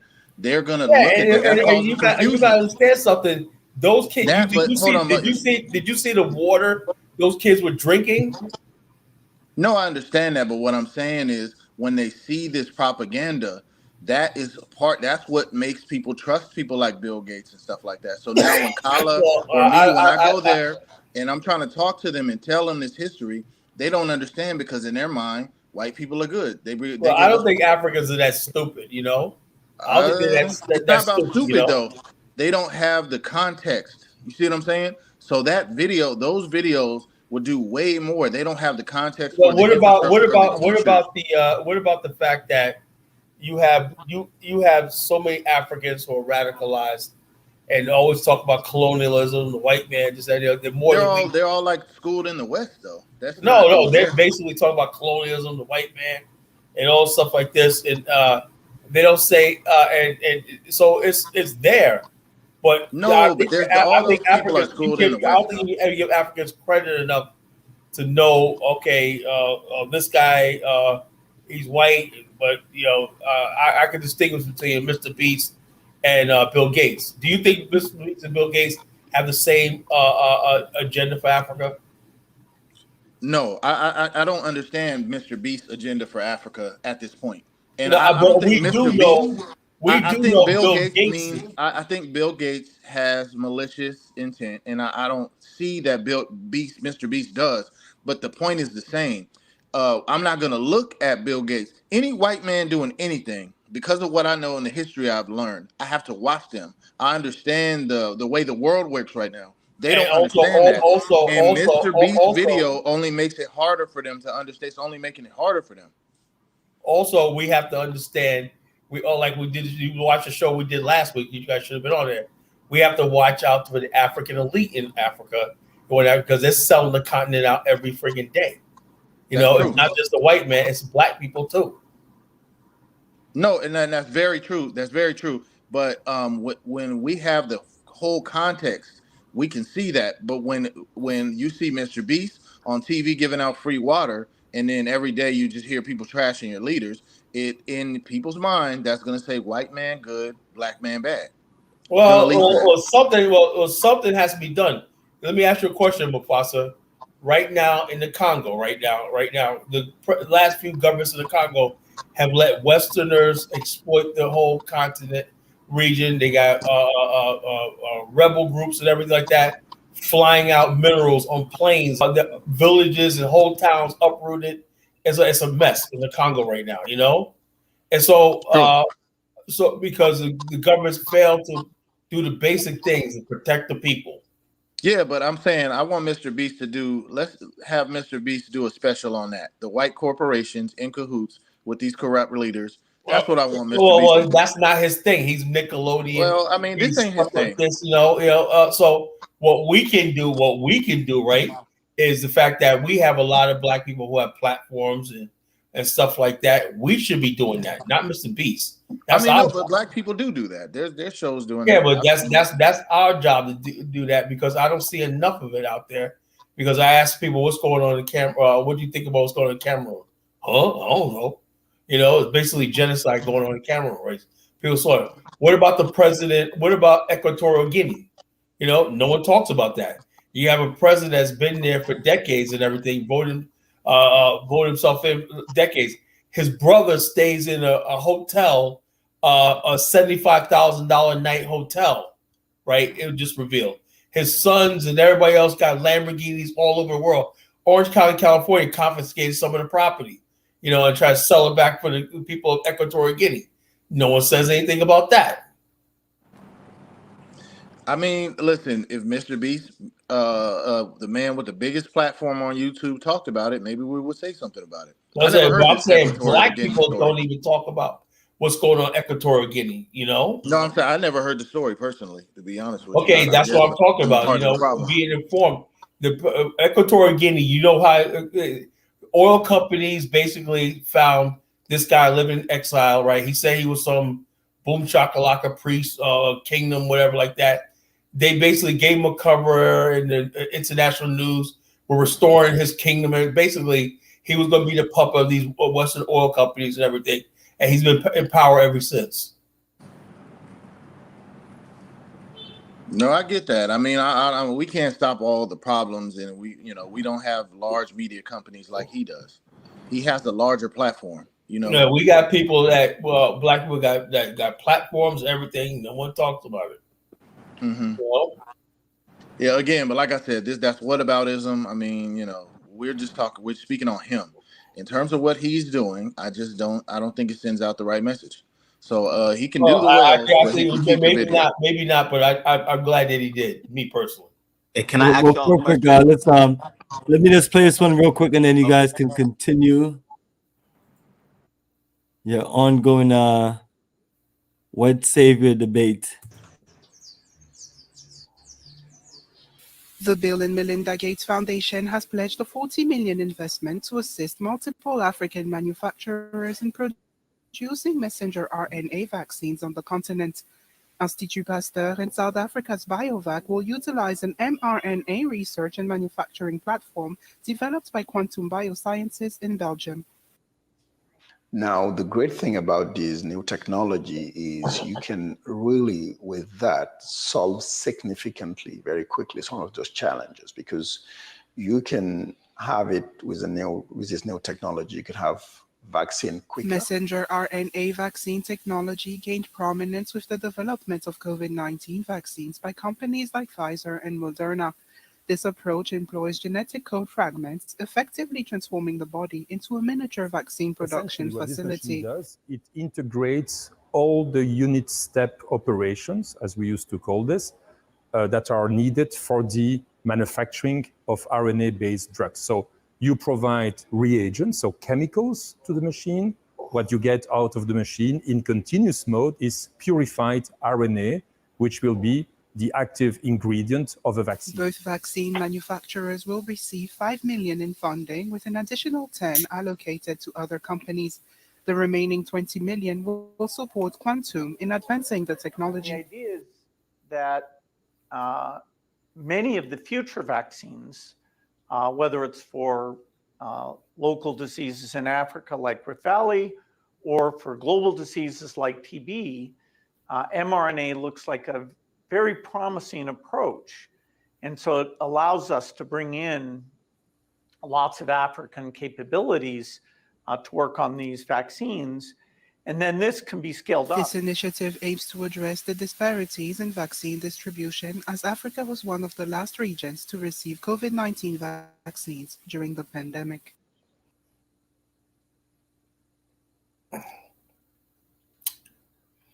Interesting. Bill Gates said black people so much and whatnot. They're still talking about COVID. He was the one that said Africa is going to suffer hard during the COVID pandemic, and Africa suffered the least. But like I said, go ahead. When you guys came to the African continent, did you ever drink like fresh water from the well? Yeah, I did.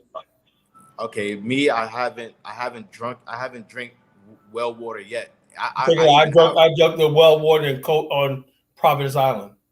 Wow. See, I have a borehole. I haven't drank that water yet.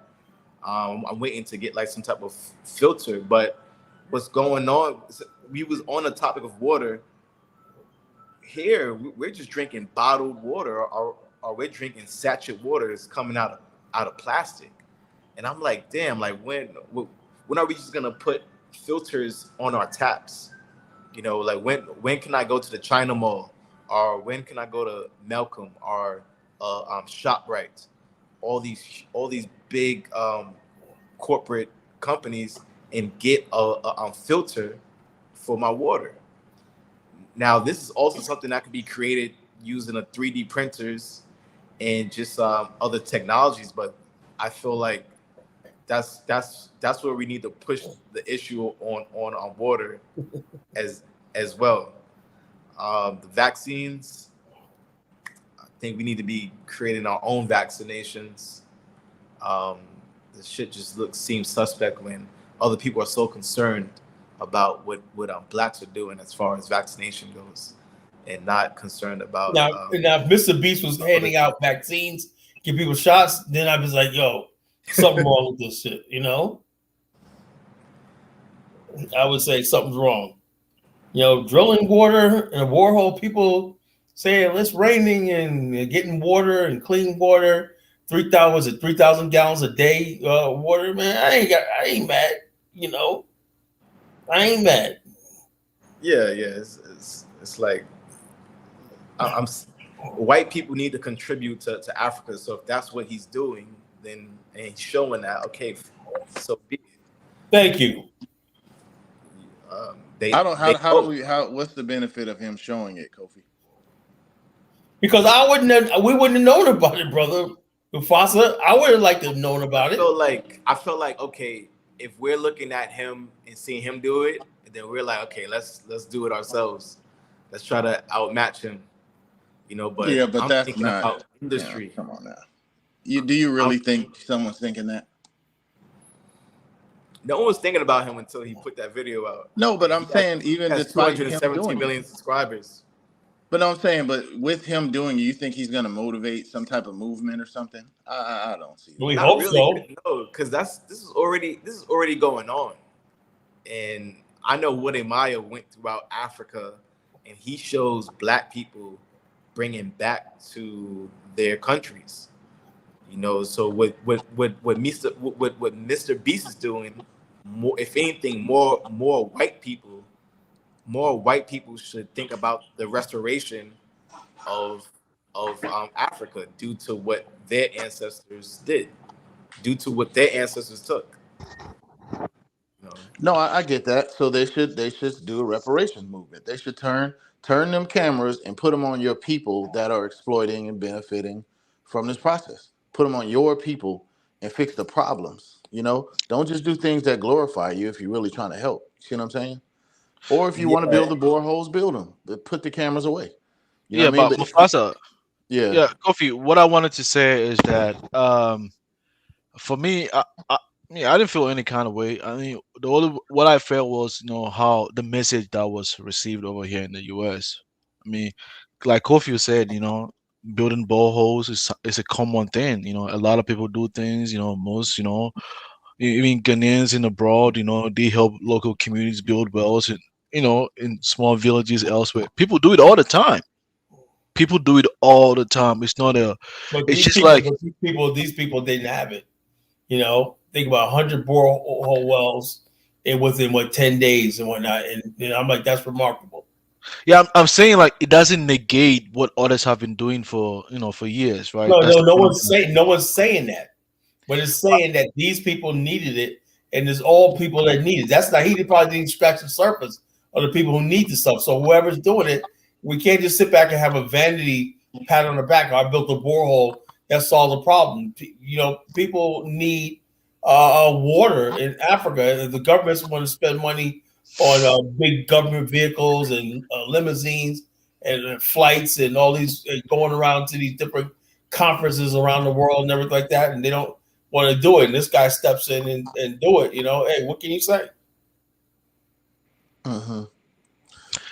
Yeah. I mean, for me personally, just I mean, he could have done that, but no, not put it on camera. Cause like putting that on camera, it kind of sends a different kind of message as well.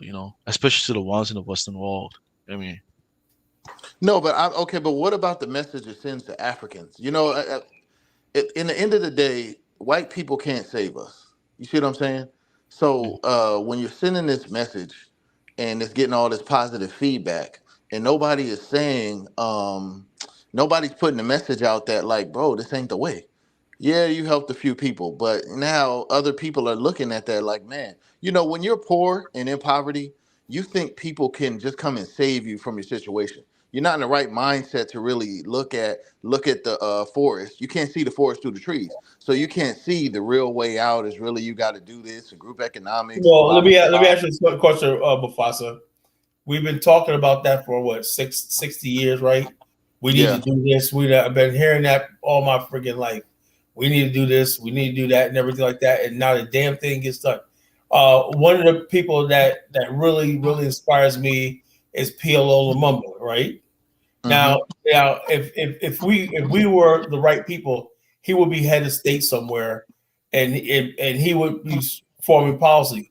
But he makes. I don't know if he's not running for any government Well, office. no, but I'm saying, but everybody likes to speak. They ask him if he wants to run, and he starts tap dancing and shit. No. Here's the thing.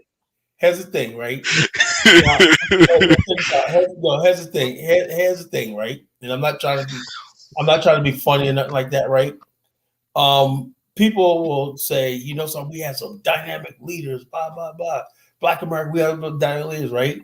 Let's pull out the freaking old VCR tapes and whatnot. Listen to somebody give a dynamic speech, blah blah blah. All the black man does is have speeches, we had great leaders. What do? They left us a book, speeches. Nothing ever gets built and everything like that. Look, 120th Street in Harlem, right? All these conscious people, right? ain't got 2 dimes to rub together. They're on YouTube trying to get YouTube money. They take YouTube away from these niggas who could commit suicide. You know, they're living off YouTube money and all this kind of freaking nonsense and everything. And so the bottom line, people, that's why people left the conscious movement. They're like, yeah, you guys ain't doing nothing. You know, I like a lot of these people back in the days too. When I like listening to Khalid Muhammad, Farrakhan, all that. But the bottom line is they ain't produced jack. You know. I mean, but you can't put on Khalid Muhammad was killed. I mean, hey, Kyle, I want to ask you a question. You're Mufasa. He was not killed. He died of heart failure. A brain aneurysm. So Mufasa. He wasn't killed. Kyle, is Mufasa holopsism? Is it the guy? No. Oh, that's where is he, man? Yeah, I can care less about where he's at.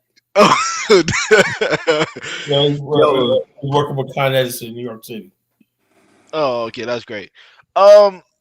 Yeah, I mean, what message did we receive? I mean, nothing, you know. Mufasa, nothing, you know. I mean, the bottom line, we have the black man growing up over there.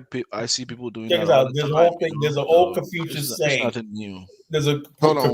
You're cutting him off, Kyle. He didn't get to say. Okay, go ahead. I'm saying, growing up in Ghana, we've seen people doing missionaries, you know, organization building in small communities all the time. It's not something new, you know. Even my worry is that why is that something that someone did in Kenya has to follow me from someone who grew up in a small community in Ghana? And that's it kind of followed me over here, right? I mean, it's why, but that's like, why is the sun hot? The reality is that's how it is. Like, do you have any kids? No. Okay, if you had kids, would you let me come in and buy everything for your kids and go on TV and say, you see what I'm saying? No way. You would, because you understand that if I'm doing that, you're teaching your kids, other people can come and take care of your problems for you. That's what you're doing when you put out. Well, Mufasa, check us out. Marcus Garvey said that 100 years ago, right? And we ain't nowhere near what Garvey talked about 100 years ago than we are from anything else, right? The Confucius said, probably Confucius says, the philosophy of one century should be common sense in the next. We're still talking about stuff that we were talking about 100 years ago. We need to black power, black power. We need to blah blah blah. And the bottom line is this: now the damn thing the needle has not moved. No, I mean, but Kyle, you act like we don't have enemies out here. Like we've had our political movements have ben thwarted. I've been around a long time, man. The biggest enemy is Negroes. You know. I have a PhD in Negroology. You know, Afridamus has a PhD in that. Check us out. The Negro will basically find any excuse to avoid any responsibility, you know? And then when somebody comes up, a little 25-year-old kid, we want to jump down to how dare you and whatnot, you know? Well, we should have been doing all the stuff Mr. Beast is doing. Did you read the letters? Yeah, I mean, we ain't white, man. Did you read the letters between Barclay and Marcus Garvey's? I guess Marcus Garvey had representatives, and Barclay, at the end of the day, were kind of like reneging and saying, "Look, you know, we know how to deal with whites. We don't tell whites all of our secrets like Marcus Garvey." And that's their excuse for saying that's why Marcus Garvey didn't get that concession in Liberia, because it was actually C.B. King. Oh, definitely. It was C.B. King. But Barclay was like definitely advocating for him. James Dawson, the Justice, was advocating for him coming in. It's just that he got sabotaged because they knew he was coming in. And but here's the thing about that was this, right? If you look at what was going on behind the scenes, I wrote about this a lot of times, you know, trying to show this to Sister Kyle, right? Where do you publish your stuff, Kala? Where do you publish it at? Where has it been published? Is it on your website? Well, I have a website, colonation.blogspot.com. You can see I wrote a lot of articles on Liberia and stuff for history. colonation.blogspot.com. I haven't wrote blogs in years, but I have a lot of my blogs on my social network, you know. But I wrote a thing. I said this thing where Liberia was basically the British and the French were trying to colonize Liberia. You know, the British and the French, and Liberia, to its credit, never took bank loans from the Rothschild banks. That's why it's probably the freest country in Africa. It doesn't have the Rothschild banks. It's what you see in Africa right now, because these countries develop with Rothschild bank money for the initial infrastructure. Liberia built its initial infrastructure by itself, you know? So that's why black people probably have a better chance in Liberia than any other country in Africa, because it's not tethered to these international global banks, you know? And also, the British were trying to colonize Liberia, right? The Barclay was a skilled politician, right? They used Firestone as a cover, right? The British were like, yo, you owe us all this pound, this money in pound and everything like that. You know all this money. We want to put you in receivership, right? So Liberia kept stalling them, right? And while they were stalling them, they invited Harvey Firestone. They used Harvey Firestone as this thing, elevated him to this point where, oh yeah, this big, because British wanted a monopoly on the rubber like Liberia produced, right? The United States said we don't want to be beholden to the British for our rubber needs, right? So basically they played the Liberians skillfully played the United States, Britain, and Firestone against each other and whatnot, right? And the Liberians never really had any intention of ever letting Harvey Firestone come to Liberia. And it got to the point where Harvey Firestone asked the president to send gunboats to take over Liberia. And the president, I think it was Calvin Coolidge, said, no, we're not going to do that. You know, that's a private thing. So therefore, what happened was once there was a broker deal done with Firestone, right? Firestone promised to build a port, which they never did, right? They built the first hydro dam in Farmington. And they basically, the initial money they got, Liberia paid off its debts with the British. That staved off the British from taking over Liberia, right? And then a couple of years later, World War II broke out. And that's what saved Liberia as a republic from never being colonized. The same thing they did in Venezuela. What they do is they run you into debt. They put you in receivership. Next thing you know, you're a colony. The countries that didn't fall for that were countries like Thailand. They said, no, we don't want your whatever you got, whatever like that. You know, we're not gonna let you come here, set up shop. We're not gonna so we can run ourselves in debt. You can import a whole bunch of stuff, ruin our balance of trade, and then you want to take over. That's what they did all over Africa, all over Asia, and all over South America. You know, so you got to give Liberia credit for that, for saving its independence, for not taking that. And they used Firestone. That window of gap was essential, right? Even though people say, "Oh, Firestone got his land." Now, had they went with Garvey, right, situation, right, they could have did both, right? But the some of the writings of the UNIA was so freaking anti what Firestone was doing and everything like that. They said, "Look, we understand what Garvey's trying to do. We want that energy here and everything like that. But politically and diplomatically, right, we have to go with Firestone." And that's what happened. Yeah, Garvey wanted to cut the white man out completely. Yeah, but that wasn't feasible. That was not going to happen. You know, because the bottom line if Britain wasn't if France weren't threatening to take over Liberia, Garvey would have succeeded. But they said if the Garvey people land there, we're going to march right into Monrovia. That's what they said. Yeah, they were leveraging. They were using the U.S. to kind of get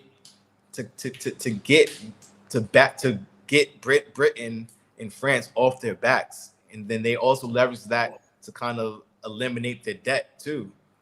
But then then the American military complex is so strong. Like you just traded one mafia in for another.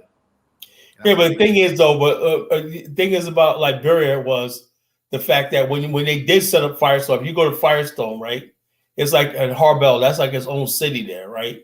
And I toured Firestone, right, and I was there.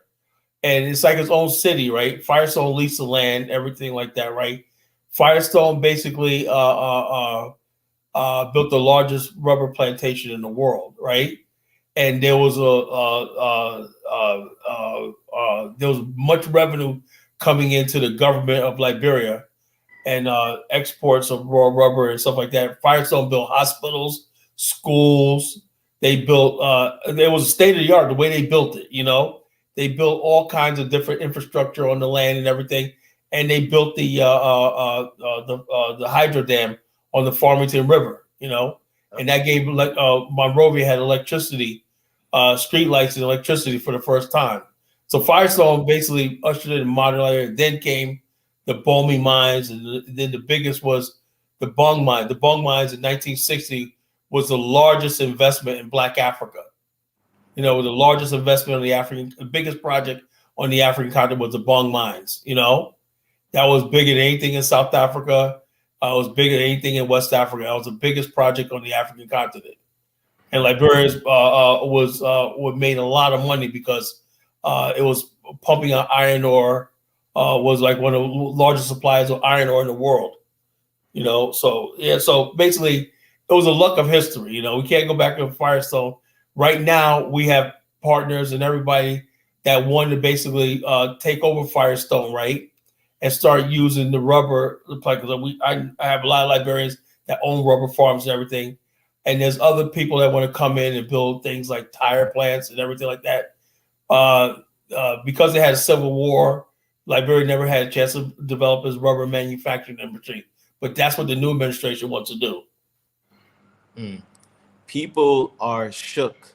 People are shook of Liberia. All people know is the war, and that they don't take time to read and study.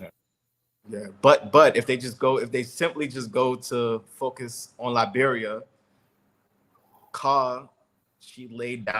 she just laid out the entire history in less than a year. So yeah, you don't even have to read. You can just go and listen. I prefer people read. I got 10 books I'll tell people to read about Liberia one night. You can learn. And you can listen to Carl too, but I prefer people read. And Black people don't like to read. You know, Carl had to read all that shit. She had to read. You know, and like I said, and stuff like that. I've been studying Liberia for like 25 years now. You know, I've been studying Liberia for decades. I have books that people on Liberia that people don't even know exist and everything. So when I got a very picture of the country and the magnitude of what that country meant to the African continent. That's where the birthplace of Pan-Africanism and the liberation and the Black independence movement started. You know? I have a question. Citizenship in Ghana takes about 5 years. Citizenship in Sierra Leone, as long as you have DNA there, you get citizenship. Liberia. My whole thing is my point I'm trying to make about that is this, right? And I know Liberians very well. You know, Black people from America, when you go to Liberia, you already have a privileged. You're already privileged. When you go to Liberia, you're privileged. It's not like you're an outcast or anything like that, where you feel like you got to buy something. Black America and Liberia is like tethered together. There's really no difference between Black America and Liberia, right? So when you're in Liberia, you don't really feel like you're necessary. You can own land, you can open a business, you can do everything you want besides vote. That's the only thing you can't really do in Liberia is vote. Do you think it's important to make that distinction from the Black repats from the 1820s and the demographic of Black Americans or African Americans who ancestors stayed? Yeah, but the thing is, let me say this, Kofi. The Liberians over there don't give a shit about that. You know, that's the shit you see online. The Liberians over there, they basically grew up listen to our music, listen to Black culture, listen to Black TV shows. They probably know Black America better than you do, you know? And so when you go over there, if you go over there, right, when somebody say they're Bassa, right? Or they're this, but they go to a AME Zion Church. They go to Marcus Garvey Academy. You know, they know all about the civil rights and Black culture, Black American culture, and there's so many Liberians that live in America and come back and forth and everything like that. So it's not that culture shock that you'll have in other countries where you feel alienated. I would hate to see Hollywood put out a film that pits the Black diaspora against the indigenous. But they'll do it. They'll do it if we don't basically make. Like I said, I have people that want to make my guys next month that want to talk to me about my book Journey to the Promised Land and make this into a movie. You know, I got several film companies that want to make this into a movie, a major motion picture. You know, and so so the bottom line is this: white people are always going to find divisions and magnify them, right? But when you look at the history of Liberia, right, there was more peace in Liberia than there was conflict.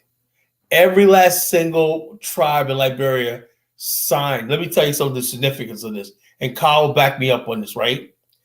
When the British took over Zambia, Upper Zambia, Lower Zambia, which became Zimbabwe and Zambia, it was just they had a chief, got him drunk, whatever like that, and they signed a little excellent thing. And next thing you know, we took over their land. When Liberia basically brought the Grebos and all these tribes into the thing, these people knew what they were signing. They knew what they were getting into. They knew what and also the people that were signing these things, they made sure they understood this is what you're agreeing to. You know, same thing with the Vibe people, right? When they gave up their kingdom and joined the Republic. Same thing with the Ma people. You know, they basically said, you know something, we're better off with Liberia than we are with French Guinea. So they knew what they were getting into, you know. So every tribe that joined their territories into the Republic, right, knew what they were getting into. It wasn't like the rest of Africa where somebody said, okay, this chief signed this, now we own your land, or we have an agreement here, you're now part of the Queen of England, whatever like that. That did not happen in Liberia. So when people try to come and say, oh yeah, he took it, no. These people knew, they saw what was going on in the French territories where people were being brutalized and everything like that. And they said, well, geez, we're freer over here. You know, the people in the Monrovia look like us, you know, and we can move freely and everything. And we can have our land and all stuff like this. So let's be part of Liberia. It was very easy for Liberians to convince the people because of the way the British colonial regimes acted in the region. Well, yeah, they like take the Maryland, right? Take the Marylanders when they came into the Liberia Republic. Some the chiefs, I believe, they were of crone crewmen. They signed treaties that would send their children to study in schools in the United States. At the same time, blacks were enslaved in the United States. So you had these prominent children of African paramountcies getting Western education to then bring that back to Liberia and build the country. These people don't know about these things, and like I'm a filmmaker. My Fasa is a filmmaker.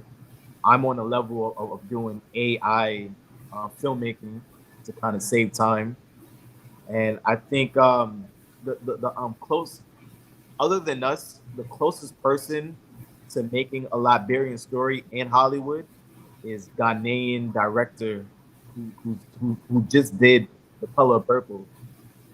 In his next series, he mentions blacks fleeing from Ghana to Liberia.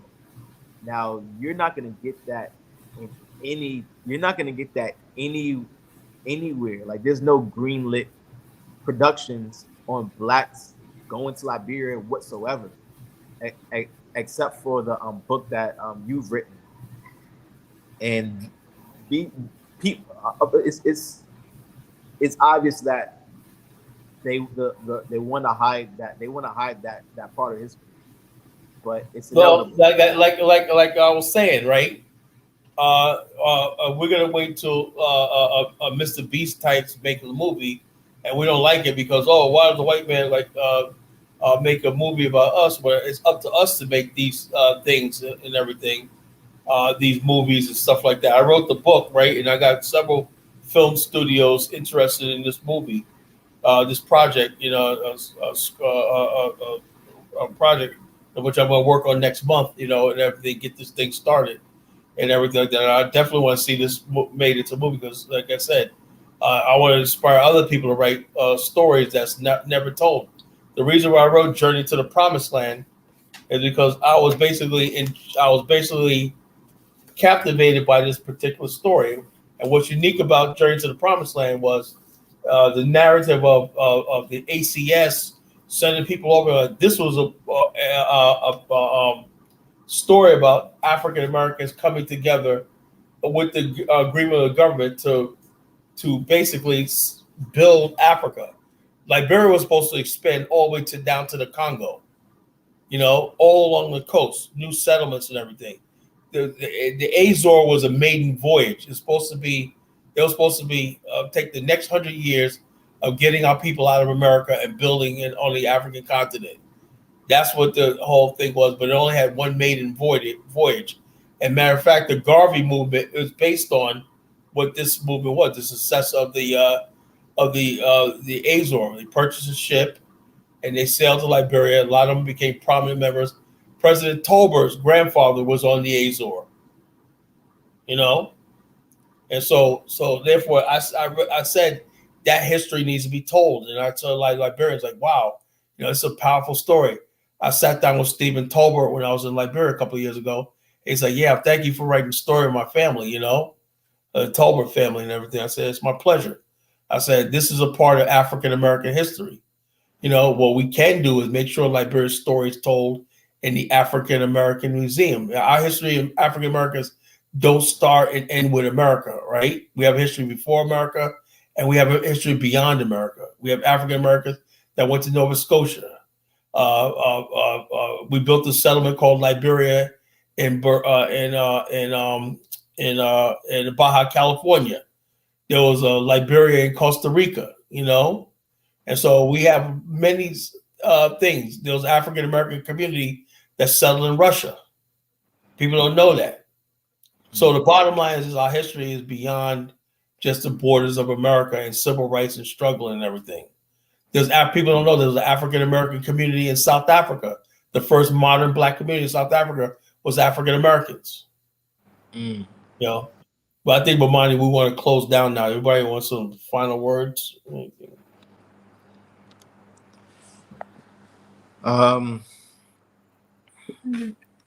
Yeah, I mean, Kyle, if you got more in a rock on this, checking with you. No, man. Like this, yeah. So basically, I've been talking about that. So, like I said, our ancestors went to Liberia with the idea that, they had us 200 years of living in America. People don't realize this, right? There were independent Black communities in America in places like New York, Nantucket, Maine, New Jersey, and stuff like that. Upstate New York, even during slavery times, there was Black communities in the Chesapeake Bay region, Louisiana, that were self-sufficient. They had their own homes, everything like that, in the swamps and everything. So basically, they said, something, we're doing this over here under the duress of slave system, everything. Why don't we basically build what we know we could do on our ancestral continent? That's the genesis of Liberia. That was 200 years in the making. There was 200 years of Black people in America deciding that one day we're gonna have to build a nation of our own in Africa. Liberia was 200 years in the making before it even started. People always thought about that when they're in Boston, whatever like that, and places like that. They said, why don't we just build our own country in Africa? They weren't talking about going back to living things. That's how we got in the situation in the first place.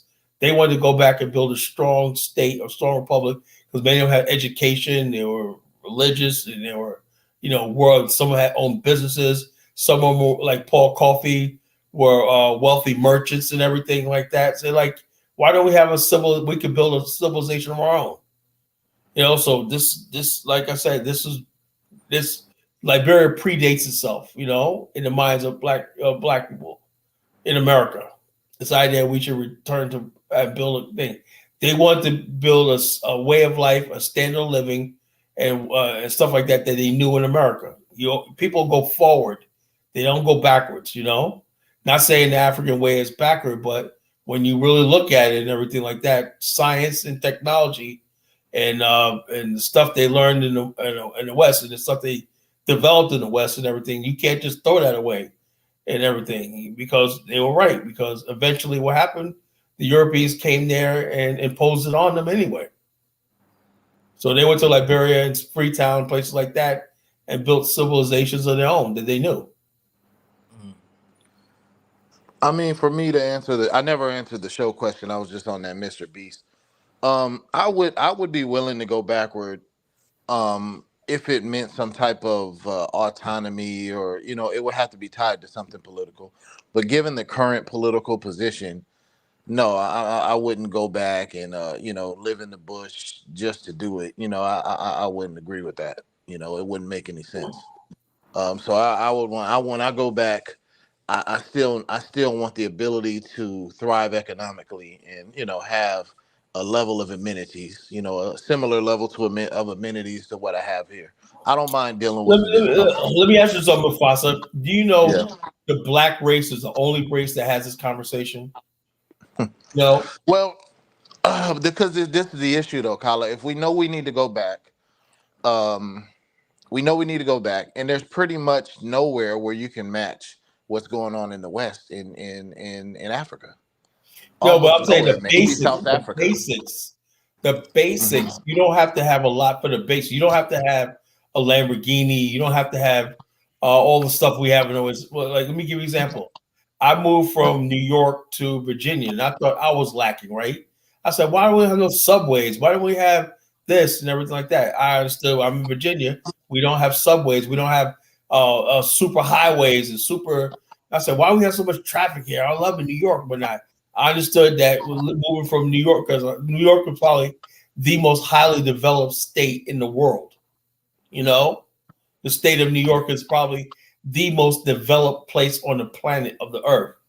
You know, so when you come down to, you go from New York to, say, North Carolina, Virginia, South Carolina, you're like, dang, it's slow here. You know, we don't have this, we don't have that.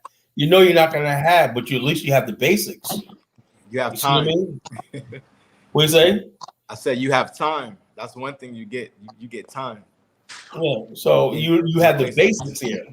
You know, or what I'm saying in Africa, where, you know, you could create the basics. You know, the basics. You know, basic paved roads, running waters. You know, and if you have to, like Virginia, what Virginia taught me a long time ago, you have to pay your taxes, your personal property taxes. We pay personal property taxes; they ain't going nowhere. I pay $400 a year for my car. I have a brand new car. $400 a year on personal property taxes. That goes to the city, and I understand the reason why we have that, because we need roads, we need sanitation, we need all stuff like that. Taxation is important, you know. You know, we pay everything. In Virginia, you pay money 9% on deli tax or food tax. You order a meal, 9% of that is tax, right? Half goes to the city, half goes to the state. To the point where Virginia has a $6 billion surplus right now. You know, they tax the heck out of you here in Virginia. But the bottom line is, we have roads, we have infrastructure, we have sanitation pickup, we have electricity, we have all stuff like that where we need. You know, the basics. You know the basics. You got to give people the basics. When people have the basics, they can do a whole lot, and they have a quality of life. And you ask most Africans, they only want the basics. You know, they're willing to pay for it. If you give them a job, they'll pay for it. They'll pay their taxes. They'll pay, you know, whatever like that. You know, just to have the basics. I was at a conference. I went to a cybersecurity conference. It was like a global conference, and they were like calling for Ghana to answer the cyber capacity call. And I went to like a networking event, and I saw this highly skilled Ghanaian woman asking this white woman for like a job, and I'm like, look, the white woman was like, look, I don't have the time to train. I just don't have the time to train. And I'm like, that's bullshit, because ChatGPT is just literally giving you scripts on life. As long as you follow that script, you'll succeed. So it's not the training. It's that you don't want the money to get into the hands of African people. Africa needs the money. Money here is not plenty. The money is not in the system. That's what you keep on hearing. And I feel that's a problem. That's a problem to be solved. And with mobile money, with the invention of mobile money, with fintechs, these problems can be solved. And that's the only thing that's stopping mass migration to the African continent. That's a problem I'm faced with. I'm shamed with not making enough money, so I need to go back and make money. You know, but I feel how like it's only a matter of time. how does fintech and mobile money deal with the issue of there's just not enough money in the economy in general? Like that just money helps you move being, money around. when I heard Kagame say he doesn't print money, I'm like, why? I'm like, why not? And I'm sure that centralized banks in the West is kind of like stopping that. And they're saying, No, I look, mean printing money just devalues the money. That doesn't do anything. You eventually, if you have to have a bigger economy, people have to be more productive. That's the only way to raise the value of your money, your society. Yes, I remember Kala saying you have to use what you said something about production. He said produce what you consume, Yes. and consume what you produce. Yes. You know, if you're importing everything and you're not producing nothing, right? There's a lot of times in African countries, right? They're not integrated properly with a thing. They'll open up a factory, right? And they'll use labor and raw materials for stuff that they don't need and everything just to make cash, but yet they end up importing the same thing back again to their own countries and everything. And instead of saying, let's make a factory that produces this that we're importing, you know, and say like that'll save us money on the exchange. So we have to bring some forms of socialism inside of this feudal capitalist system. Well, look at Japan's a perfect example. Japan has a system where basically they have MITI, the Ministry of Trade and Industry, right? They tell the industrials what to produce, how much to produce, what to work together. They'll tell Sumitomo Hitachi, we need you to form a third company to produce this right here. And they all work together. American companies, that's not unheard of. You can't tell American companies what to do because it's capitalism. They have more waste. The Japanese streamline their economy. They said, why are all you guys making this one part right here? Make this one standardized part and whatnot. That'll save labor, save capital, time, everything. If you guys use this one company that supplies you with this part right here for an automobile or this microchip, whatever like this. That's what the Ministry of Trade Industry do because Japan's a nationalistic country. Yeah, I mean, but I think who you think innovates more? Well, America does. America does. I think the American system is set up better for innovation. But remember something. Who gave us the transistor radio? Who gave us the color TV? The Japanese, Panasonic. No, they've done a lot. Yeah, no, they've done a lot. They've done a lot. So I mean, it works in certain instances, but I just think in general, you're going to have a lot of inventions here because you have that competitive factor. You know, people kind of going against each other, coming up with the next thing and the next thing. Well, if you're a developing country, right? Japan is starved for raw materials and stuff like that. They couldn't do it like that, you know? So they had to be streamlined. No. I agree with what Japan is doing. I think China does something similar too. I agree with that. I mean, they don't have resources to waste on that type of stuff. In the United States, they actually do. You know, they have resources to waste. America has abundant labor, manpower, brain power, everything. They have so much they could fail and whatnot and still recover. In other countries, they fail, they fail. You know, it's Yeah. catastrophic. Yeah. I mean, but on the topic, I don't know, man. It's tough. That's why I'm like, you can go there and do, but so much. But as I've been studying this and getting closer to it, it's just there is just the amount of money in some of these African countries. There's more money in my city, you know. There's just more money in my city than some of these Yeah, countries. yeah. You're right. The GDP matters, right? Look, Yeah, man. the city of Philadelphia's GDP is higher than the country of Nigeria's. See what I'm saying? But in these same cities, right? Take the innovators there. They may not have a population to innovate to in the future.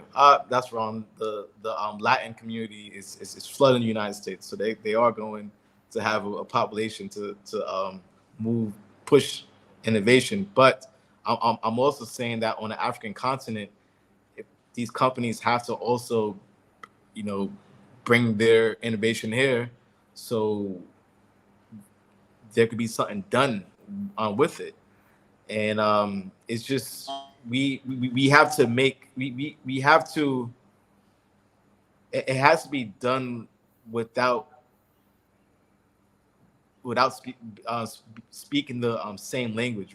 I guess we need to speak the same internet language, if that makes sense. We're not going to speak the same language on the ground, but on the internet by conversing online and bringing internet to the African continent. That's gonna bring money here. That's gonna bring production. There's no peace here. There's just no peace.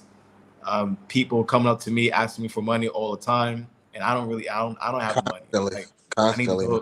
I need to go back to the States. No, and that's the problem, man. That's why I'm just like, look, and man. bring something here. Yeah, well, that's why I'm like, bro, I'm gonna build a business here, or maybe a couple, because I need that U.S. dollar to undergird my endeavors in Africa. Because other than that, I follow Mufasa. You wasn't on earlier. I said I follow the Liberian American model.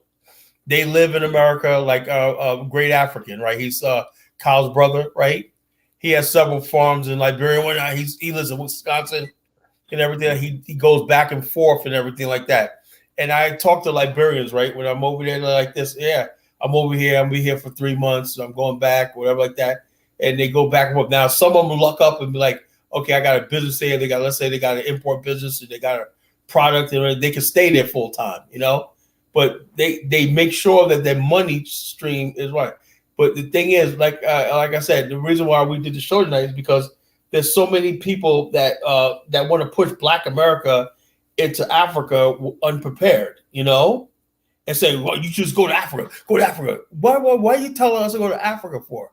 You know, you ain't got nothing set up. And then we got people over there suffering. You know, I heard somebody say it's like something it's like what the American colonization society did, pretty much. But it's not the same, right? Because those Black people were stronger. They're more they had more. Oh, the 19th century, if you drop Black people off to the continent, they're gonna survive. They're strong. They were strong. Black people were strong back then, you know. You can't survive here without money. Yeah, now these days it's like, back then they made their own money. The Liberia struck its first coin in 1833. You know, they said, you know. I mean, and to be fair, this is before pre-industrial revolution. This is before the Homestead Act, and you know, I mean, we were a lot less modernized back then. It wasn't that hard to really, you know, go from there to Africa in the 1800s like that. What if it wasn't that much different? What if you dropped some Mexicans here? Could they survive? I don't know, man. I mean, Mexico is not as poor as people think, man. Mexico is actually like a middle income country, really. There's a lot of capital, a lot of money in Mexico. I lived in Mexico for a while. It's nothing like going to Africa, I'll tell you that. At least not the cities I've been to. And I'm stereotyping. I'm stereotyping Central America, South America, because the skills that's coming in America and being transformed to the construction industry, you know, it's the same skills here. People could build things. People know, everyone's like an electric engineer. They just don't Yeah, have the but money. they build a lot better in Mexico than they build in Africa. Any African countries I've been to. Then why they leaving? Why they leaving? The people, yes, a lot of people do leave. The pay scale. But you got to. But here's the thing, The though, pay Kala. scale, they make more money here. No, That's but why it's I'm leaving. not as many Mexicans. I understand now. I live on the border. I live in a border town. It's not as many Mexicans leaving as you think. It's like when you're seeing those large convoys and stuff, that's all of South America doing that. Yeah. Now, And there you got are a a lot lot of of people in Mexicans. Africa now too. You got a lot of Africans at the border too now. Chinese, Yeah, everyone. yeah. I was down there with them. I was in Tijuana. So I would be at places. I remember when I went to watch the Haiti versus Tijuana. I was in the there's a Haitian community in Tijuana. You know, people that couldn't make it across, and there's a community there. I was watching the soccer games with them. I go and eat over there, and Africans. I'll be talking to people, and there were some Cameroonians and different Africans I would meet over there. So I've seen them. But the thing is, now Mexico's a large country, so a lot of the people that may be running over here, they may, some people living in like rural towns and stuff like that. So there's a lot of people who aren't in the same situation, but there's a lot of money in these places. Like when I go to Mexico City, Tijuana, Cancun basically looks like an American city, but just all these places, you can look at them. There's no comparison. There's no African country that even really touches this stuff. They got multiple cities like that. Like there's a lot of money in Mexico. A lot of money in Mexico. Tall buildings, they're building modern stuff. Like you go over there, you don't see people on ladders that are made up out of a couple long tree branches with some nails and some loose shit that I wouldn't get on. You couldn't pay me to go on some of this shit they're doing on these construction sites in Africa. They got professional gear, attire, they're following code. It's just no comparison, man. They're on another level. But I just don't see when it comes to, like, when you say you're over there and everybody's asking you for money, it's just like, how could they not? There's like, where's the opportunity over there, man? Where's the jobs? Yeah. Where's the, that's why I'm just like, man, what's the plan? Especially in the Central region. Like, I understand if you're in Accra, if you in Takoradi, if you don't got the money, then tough luck. Yeah. Tough luck. So, Hona, you feel like there's more opportunity in Accra? Hell yeah. Hell yeah.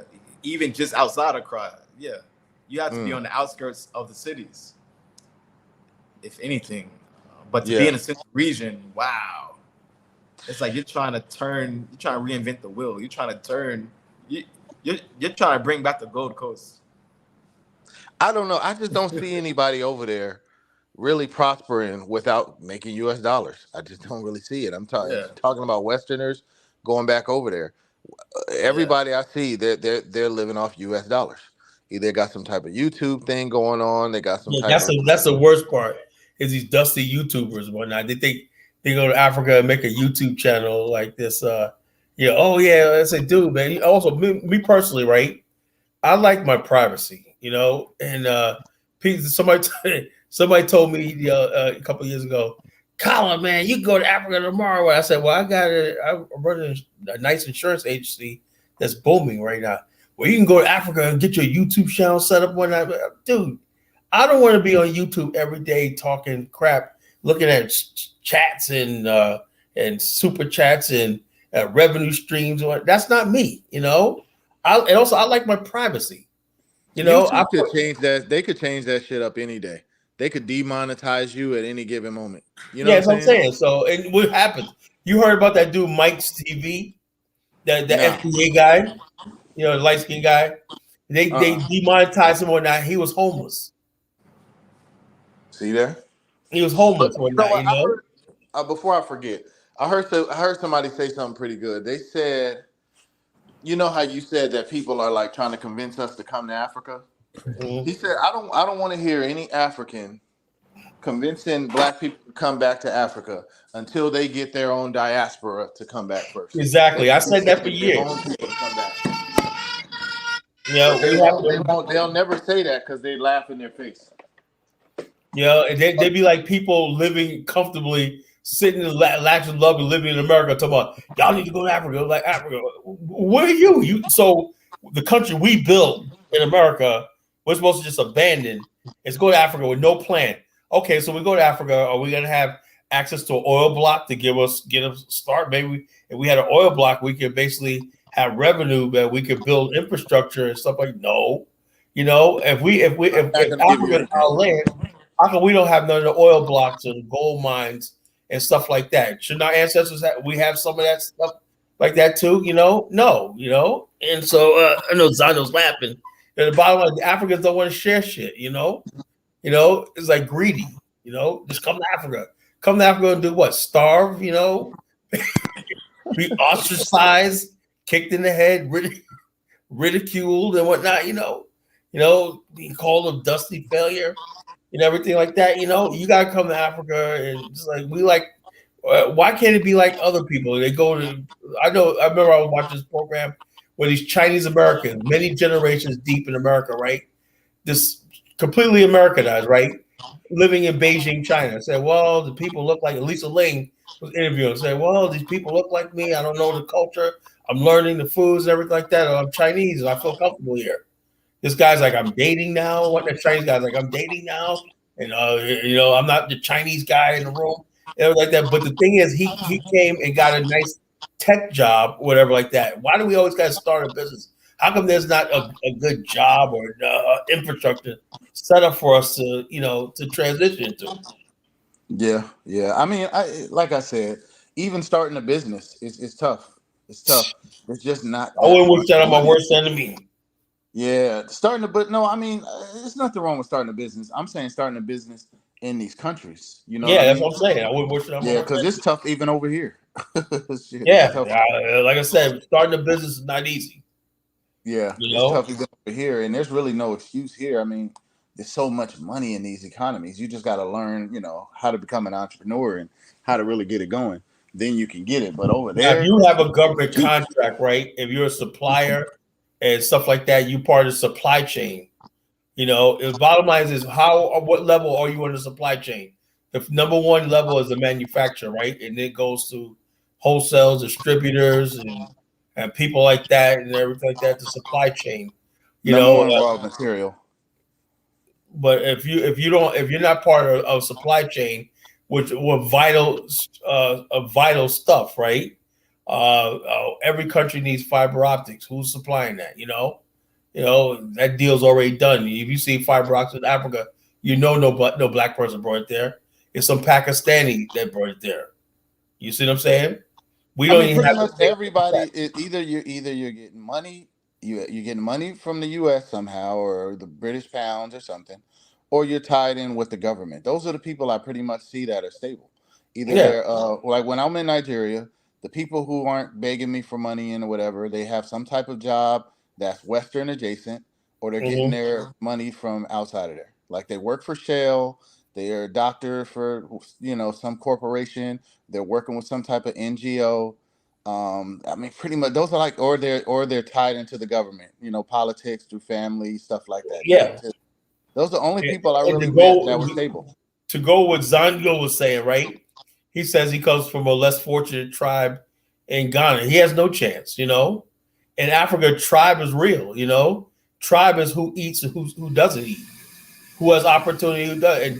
And the smaller tribes be damned. Now, notice how the people who talk about that tribe, like Amara and whatnot, the Tembe tribe, blah, blah, blah, because he benefits, because it's a large group. The Yoruba people, of course, you have something to gain. But if you're a small, tiny tribe in these countries, you ain't talking about tribal or your tribe because you don't benefit. You don't benefit from whatever your tribe is. No, that makes sense. Yeah, we're super minorities here. And to touch on fiber optics, Thomas O. Mensah, a Ghanaian American, he's a chemical engineer, and he contributed to the development of fiber optic manufacturing. So the internet here should be really great, and the internet is good because I'm talking to you guys now. For the most part, the internet is good. You know, it just needs to spread. It just needs to spread out more, and we can't wait for governments. People have to use the internet and be sustainable. And maybe we might not see that in our lifetime, but the next generations, we definitely gonna see it. How you get into the money over there, man? You want to stay over there permanently? No, I can't. My pops is here, but it's like, okay. You know, it's like that. If you ever had to depend on a parent for money, that's like the worst feeling ever. Yeah, no. You just make your maybe own money. Temporarily, maybe like temporarily or something. If just you're make your own money in the U.S. Yeah, but that's not a good that's not a good feeling. Like, I understand if your pops is like Bill Gates, then he can just throw you the bag. I mean, no. I mean, even if your pops is Bill Gates, I mean, you're your own man. But I'm saying, if you building something or something like that, that's cool. You know, like listen, my dad. I mean, if I could live with my dad right now while I'm getting this business going, I would. You know, I can't. I'm not in that position, but I would. But if you're building something, I can see what you're saying. But like, if it's just indefinitely, you're just at nah, you can't be doing that. Yeah. Even Kofi, my get a pops, YouTube channel, man. Get your YouTube channel. I have YouTube. If you take the R out cool product, that's my YouTube.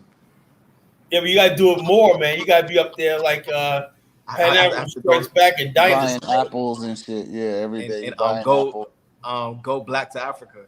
Yeah, be like Go Black, man. Go do like Mordey Meyer, man. You know, get Mordey Meyer to take you on this wing. This is my guy Kofi, man. Let's get his views up on that, you know? You be that YouTube star. I'm learning cybersecurity, and I definitely have a love for like filmmaking. If anything, you're gonna see me put out content about Liberia. Yeah, but in the meantime, brother, get your YouTube channel, man. You know, that's what they tell me, Colin. Get your YouTube channel, man. Yo, man, I will never be rely on Negroes for paying me. Nah, I can't do that, man. Oh, if you're doing cybersecurity, you can get like an online job then, right? That's a possibility. And have you heard of Baxter Clovis? Nah.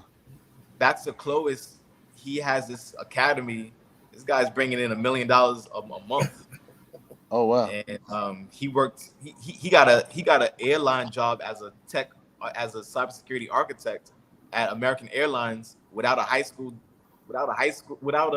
college degree. He's got it with a high school diploma, and he just self-taught.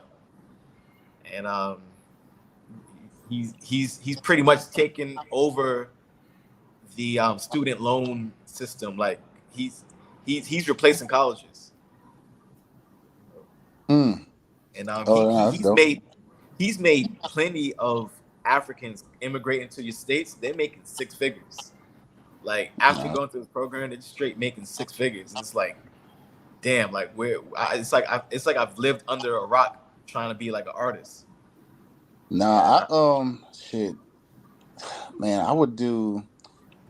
You could get on Thumbtack too. Thumbtack, I don't know how good you are at with video editing. I know you said I'm great, man. Yeah, but if you could video edit, bro, you could get on Thumbtack. Well, shit, I've been needing an editor too sometimes. I got a few projects I need edited, and I'm like getting to a point where I can't edit anymore. I gotta focus on sales. Editing be taking too much time. But I know if you go on thumbtack.com, you got to put some money into it. But they can generate some decent leads. I get leads from my business on there. I mean there and bark.com too. I don't know how to work from there. People be paying me like $15, $25 for edits here. I gotta oh yeah, well yeah. That's what I'm saying.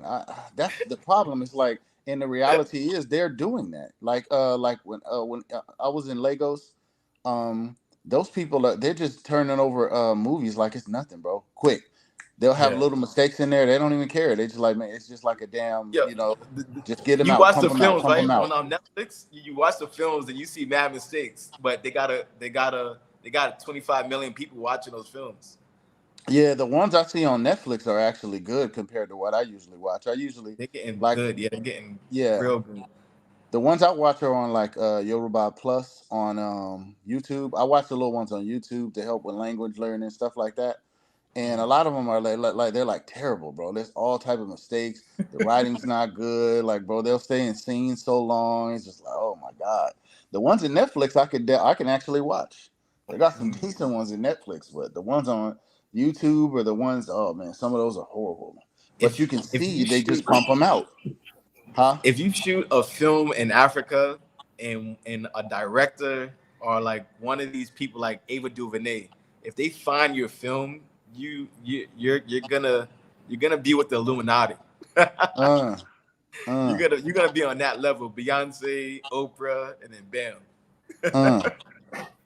See, yeah, that's what I'm saying. I'm like, man, yeah, you got to get on this American money. You know how to edit. It's some opportunities out there. They got especially like it because if you doing shit for $15, bro, I'm paying people to edit, and I have some overseas editors. I Yeah. got a $200 project pending right now. I mean, come on, I got a dude that's making maybe 300-400 a month off me. And I mean, you could live on that. You know what I'm saying? Yeah, yeah. If it takes a day, I usually charge about 200 CDs. If it takes a Uh-huh. week, I charge 1,000 CDs. Now, realistically, it needs to be like more like $200 to $1,000. Mm-hmm. That's what I need to be charging. That's what I would 200 or charge. 1,000? Yeah, but That's what I would charge in the States. but what economy? Okay, in the States. Shit, Yeah, that's a lot though. You said how much a day? like Like 1,000 a day? 200 CDs is like $220. But what would you A charge in thousand US CDs though? is like $100. That's in Ghana. Yeah, that's nothing. That's like crap. You I know? know. Yeah, yeah. Man, that's the benefit of being in America. You don't have to worry about those little, chicken change money in Ghana. Hey, I wanted to ask you. When you say like a lot of them ask you money. I Man, mean, the kids, man. what kind of class? The kids. The Are they kids, like yeah. from the poor communities or something? But like sometimes I feel like the guys that hang out, like the people at the castle, right? The people at the castle, What do you mean at the castle? Where's that? Which castle is that? the dungeon, Cape Coast Castle, Amina Castle, you know, Yeah. it's like you have people there, they have to hustle the castle, they have to hustle the tourists. And if you don't, you're not gonna eat. Yeah, but you don't be giving them those kind of those are lazy Negropeans over there. I only give you money if you earn it. Like if you wash my car, if you give me directions, if you teach me a word, if you look out for me, like someone trying to punk me, then like you like take up for me. You know what I'm saying? Like little things like that. But it's not good to give people money and they ain't do shit. Yeah, That's it's everywhere. It's not just the diasporans. The moment they know that you've been abroad and you have some kind of money, yeah. everybody asks you money. It's just everywhere, right? But there are like some Ghanaians that are professional beggars. You see them in a crowd all the time. Along the roadside begging for money. I mean, Yeah, like here in the it's U.S., just right? like New York City. It's just like New York Yeah, something like that. They are professional beggars. The City. kids, some parents even, especially like you. I'm sure you've met even some of these Tuareg, Tuareg, kids with their parents, begging for money. Have you met Have you met? Like yeah, in a crowd. Yeah, in the crowd, like people from like the how do you call like the Fulani Tuareg, in Yeah. Sahel Africa, right? You They you from Zango. yeah. I'm from Okay. those communities. So you speak Hausa. You speak Yeah, some yeah, dialect of fluently. Hausa. Yeah. Yeah, I yeah. listen to Black Sharif all the time, man. Oh yeah, that's great. I mean, so I mean, for me personally, for me, I don't mind if from America, if I go to Ghana, I mean, giving people, I don't mind doing that. I don't have issues with that. But you don't make it a habit. Just giving everybody you see, you got to give them something. Because once you start doing it, they're always gonna ask you for that. You know. Yeah. But our poor people from the villages that genuinely, I mean, they want some help, and once you give them, you bless them. I mean, they're gonna be grateful because the average Ghanaian, especially where you say you stay in central region, hmm some people Once need a they little. hear bro food, once they hear your English, that's it. But I always have conversations and remind them like, look, I'm an African man, I'm a black man like you. Yeah, My money really low, right? And then yeah. once they realize that, it's like damn, like they gonna treat you like a Nigerian.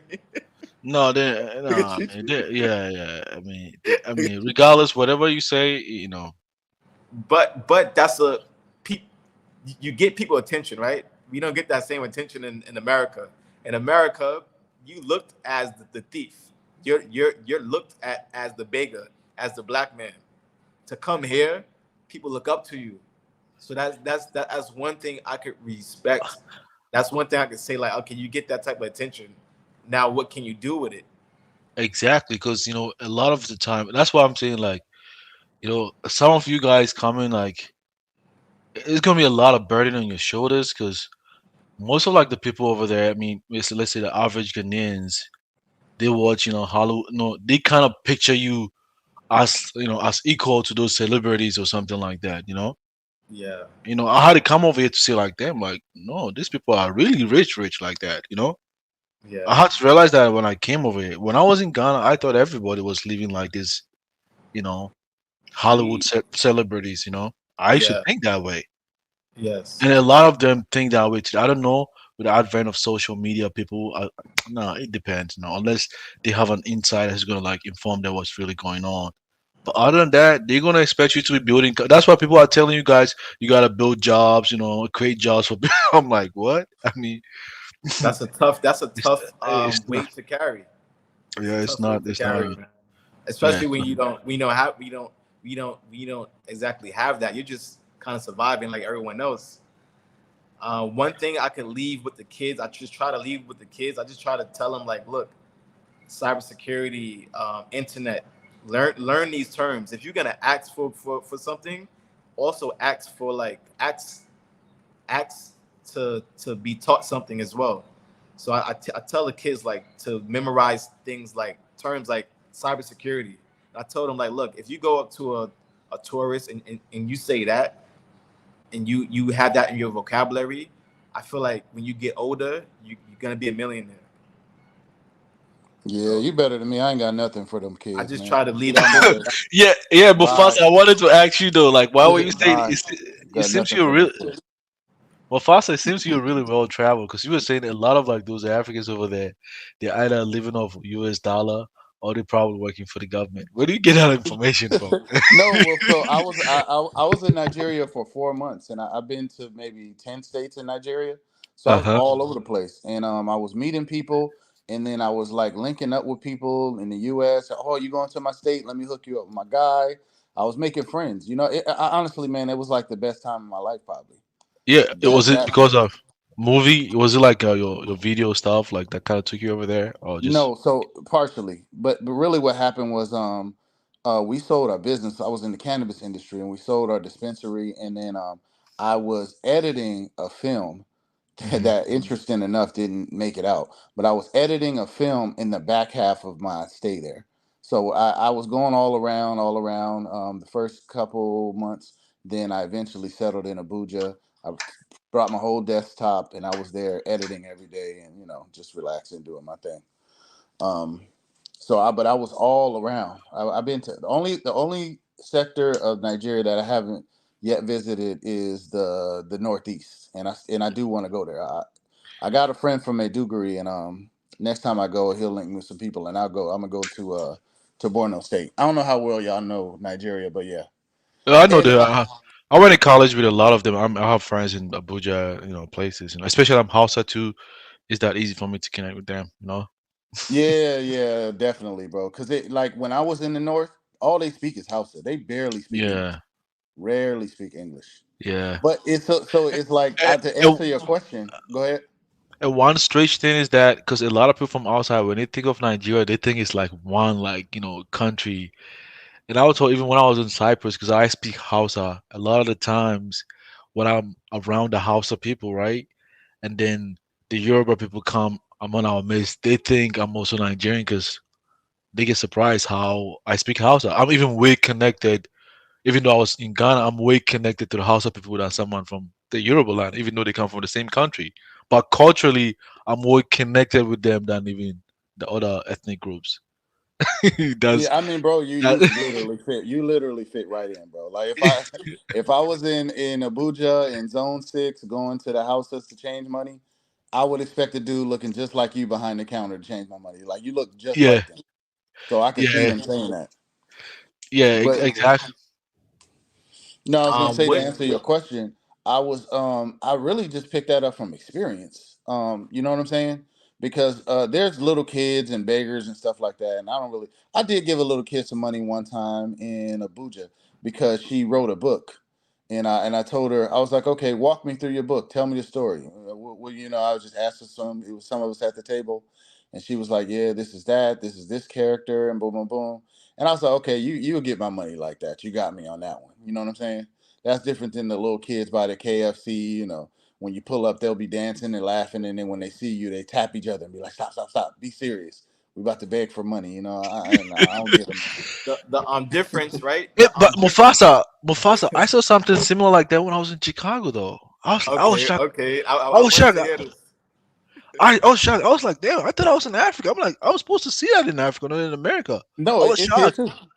What they do in my city is they do the whole thing. They sell candy. That's what they do. Oh, we're selling candy or whatever for a basketball team or whatever, and they're out there all year saying they're selling candy for basketball. Which it's fine. I ain't got no issue. I mean, at the end of the day, I do feel a way because like when I see the little kids hawking. I used to do that. I used to be out selling stuff. You know what I mean? I used to go out sell bootleg CDs, and I used to sell candy. And I Water. remember I remember one time I was out pumping people's gas, asking if I could pump their gas so I could get on and go to GTM discount store and buy like a big thing of candy and take it to school and sell it. So I do empathize, because I used to have to do that. Now I was nowhere in the position they're in, but I do kind of empathize, and I give money from time to time. But I feel like you're just kind of giving like you're like incentivizing the wrong stuff. You know what I'm Yeah, saying? Zongo. yeah. I mean, How how Kofio, do I you want to say see how do you see Chicago? You live in Chicago? no. I live in Washington State. I dated someone over there, so she took me there before. Okay, shout out to P Nix. I mean, what's this guy named the quarterback from Washington? Penix. Yeah, shout out to Penix. Yeah. Penix. Yeah, in That American, dude's I don't know balling. much about. I don't know much about American football. I'm sorry. Yeah, that Yeah, dude is yeah. I don't balling know right shit now, about bro. football. Football. Oh, okay. I Yeah, just be I wearing the try. shirts. Yeah, I try to learn about baseball just for my coworkers, because a lot of time they speak about that. But I'm like, you know what? That's not me, and I gotta stick to soccer. That's it. It's just like the language. Everything's just different, especially, Do you I just don't know do you much find about it. yourself? There's shit. Do you find yourself around a majority of white people or like black people? Why? And like, how do you see their kids? How do I see that case like in terms of what? Like, do they run up to you and be like, "Oh, there's a black man, mommy"? Oh no, I mean in Washington State, it's Okay, it's it's like it's normal. okay. Yeah, yeah, yeah. I mean, if I stay in a burb, it's a regular. You see, black, few black in the military, stays over there. Yeah, it's it's not like the way most black people in America kind of projected.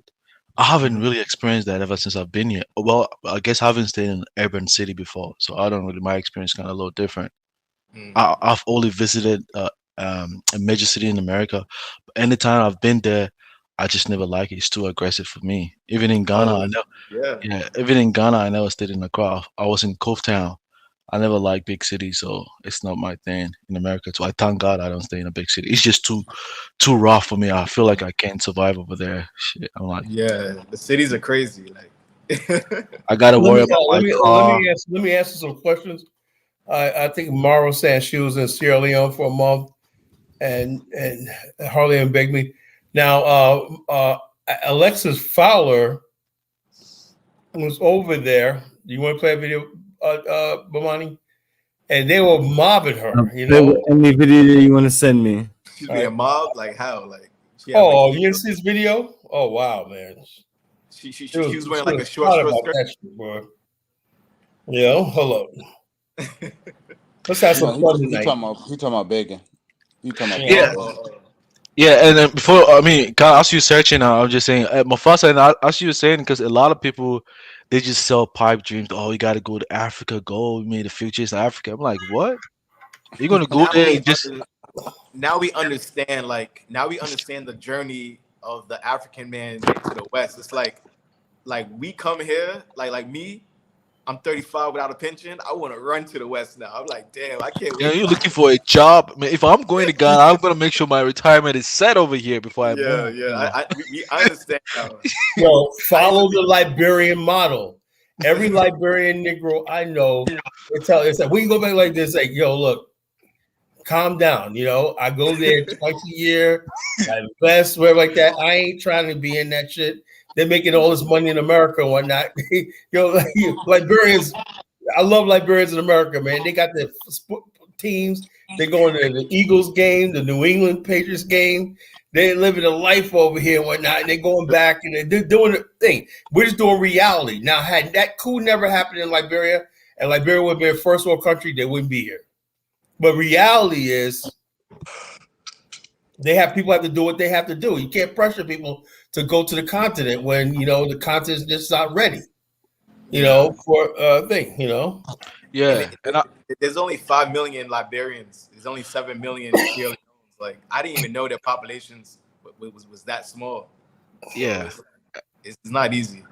That's tiny. Yeah, and I agree with what Mufasa said earlier, that he's not going to give up his standard of living, because same thing, no? When I grew up in Ghana, you know, what I was used to, I just got used to that because that was my immediate environment. But when I started traveling, I'm like, damn, they have better standard of living than where I came from. I'm like, no, I want the better one too. I don't want that one. You're always gonna want better. That's human nature. Yeah, I'm not gonna lie. Human nature, you don't go from this to that and whatnot. You know, the whole idea is that we're intelligent race of people. We can figure out a way how to, you know, we're not saying that we're gonna have subways and also like that overnight in Africa, but you should at least have the basics. You know, the basics of life and everything. People should have basic jobs, basic income, basic housing, basic everything like that. You give people the basics, and then after that, you know, they develop on top of that. You know, I could live in Nigeria right now. I could even live in one of the states like that's outside of the. What it's going to be difficult to live which in. one? Abuja or where? Yeah, I mean, if I was gonna go anywhere, it'd be Abuja. I feel like there's more you can do in Abuja. Like, there's more room. You know, there's more room. And then can you bring your craft there, Mufasa? Can you bring your craft there and make money like you make here? No, not even close. Now I could make money, but I would see. I feel like you would need connections, and you would need connections to get these big contracts. But my goal is to, once I start making enough, I'm gonna go over there and start dipping my toe in the water, doing things for people, seeing what the opportunities are like. Right. And what do you think? What do you think about the people, Black people in America, who really do have that money? Right, they're millionaires and everything like that. And I always ask myself this question, right? You got whatever time I see a Black celebrity talk about America, like Samuel Jackson. You know, he said his films gross more than any film anybody in history. He's a multi-millionaire, right? He can live in Africa and never have to see the United States ever again, you know? And he can come back anytime he wants to. But they don't choose to do that. You know, the people. This is why, right? This is why. Imagine being somewhere for like more than 6 months and they only speak English to you. They speak their own language commonly in their neighborhoods you're constantly being left out of conversations. People only speak English to you, and that's a big culture shock. Now I feel comfortable going into those cities where like everyone is from a different place, so they're forced to speak English. Like the Ga, the Ewe, the Ashanti, they can't speak their language to each other, so they're forced to speak a common language. But Yeah, when but you're in like a small town, come on, when you're in a small town, they only speak English to you, and you're like, damn, like yeah, but even the English they speak is it's not to standard. terrible, Yeah, terrible. it's not to standard Yeah, like American no. or yeah. Nah, Yeah. you gotta learn it because like if I'm in Lagos, I don't consider Lagos a part of Nigeria. Lagos is its own thing. But if I'm in Yeah. Lagos, you can get English. But outside of that, man, not only do people speak English with really heavy accents when they speak it, they mostly speak their native language, and then people don't understand you. You know what Yeah, I'm saying? but Mufasa, even I'm not gonna lie to you. A lot of the time, even when I was in Africa, when I listen to conversation about you, even when you guys say black and then you use it exclusive to you, I never used to get it though. I never used to get it. I was like, man, why they?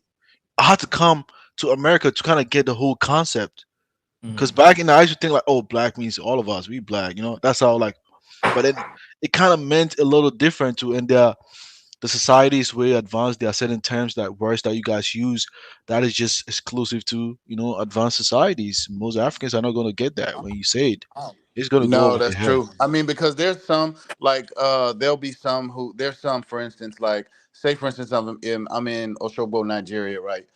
There's a lot of people I can't communicate with, and then the ones who I can are the ones who would like listen to more American music and stuff like that. So they're a little more familiar with our dialects. But the others, Exactly. you'll be sitting there talking to them, and then they won't respond to what you're saying, but they won't say that they don't understand you, and it can get real difficult sometimes. They You know? probably they probably didn't get you actually and didn't know what he said. Yeah, but they won't just say that. They'll just keep talking. You know what I'm Oh saying? yeah, I'm just it like, went over their head. yeah, that's what I'm saying. They'll just keep talking, or you never really get answers. Even us at now, even being in America, sometimes when I go outside on a walk with my coworkers, white people, they have conversation about cuisines. I don't eat their food. I don't know what are you talking about. I'm like, what? Oh yeah, you that's cultural for sure. I don't know. I just be nodding my head like I know, but I don't really know that. And Yeah. I just don't eat the food. I don't know a lot of the names. It's And you just say you haven't experienced any exclusion or anything. oh no. Hmm. At the workplace, no any kind of exclusion. It's like No. now people know better, right? Like Yeah. people know better. Like you could get canceled, you could get Yeah, it's, fired. it's Washington Like State, man. It's a you liberal gotta be state. PC. You gotta be Yeah. PC'd up, especially if you're white. You're I not even haven't. allowed Well, first of You all, gotta yeah, be you're PC'd in up. Washington. Washington. I don't know the history of that place, but the I don't know though, man. They don't. Number one, it's when you become a threat, things become an issue. But I haven't worked in. Man, I haven't had a job like with white folks in years, so Yeah, I don't really. I have a friend who's from Cali too. He's from he's a FBA guy from Cali that I go outside with all the time. Yeah. He doesn't. If you're in Washington, I mean, he even date a lot more people outside of his Hmm. race. Yeah, that's the Um, West Coast. That happens a lot. play that video. Play that video. I would have hit a video. Oh yeah, this shit. Let's watch this video.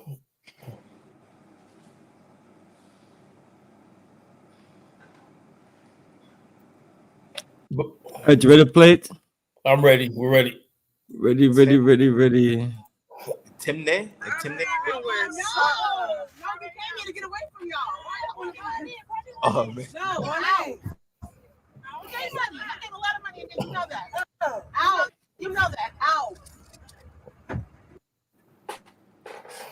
In this video, I will be traveling to Sierra Leone with African Americans who trace their lineage to the Temne people of Sierra Leone, and we have a family reunion that came with a fiery ending. Was this a genuine family reunion, or was it all about the Benjamins, or I mean the Leons?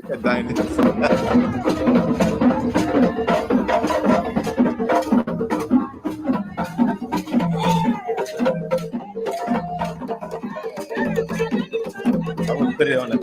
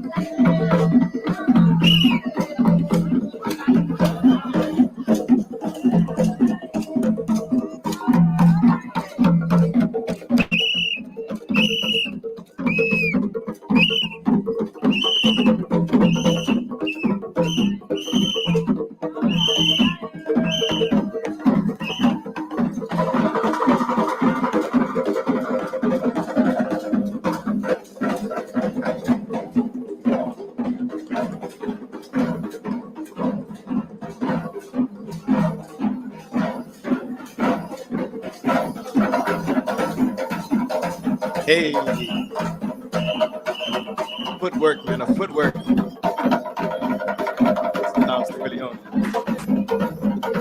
Yeah. No, this is.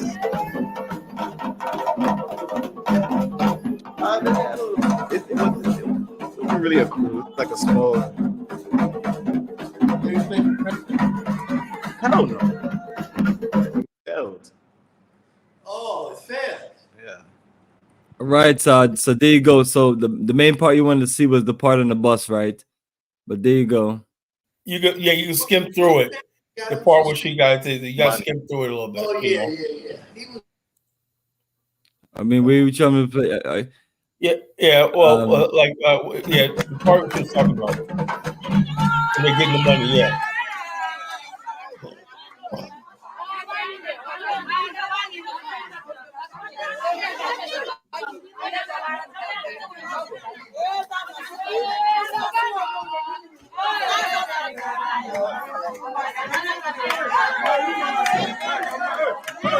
You know, man, the intermediaries have to protect.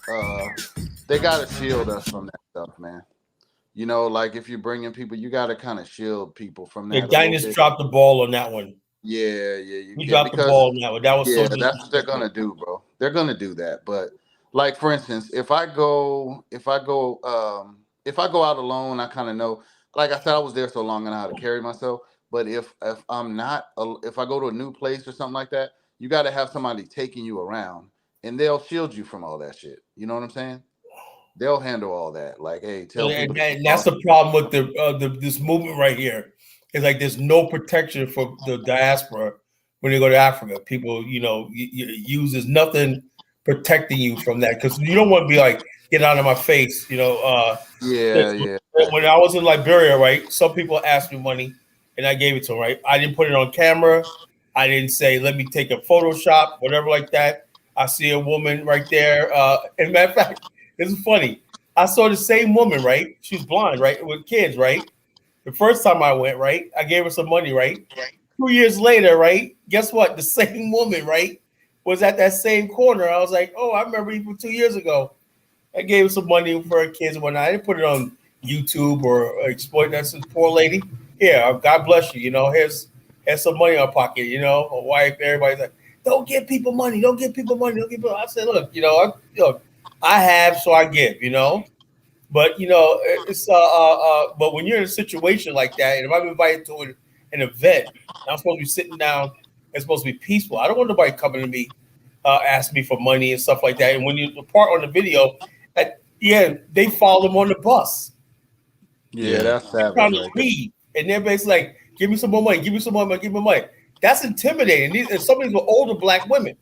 That's kind of intimidating. Now imagine if there wasn't cameras around, it was lights, or was in a place wherever like that. Somebody could have got hurt. You Well, know? this is the thing too. Is also there's some situations where see the way our culture works different than theirs. There's a Yeah. lot of things that are done, like some of those drummers and those people that masquerade and they gung and stuff like that. They literally are paid like that. That's how they're paid. Yeah, Like if you exactly. watch, He knows yeah, that. Mufasa right. knows that. Yeah, you're right. Yeah, so and there's a lot of situations within these African societies where people just exchange money that way. Like people giving each other money is a lot more common. Like there's a friend I have there. Hmm. I like him because he's actually read up on African history, African American scholars and stuff like that. He's a good friend of mine, and I stay at his house when I'm in Ogun State out there in Nigeria. And I remember when I was there. He never asked me for anything, and then he had asked me for money for his Odunfa, which he's a Ifa initiate. So each year on your anniversary, you got to do like a big festival that comes with sacrifices and stuff like that. Hmm. Now that I know the culture, I know that t- when those things come around, it's not atypical to ask people to help you to put it together. You know what I mean? Especially Yeah, if you don't got it. yeah. But at the But a lot of time, people I get felt perplexed bad, bro. that I felt like, oh man. why is it everything that works in the culture? It's always a give me, a bag. No, but this okay, but this no, but Kala, but no, It's but never watch, ever watch say this this is my though. culture, right? I got No, this but watch gold this over though, here. I Kala. want to give it to you. No, but Here. watch this. Watch It's this always though. give me. So no, watch this. So when I came, I stayed at his house. He moved out of his room for me to stay in his room, and then I wanted to go to the east. I wanted to go to south, and I left my computer and my suitcase and a lot of stuff there at his house. He never asked me for anything. You see what I'm Yeah. saying? This is all later. Then he asked me for some money for his own dufa, and the way it was done, it wasn't until later, and I gave him something. But I felt bad, like, oh man, this dude using me, right? But then I was like, damn, what about all No, the he's shit not. he did for me? No, You see he's what I'm not. saying? But kind of like, for instance, like the way I know you guys, for instance, even Kofi, like the way I know him or something like that. If you were somewhere in Cove Town with the interaction that I did, and you met me in Ghana, my dad's house, we're gonna treat you nice, you know. Like Africans are like that, you know. We're gonna give you a place to sleep, you know, food.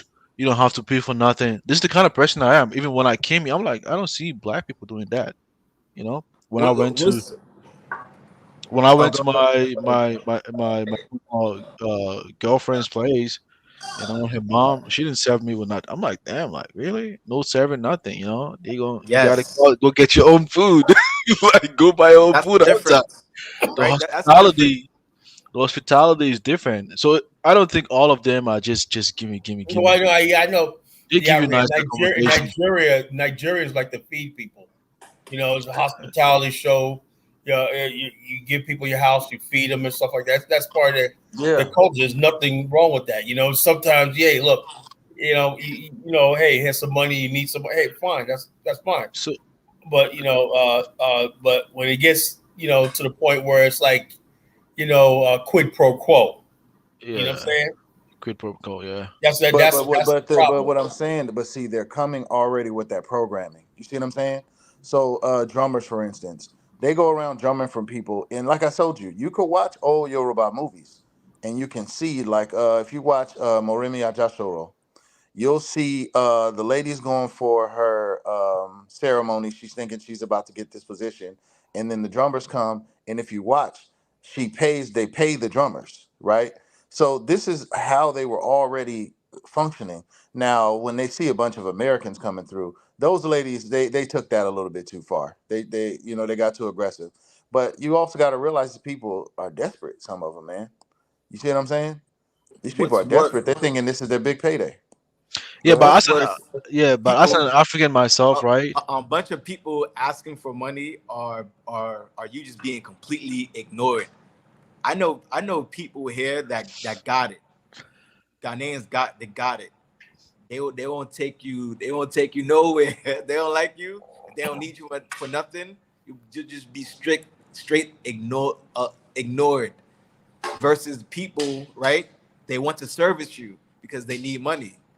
Now in America, you won't get that service because you could just work for a McDonald's, you could just work for Uber. Like our parents wouldn't get that service from their children because they could just go out and make their own money. But here, you come here and women are serving you. People are at your service. People know you got money. They're at your service. And that's a difference. And I could respect that because like, damn, like I'm in a position to where I have to serve my dad now. I have to really respect him. I have to watch what I say. I can't just storm out and go get my own job. People here, they have to service. They have to service you. They can't just diss you because you speak another language.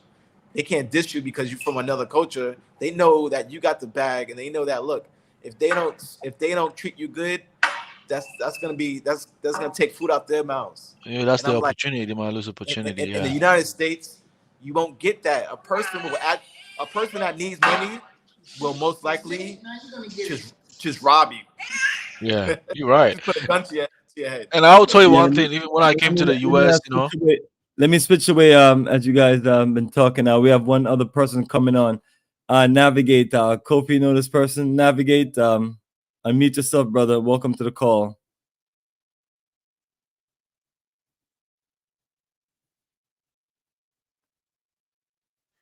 Omit yourself. Hello, Navigate. Unmute yourself. This guy up to some weird stuff. He forgot how to unmute himself. His power pod went out. Call him Nana. Call him Nana. Navigate freely. Where is he from? He's from. Respect your elders. Respect your elders. Yeah. I mean, a lot of the times the accounts, you know, they are pretty much used to foreigners coming, so they know all those tricks and know getting money. But there are other, like, you know, other culture groups that most visitors do not come to their culture, and those people might probably even treat you nice, you know. I mean, those women that I saw in the video from growing up, you know, I've seen women like that, you know, from communities where I come But from. they weren't even drumming; they were just dancing. Yeah, but I mean, it's the culture thing. You know, they come, they dance, you give them something. Now let me ask you a question. Do you think the way Alexis Flowers said they weren't briefed on that? You should say they should have been told. Yeah, no, you should. That's true. If people should have been briefed. This is what happened. You know, Mufasa, that is a briefing. It's like it's an American thing. Even coming to visit your dad or your family. No. The person who led the tour was Dinas Demir, our good brother Dinas Demir. He should have freaking briefed the people he brought there, said this is what's going to happen, blah blah blah. If you don't want it to happen, I'll see what I could do, whatever like that. But they felt overwhelmed, like wow, you know, I wasn't expecting this. That's you're definitely right. And you know, that was feedback I gave him, not on the begging or anything, but like we were going into, like we're going to meet kings, and we're not really being briefed on the traditions or the customs. Protocol. Yeah, the protocol. You know, I did mention that, but I think the thing about it is, like for me, if I bring my family to Africa, I'm gonna say, hey, it depends on how many I bring. Let's just say I bring 3 of them.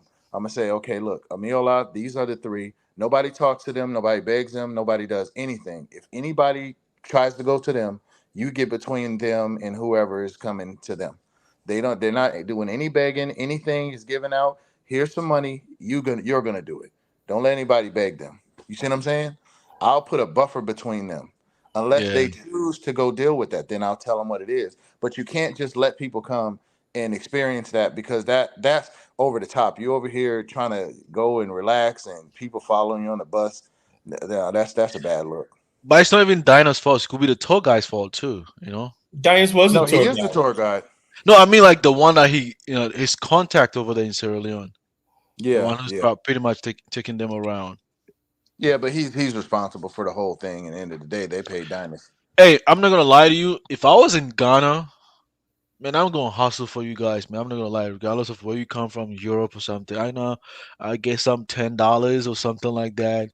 It can get me a long way, you know. People are gonna do that, you know. But the women, I tend to give them a pass because a lot of them they don't really know that much. This women dancing over there, they not that savvy like that. If you give them a couple of change, you just let them go. No, But if you give one, then the rest of them could pile and say, "Give me, give me." You know what I'm saying? Everywhere. That's the whole thing. Yeah, but you give one, like, let's say in Ghana, give them 100 It don't cities. work like that. They're Yeah. gonna fight over that shit. No, you tell them 100 cities, tell them to share among themselves, and that's it. Would Yeah, you but rather this get is the the thing. tire? Wait. Would you rather get the tire around your waist, telling you to get out my country? Would you rather get that treatment? It's like you have to pick and choose. Like, You know what? No, but this is the thing, though, Kofi. So I feel like what he said earlier was key. When you go into places like, remember when I'm telling you, I'm in obscure places in Nigeria, and they don't know I'm coming. Most of the time, they have no clue. Like most African Americans fit straight in Nigeria. There's so much diversity. You see what I'm saying? So they'll never really know who you are. They don't know you're coming. You get begged, but it's a lot of it is cultural. Some people will try to cheat you, but even a lot of that is culture. They'll feel like, hey, you ain't from around here. Even if you were from the next town, they'll try to get you. You know what I mean? Exactly. But when I you're in also a recognize. situation, though, where Dynas is bringing a bus of Americans, you have to put some safeguards in place because they're looking at this like a big lick. So it can't just be a free for all. You have to protect your people. You see what I'm saying? They Yeah, I think. realize that we're like the naive, like we're like the naive Yeah, but I think Africans. I think Mufasa has he knows the system, like he knows the African society better than I think Kala, you need Mufasa on your side. You got to be your Definitely, he your, knows it. your vice He knows president. it, definitely. He knows the nuances in those societies. I'm not gonna lie to you. Especially when you've been to a huge populated country like Nigeria. It's like you're even living faster than like what we are living in like Ghana. So Yeah, it's like yeah. No, you can see Nigeria is everything. crazy, especially Lagos, man. You been to I Kano love before? You been to Nigeria. Kano, Mufasa? Did you go to Kano? Yeah, I was in Kano. I went to Kano. Was there a lot of poverty over there when you went there? I didn't see it. Kano was the nicest, infrastructurally speaking. Their roads were immaculate. Everything was clean. The people were really laid back. You know what I'm saying? Um, I didn't go to any regular like neighborhoods though. I was Oh, in okay. like Nasarawa. I went to Okay, Nasarawa. I went to the museum. I went to the Emir of Kano's palace.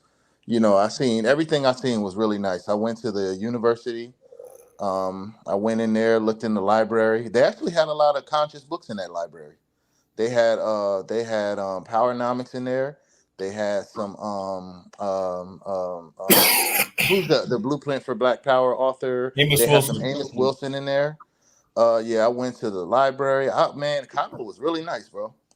Yeah. Kano was real nice, man. I went and ate at like some like kind of hole in the wall spots and stuff like that around the school, but everything I seen there was nice. Yeah, You yeah, know. yeah. Yeah, Mufasa, yeah, he knows, yeah. Yeah, yeah, yeah, he knows the nuances, in those societies. You can tell. I mean, when it comes to giving, it's something. I mean, you guys just, if you come from abroad, regardless whether you're from America or African diaspora, you gotta pay. Now, X let me amount ask of you. Let me say this: if 100%. those were men, right? Me personally, right? I'm not. If a woman comes up to me, and I know these women don't have much money, I'm not gonna say no. I'm a man, right? But these were women, and that's a really different. And some of these are older women, older black women. Yeah, but the older ones are the one that begs, though. I'm not gonna Oh give a yeah. No, man I'm talking nothing, about though. the women that were given that were being, accosted were older black women, from America. They come up Oh, with the idea of, okay, I'm part of the Temet tribe now and everything like that, and they're like, well, wait a minute here, something like this. That's a little overwhelming, overwhelming. You say I'm part of a tribe and like that, but men, if a few dollars goes a long way in Africa. Kala, Kala, Most men don't care. Kala. In Africa, like, I mean, the women too, they got it. Like, my mom, she doesn't just take care of us. We grew up. She didn't just take care of us. She take care of other people's kids. You know. But people like Cash. African women like cash like anybody They else. like show off, African women like show off, They like cash. They like stuff like that. And like Mufasa, I right said, or wrong, they like if it show was a off. bunch of, if that was a bunch of brothers on the bus, whatever like that, it'd be a different story. They'd be like, okay, these women, they got to feed their kids. That's how men are. That's our paternalistic instinct, But women, on the other hand, like If it was No. if it was younger Sierra Leone men coming on with their young muscles looking good, they would have threw that bag at them. Probably. Would have threw that bag. I mean, probably. I think at the end of the day, given the special circumstances, the tour guide has to protect. I've actually been in a situation like that. When I was in Haiti, I had a tour guide, and I went to there was the main market. I bought some really nice Haitian art there, and people were like bombarding me, bro. Like it was crazy. People was damn near about to fight over who was gonna sell to me, and my tour guide got on their ass and got them all in check and handled that for me. That's how you're supposed to do it. You see what I'm saying? You can't just sit there and let people just bombard you like that. But when you're traveling alone and people don't know, like, hey, there's a bus of Americans and stuff like that, um, if you don't want to give people money, man, you just got to get over that. What you really got to do is you use it to your advantage. Don't be just an idiot just handing out too much money, but you give out money strategically. Make sure people are doing things for you. Use the money to make your experience better. And then people will be happily and they'll serve you happily. And that's how you got to play it. But Mufasa, did they go to like tourist areas? Is So that it? I could tell you everywhere I went. I went to Lagos. I mean, I went everywhere, bro. Lagos, Oshogbo. I went to Abeokuta, Ibadan, Kano, Ilarogun. Man, I went to so many places. The only tourist areas I really went to, I mean, I went to some museums. I went to a museum in Port Harcourt. I went to a museum in Abeokuta. I went to museums and stuff in Lagos with Dinus when I was there. I went to Fela Kuti's shrine. So I was staying there, but I really, bro, I'm everywhere. I could stay anywhere. Did you go to like Borno State or no? Borno. No, I didn't make it Borno yet. That's the only place I haven't been able to go. I need When the I- right guide because Borno, you know how it is in Borno right now. It's going down. So When I went to Kumasi, the people there, they took care of me. I didn't have to spend a dime. My guy took me to the clubs. He brought me around some rich Ashantis. They was throwing money. They was pouring bottles, all that. They wouldn't allow me to spend no money. There's the culture. It's the culture. That's the key, right? In Cape Coast and Elmina, this tourist city. It's tourist central here. It's more touristy than Accra is. Yeah, Me. exactly. Just go next to the dungeons, and bam, like. Yeah, Kofi. The dungeons is a tourist side. They used to foreigners. They just gonna beg them. Yep. But once you start living in one area for a long time, people start to notice you. It goes from like a Bruni to like Boga. you get Boga is like Boga. it's an African that stayed in the West and then come back. Yeah. Like someone like me, I would But call then it Boga. I would call it Boga when I come to Ghana. and that says that look, the people know you African, but you just been abroad and you learning the language. So like I would say like Miniska. Miniska means I don't have no money. Miniska. So once you learn that once you learn how to say I don't have no money in each language, then you're fine. Yeah, but a lot of people hustle you guys because you guys are mostly around the tourist areas. But outside of that, nobody's gonna really hustle you for money, though. It's just you guys. When you go, you just go to the tourist areas. What do you expect? When I was in like the middle belt, they really did not beg like that, bro. And they wouldn't really cheat you on like in Yoruba land, Igbo land, or whatever. You always got to be like watching your back because everybody's always trying to get extra, blah blah blah blah blah. But like in the north, people were just like, if the price was 50 naira, it was 50 naira. It was so refreshing. Like I was like, bro, it was one dude. I was like, hey man, how much to go from here to here in this same accent and everything. After he finished understanding me, he was like, oh, it's 20 naira, which is basically nothing, bro. That's like a matter of cents. You know what I'm saying? I must have dated that dude like I might have gave him like damn near 500 naira or something. You know what I mean? I think I gave him like 400 naira or something. He's Just gonna for thank being you. honest, bro. Say what? He's gonna thank you too. Yeah, he was like, oh, you know what I mean? Just for being honest. I was like, damn. Then I realized, bro, these people, they're just more honest up here. He's gonna tell you There's like, there's what's also it? a sense of wherever you go, you have to break bread. Wherever you go, you Yeah, have true. to bring. When people invite you to their home, you got to bring something to their home. There's, and right, people everywhere you go, people have their own form of extorting you, and not to disrespect you, but to also to see where you match with them, where you match financially with them. Why Like should a what? person constantly help you if you're not going to turn around and help them? I And mean, Like an example. Can you give an example? I want to go to the Crips and Bloods in Los Angeles, but here the Paramountcy, you know, they not only do they want to sell you land, but shit, if you want to keep your land, you gotta do some more things. You almost have to be family. You know, you might as well get married. You might as well marry someone. But it's kind of on these levels. Like once people got you, they also want to keep you. They also want to see you as an asset. And I don't see no different from like with the Corleone family. I know that's a figmentation of the mafia family of the La Cosa Nostra, but it's true. You just can't be asking the Godfather for favors if you're not willing to lay down your life for him.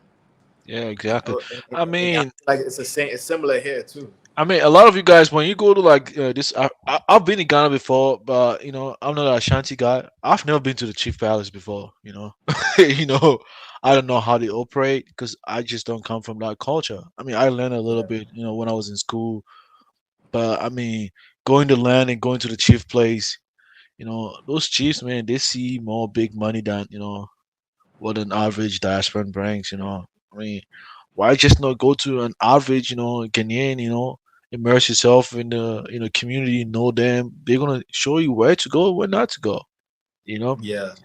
and try to avoid the big cities. You know, just like when I come to the U.S., I never like the big cities. I don't like staying over there. I don't intend to buy a home over there. I like the suburbs. The small towns where it's easy meeting people. I trust people around. Same thing. It's no different. It's no different if you go to the small cities in Ghana, Eastern region. It's that easy. Land $1,000 will get you a land. How And you don't far have to worry. how far are you from Seattle? How far am I? I would say like Seattle. I would say like 50 minutes, an hour drive. Minutes. Okay, so that's good. That's good. That's good. And you're right, man. Like not only avoid the cities, but can you even afford to constantly live in the cities? It's like No, I'm not staying in the city because I work for the. I work in the state capital, so stay in the city in you know Seattle how is. hard it was to stay in Harlem and to stay in Brooklyn with all this gentrification coming. Like you just find yourself kind of like moving either north, west, or south, which would be like Jersey. Yeah. But when it comes to making that money, you have to you have to deal with the city in some instances. Yeah, when I was in Chicago, even though I saw I had a lady over there. I was in downtown. I was in the south side of Chicago. She was a nice. I like her. She was she's a black girl. She just never wanted me to go outside. Don't go outside, and she was always protective of me. She said, "Oh, well, even when I was selling like sneakers, she's like, oh, why are you going outside without me? Don't do this. You don't know this place. And that's Yo, how I I knew. told my Like, friend, yeah, I that's told how my I knew. Nigerian friend, like, don't go Yeah, let's uptown all try without me. to wrap this up. Like I talking about old ladies and living in homes now. Carla, what's going on, brother? You have anything to say? It's we're coming up there and the hours. Carla, you Unmute. muted. Yeah, we're coming on 6 hours. Time to cut it. You guys got to be on more often, man. So next week you guys are gonna We're be talking about here. grandmothers and old ladies. Yeah. Concluding the show tonight, my final conclusion is this. Our closing argument is this: we've been through a lot. We've learned a lot. Mufasa's learned a lot. Kofi's learned a lot. All these guys in the BAO started me years ago when y'all had the experience on the continent and everything. We going forward, the Pan-African movement will never be the same. We can't look at Africa with rose-colored glasses because we now have the experience. We know what needs to be done, and we have to step it up to a higher level. At some point in time, the African countries have to engage us from a position of power and respect, like Kofi said. Respect, right? We're going to basically put our lives on the continent, everything like that. Then there needs to be municipalities. We need to have access to international loans, grants, whatever resources they have to sustain ourselves on the continent. And also, we need a position from the United States government. What do you think about our activities? Are you for or against? Wherever, then we can move forward from there. If the United States government says no, well, they're gonna say, "Oh, we have no problem with it like that." But we know that okay, we'll take that as word. And also, we need to start having a local governments, your congressional congressman, whoever your congressman is that you come from the United States, you should contact him and tell them what you're doing on the continent, because they can give you aid and assistance through the embassy. That I just realized, I found that out recently myself. They say how a U.S. citizen access anything in the world is their local congressman. There's an office that you can call and they'll help you out with any situation that you may have overseas. If you have a money problem, a development problem, or anything that happens on the continent. And I don't see many African Americans doing that. They go in there just willy-nilly. And so we have to step it up. If we got to build real infrastructure and everything like that, we have to use what's available to us. We're in the United States. We're U.S. citizens. Let's use that to our advantage for the time being. Now, the end goal is in Afrikstan. One day today, we'll have a nation of our own. We don't need the United States, but that's not where we are right now. So that's what I wanted to say. And like I said, don't give up your standard of living and everything like that, because as we see now, Africa is not ready for that yet. It'd be nice if it was, but it's not. Keep one foot in America, one foot in Africa, and navigate it from there. I will appreciate you, brother. So that's it, man, and family. That's our Liberia and Morocco journey, March 29th to April 9th, 2024. So we're getting ready for that one. But brothers, if you want to say anything in closing, go ahead, and then we're just gonna wrap it up. It's coming up on 6 hours. Follow me at Crew Product, COUPRODUC, Crew Product.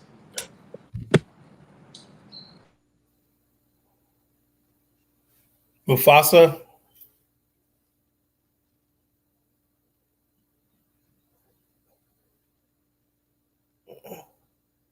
Zango. Anybody?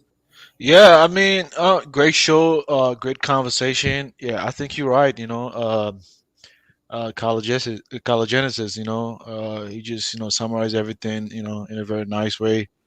I think you don't have to give up, the living standard that you have for some, fantasy that you have in Africa. The reality is real over there, I think you can still, have your passport, enjoy, the privilege of being in America, having access to the capital in America, and then, using that to finance your lifestyle over there. There's nothing wrong in doing that, I mean, but that's asking too much for these people who wanted us to bum rush. I call the bum rush the coast Negroes. We need to bum rush the coast, bum rush the coast. Bum rush the coast. We can't be bum rush the coast Negroes.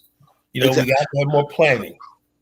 Yeah, and then Kala, I mean, all the Negroes, you guys, you don't think alike. You have a different lifestyle. Even when I came over here in the US, I don't roll with a lot of Africans. I have different tastes. I have, what I like, they don't like, They like, sit down, speak a lot of, local language all the time. I want to learn a lot about the society where I find myself in. I want to elevate quickly. I don't want to spend that long trying to navigate my way over here. So I want to adapt, in the greater society, and that's what I do.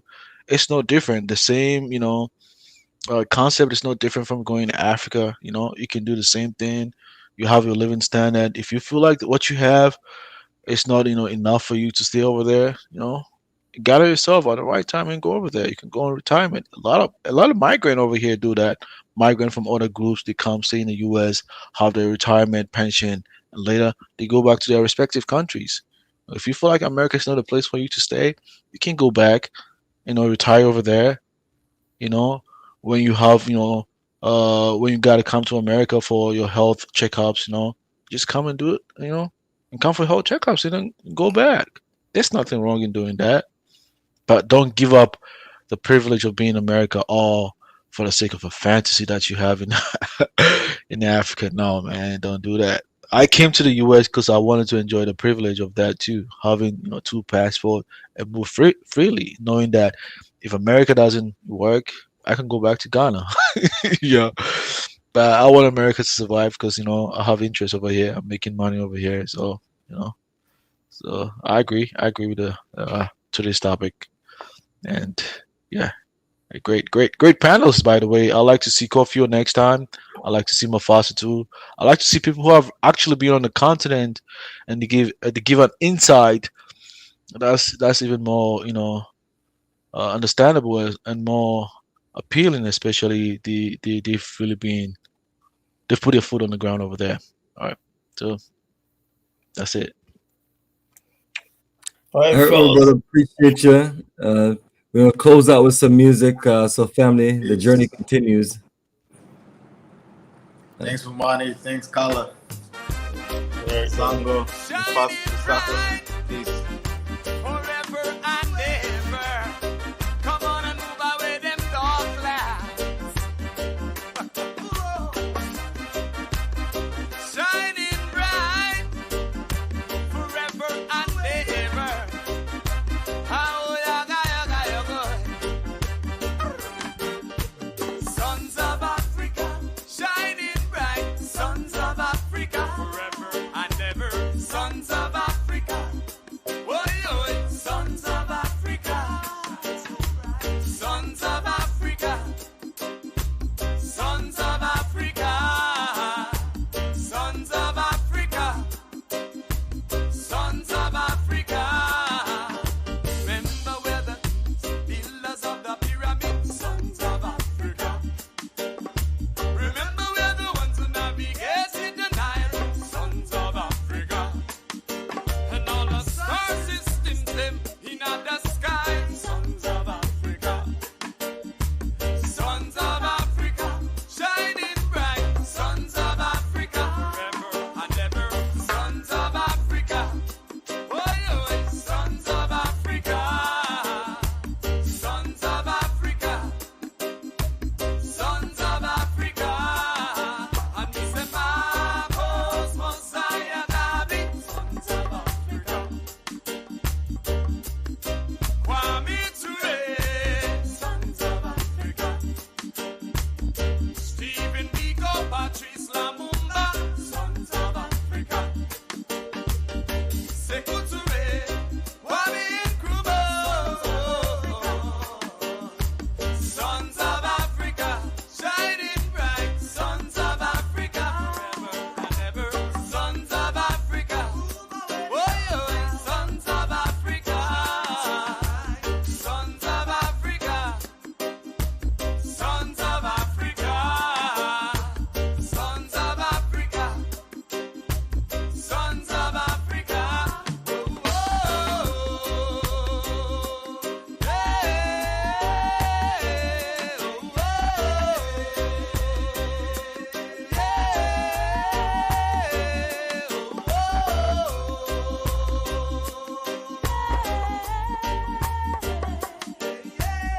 Kings of Europa and Asante, sons of Africa. Mensa Musa Danga Timbuktu, Rwanda and Kenya and Danga Congo, Ethiopia, Kemet and Nubia, sons of Africa, shining. It was the year 1957. The African Republic of Ghana regained their independence from colonial forces under the careful leadership of the Honorable Dr. Bomani in Cuba. Blessed by His Imperial Majesty, Haile Selassie, Kadamawi, Kadamawi, Kadamawi. Hey, hey!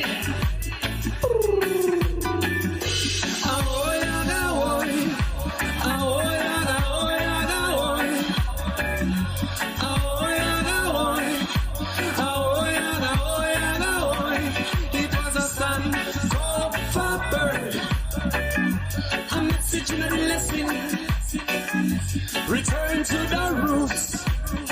Come get your truths and your blessing, blessing. Son, go forward. A message and a lesson. Return to the roots. Come get your truths and your blessing, blessing. United we stand, and we standing strong. From the examples of Ghana, got to be working together. Black star, black generation. Ice, gold and green. Life, color, life, liberation. There can be cross. Symbols from creation. It was a sun, go bird. A message and a lesson. Return to the roots. Come get your truth and your blessing, blessing. Son, go bird. A message and a lesson. Return to the roots. Come get your truth and your blessing, blessing. Return to your roots and get your blessing. Return to your roots and get your blessing, blessing. Return to the roots and get your blessing. Return to your roots and get your blessing. The call and response. Rhythms of Jimbe and Kete. Sounding far and distance. Regenerating vibration. From corner to curb. The million voices are heard. Ahoy, ahoy. Ahoy, ahoy, ahoy. It was a sun, called for bird. A message and a lesson. Return to the roots. Come get your truths and your blessing, blessing. Sun, called for bird. A message and a lesson. Return to the roots. Come get your truths and your blessing, blessing. Return to your roots and get your blessing. Return to your roots and get your blessing. Return to the roots and get your blessing. You must return.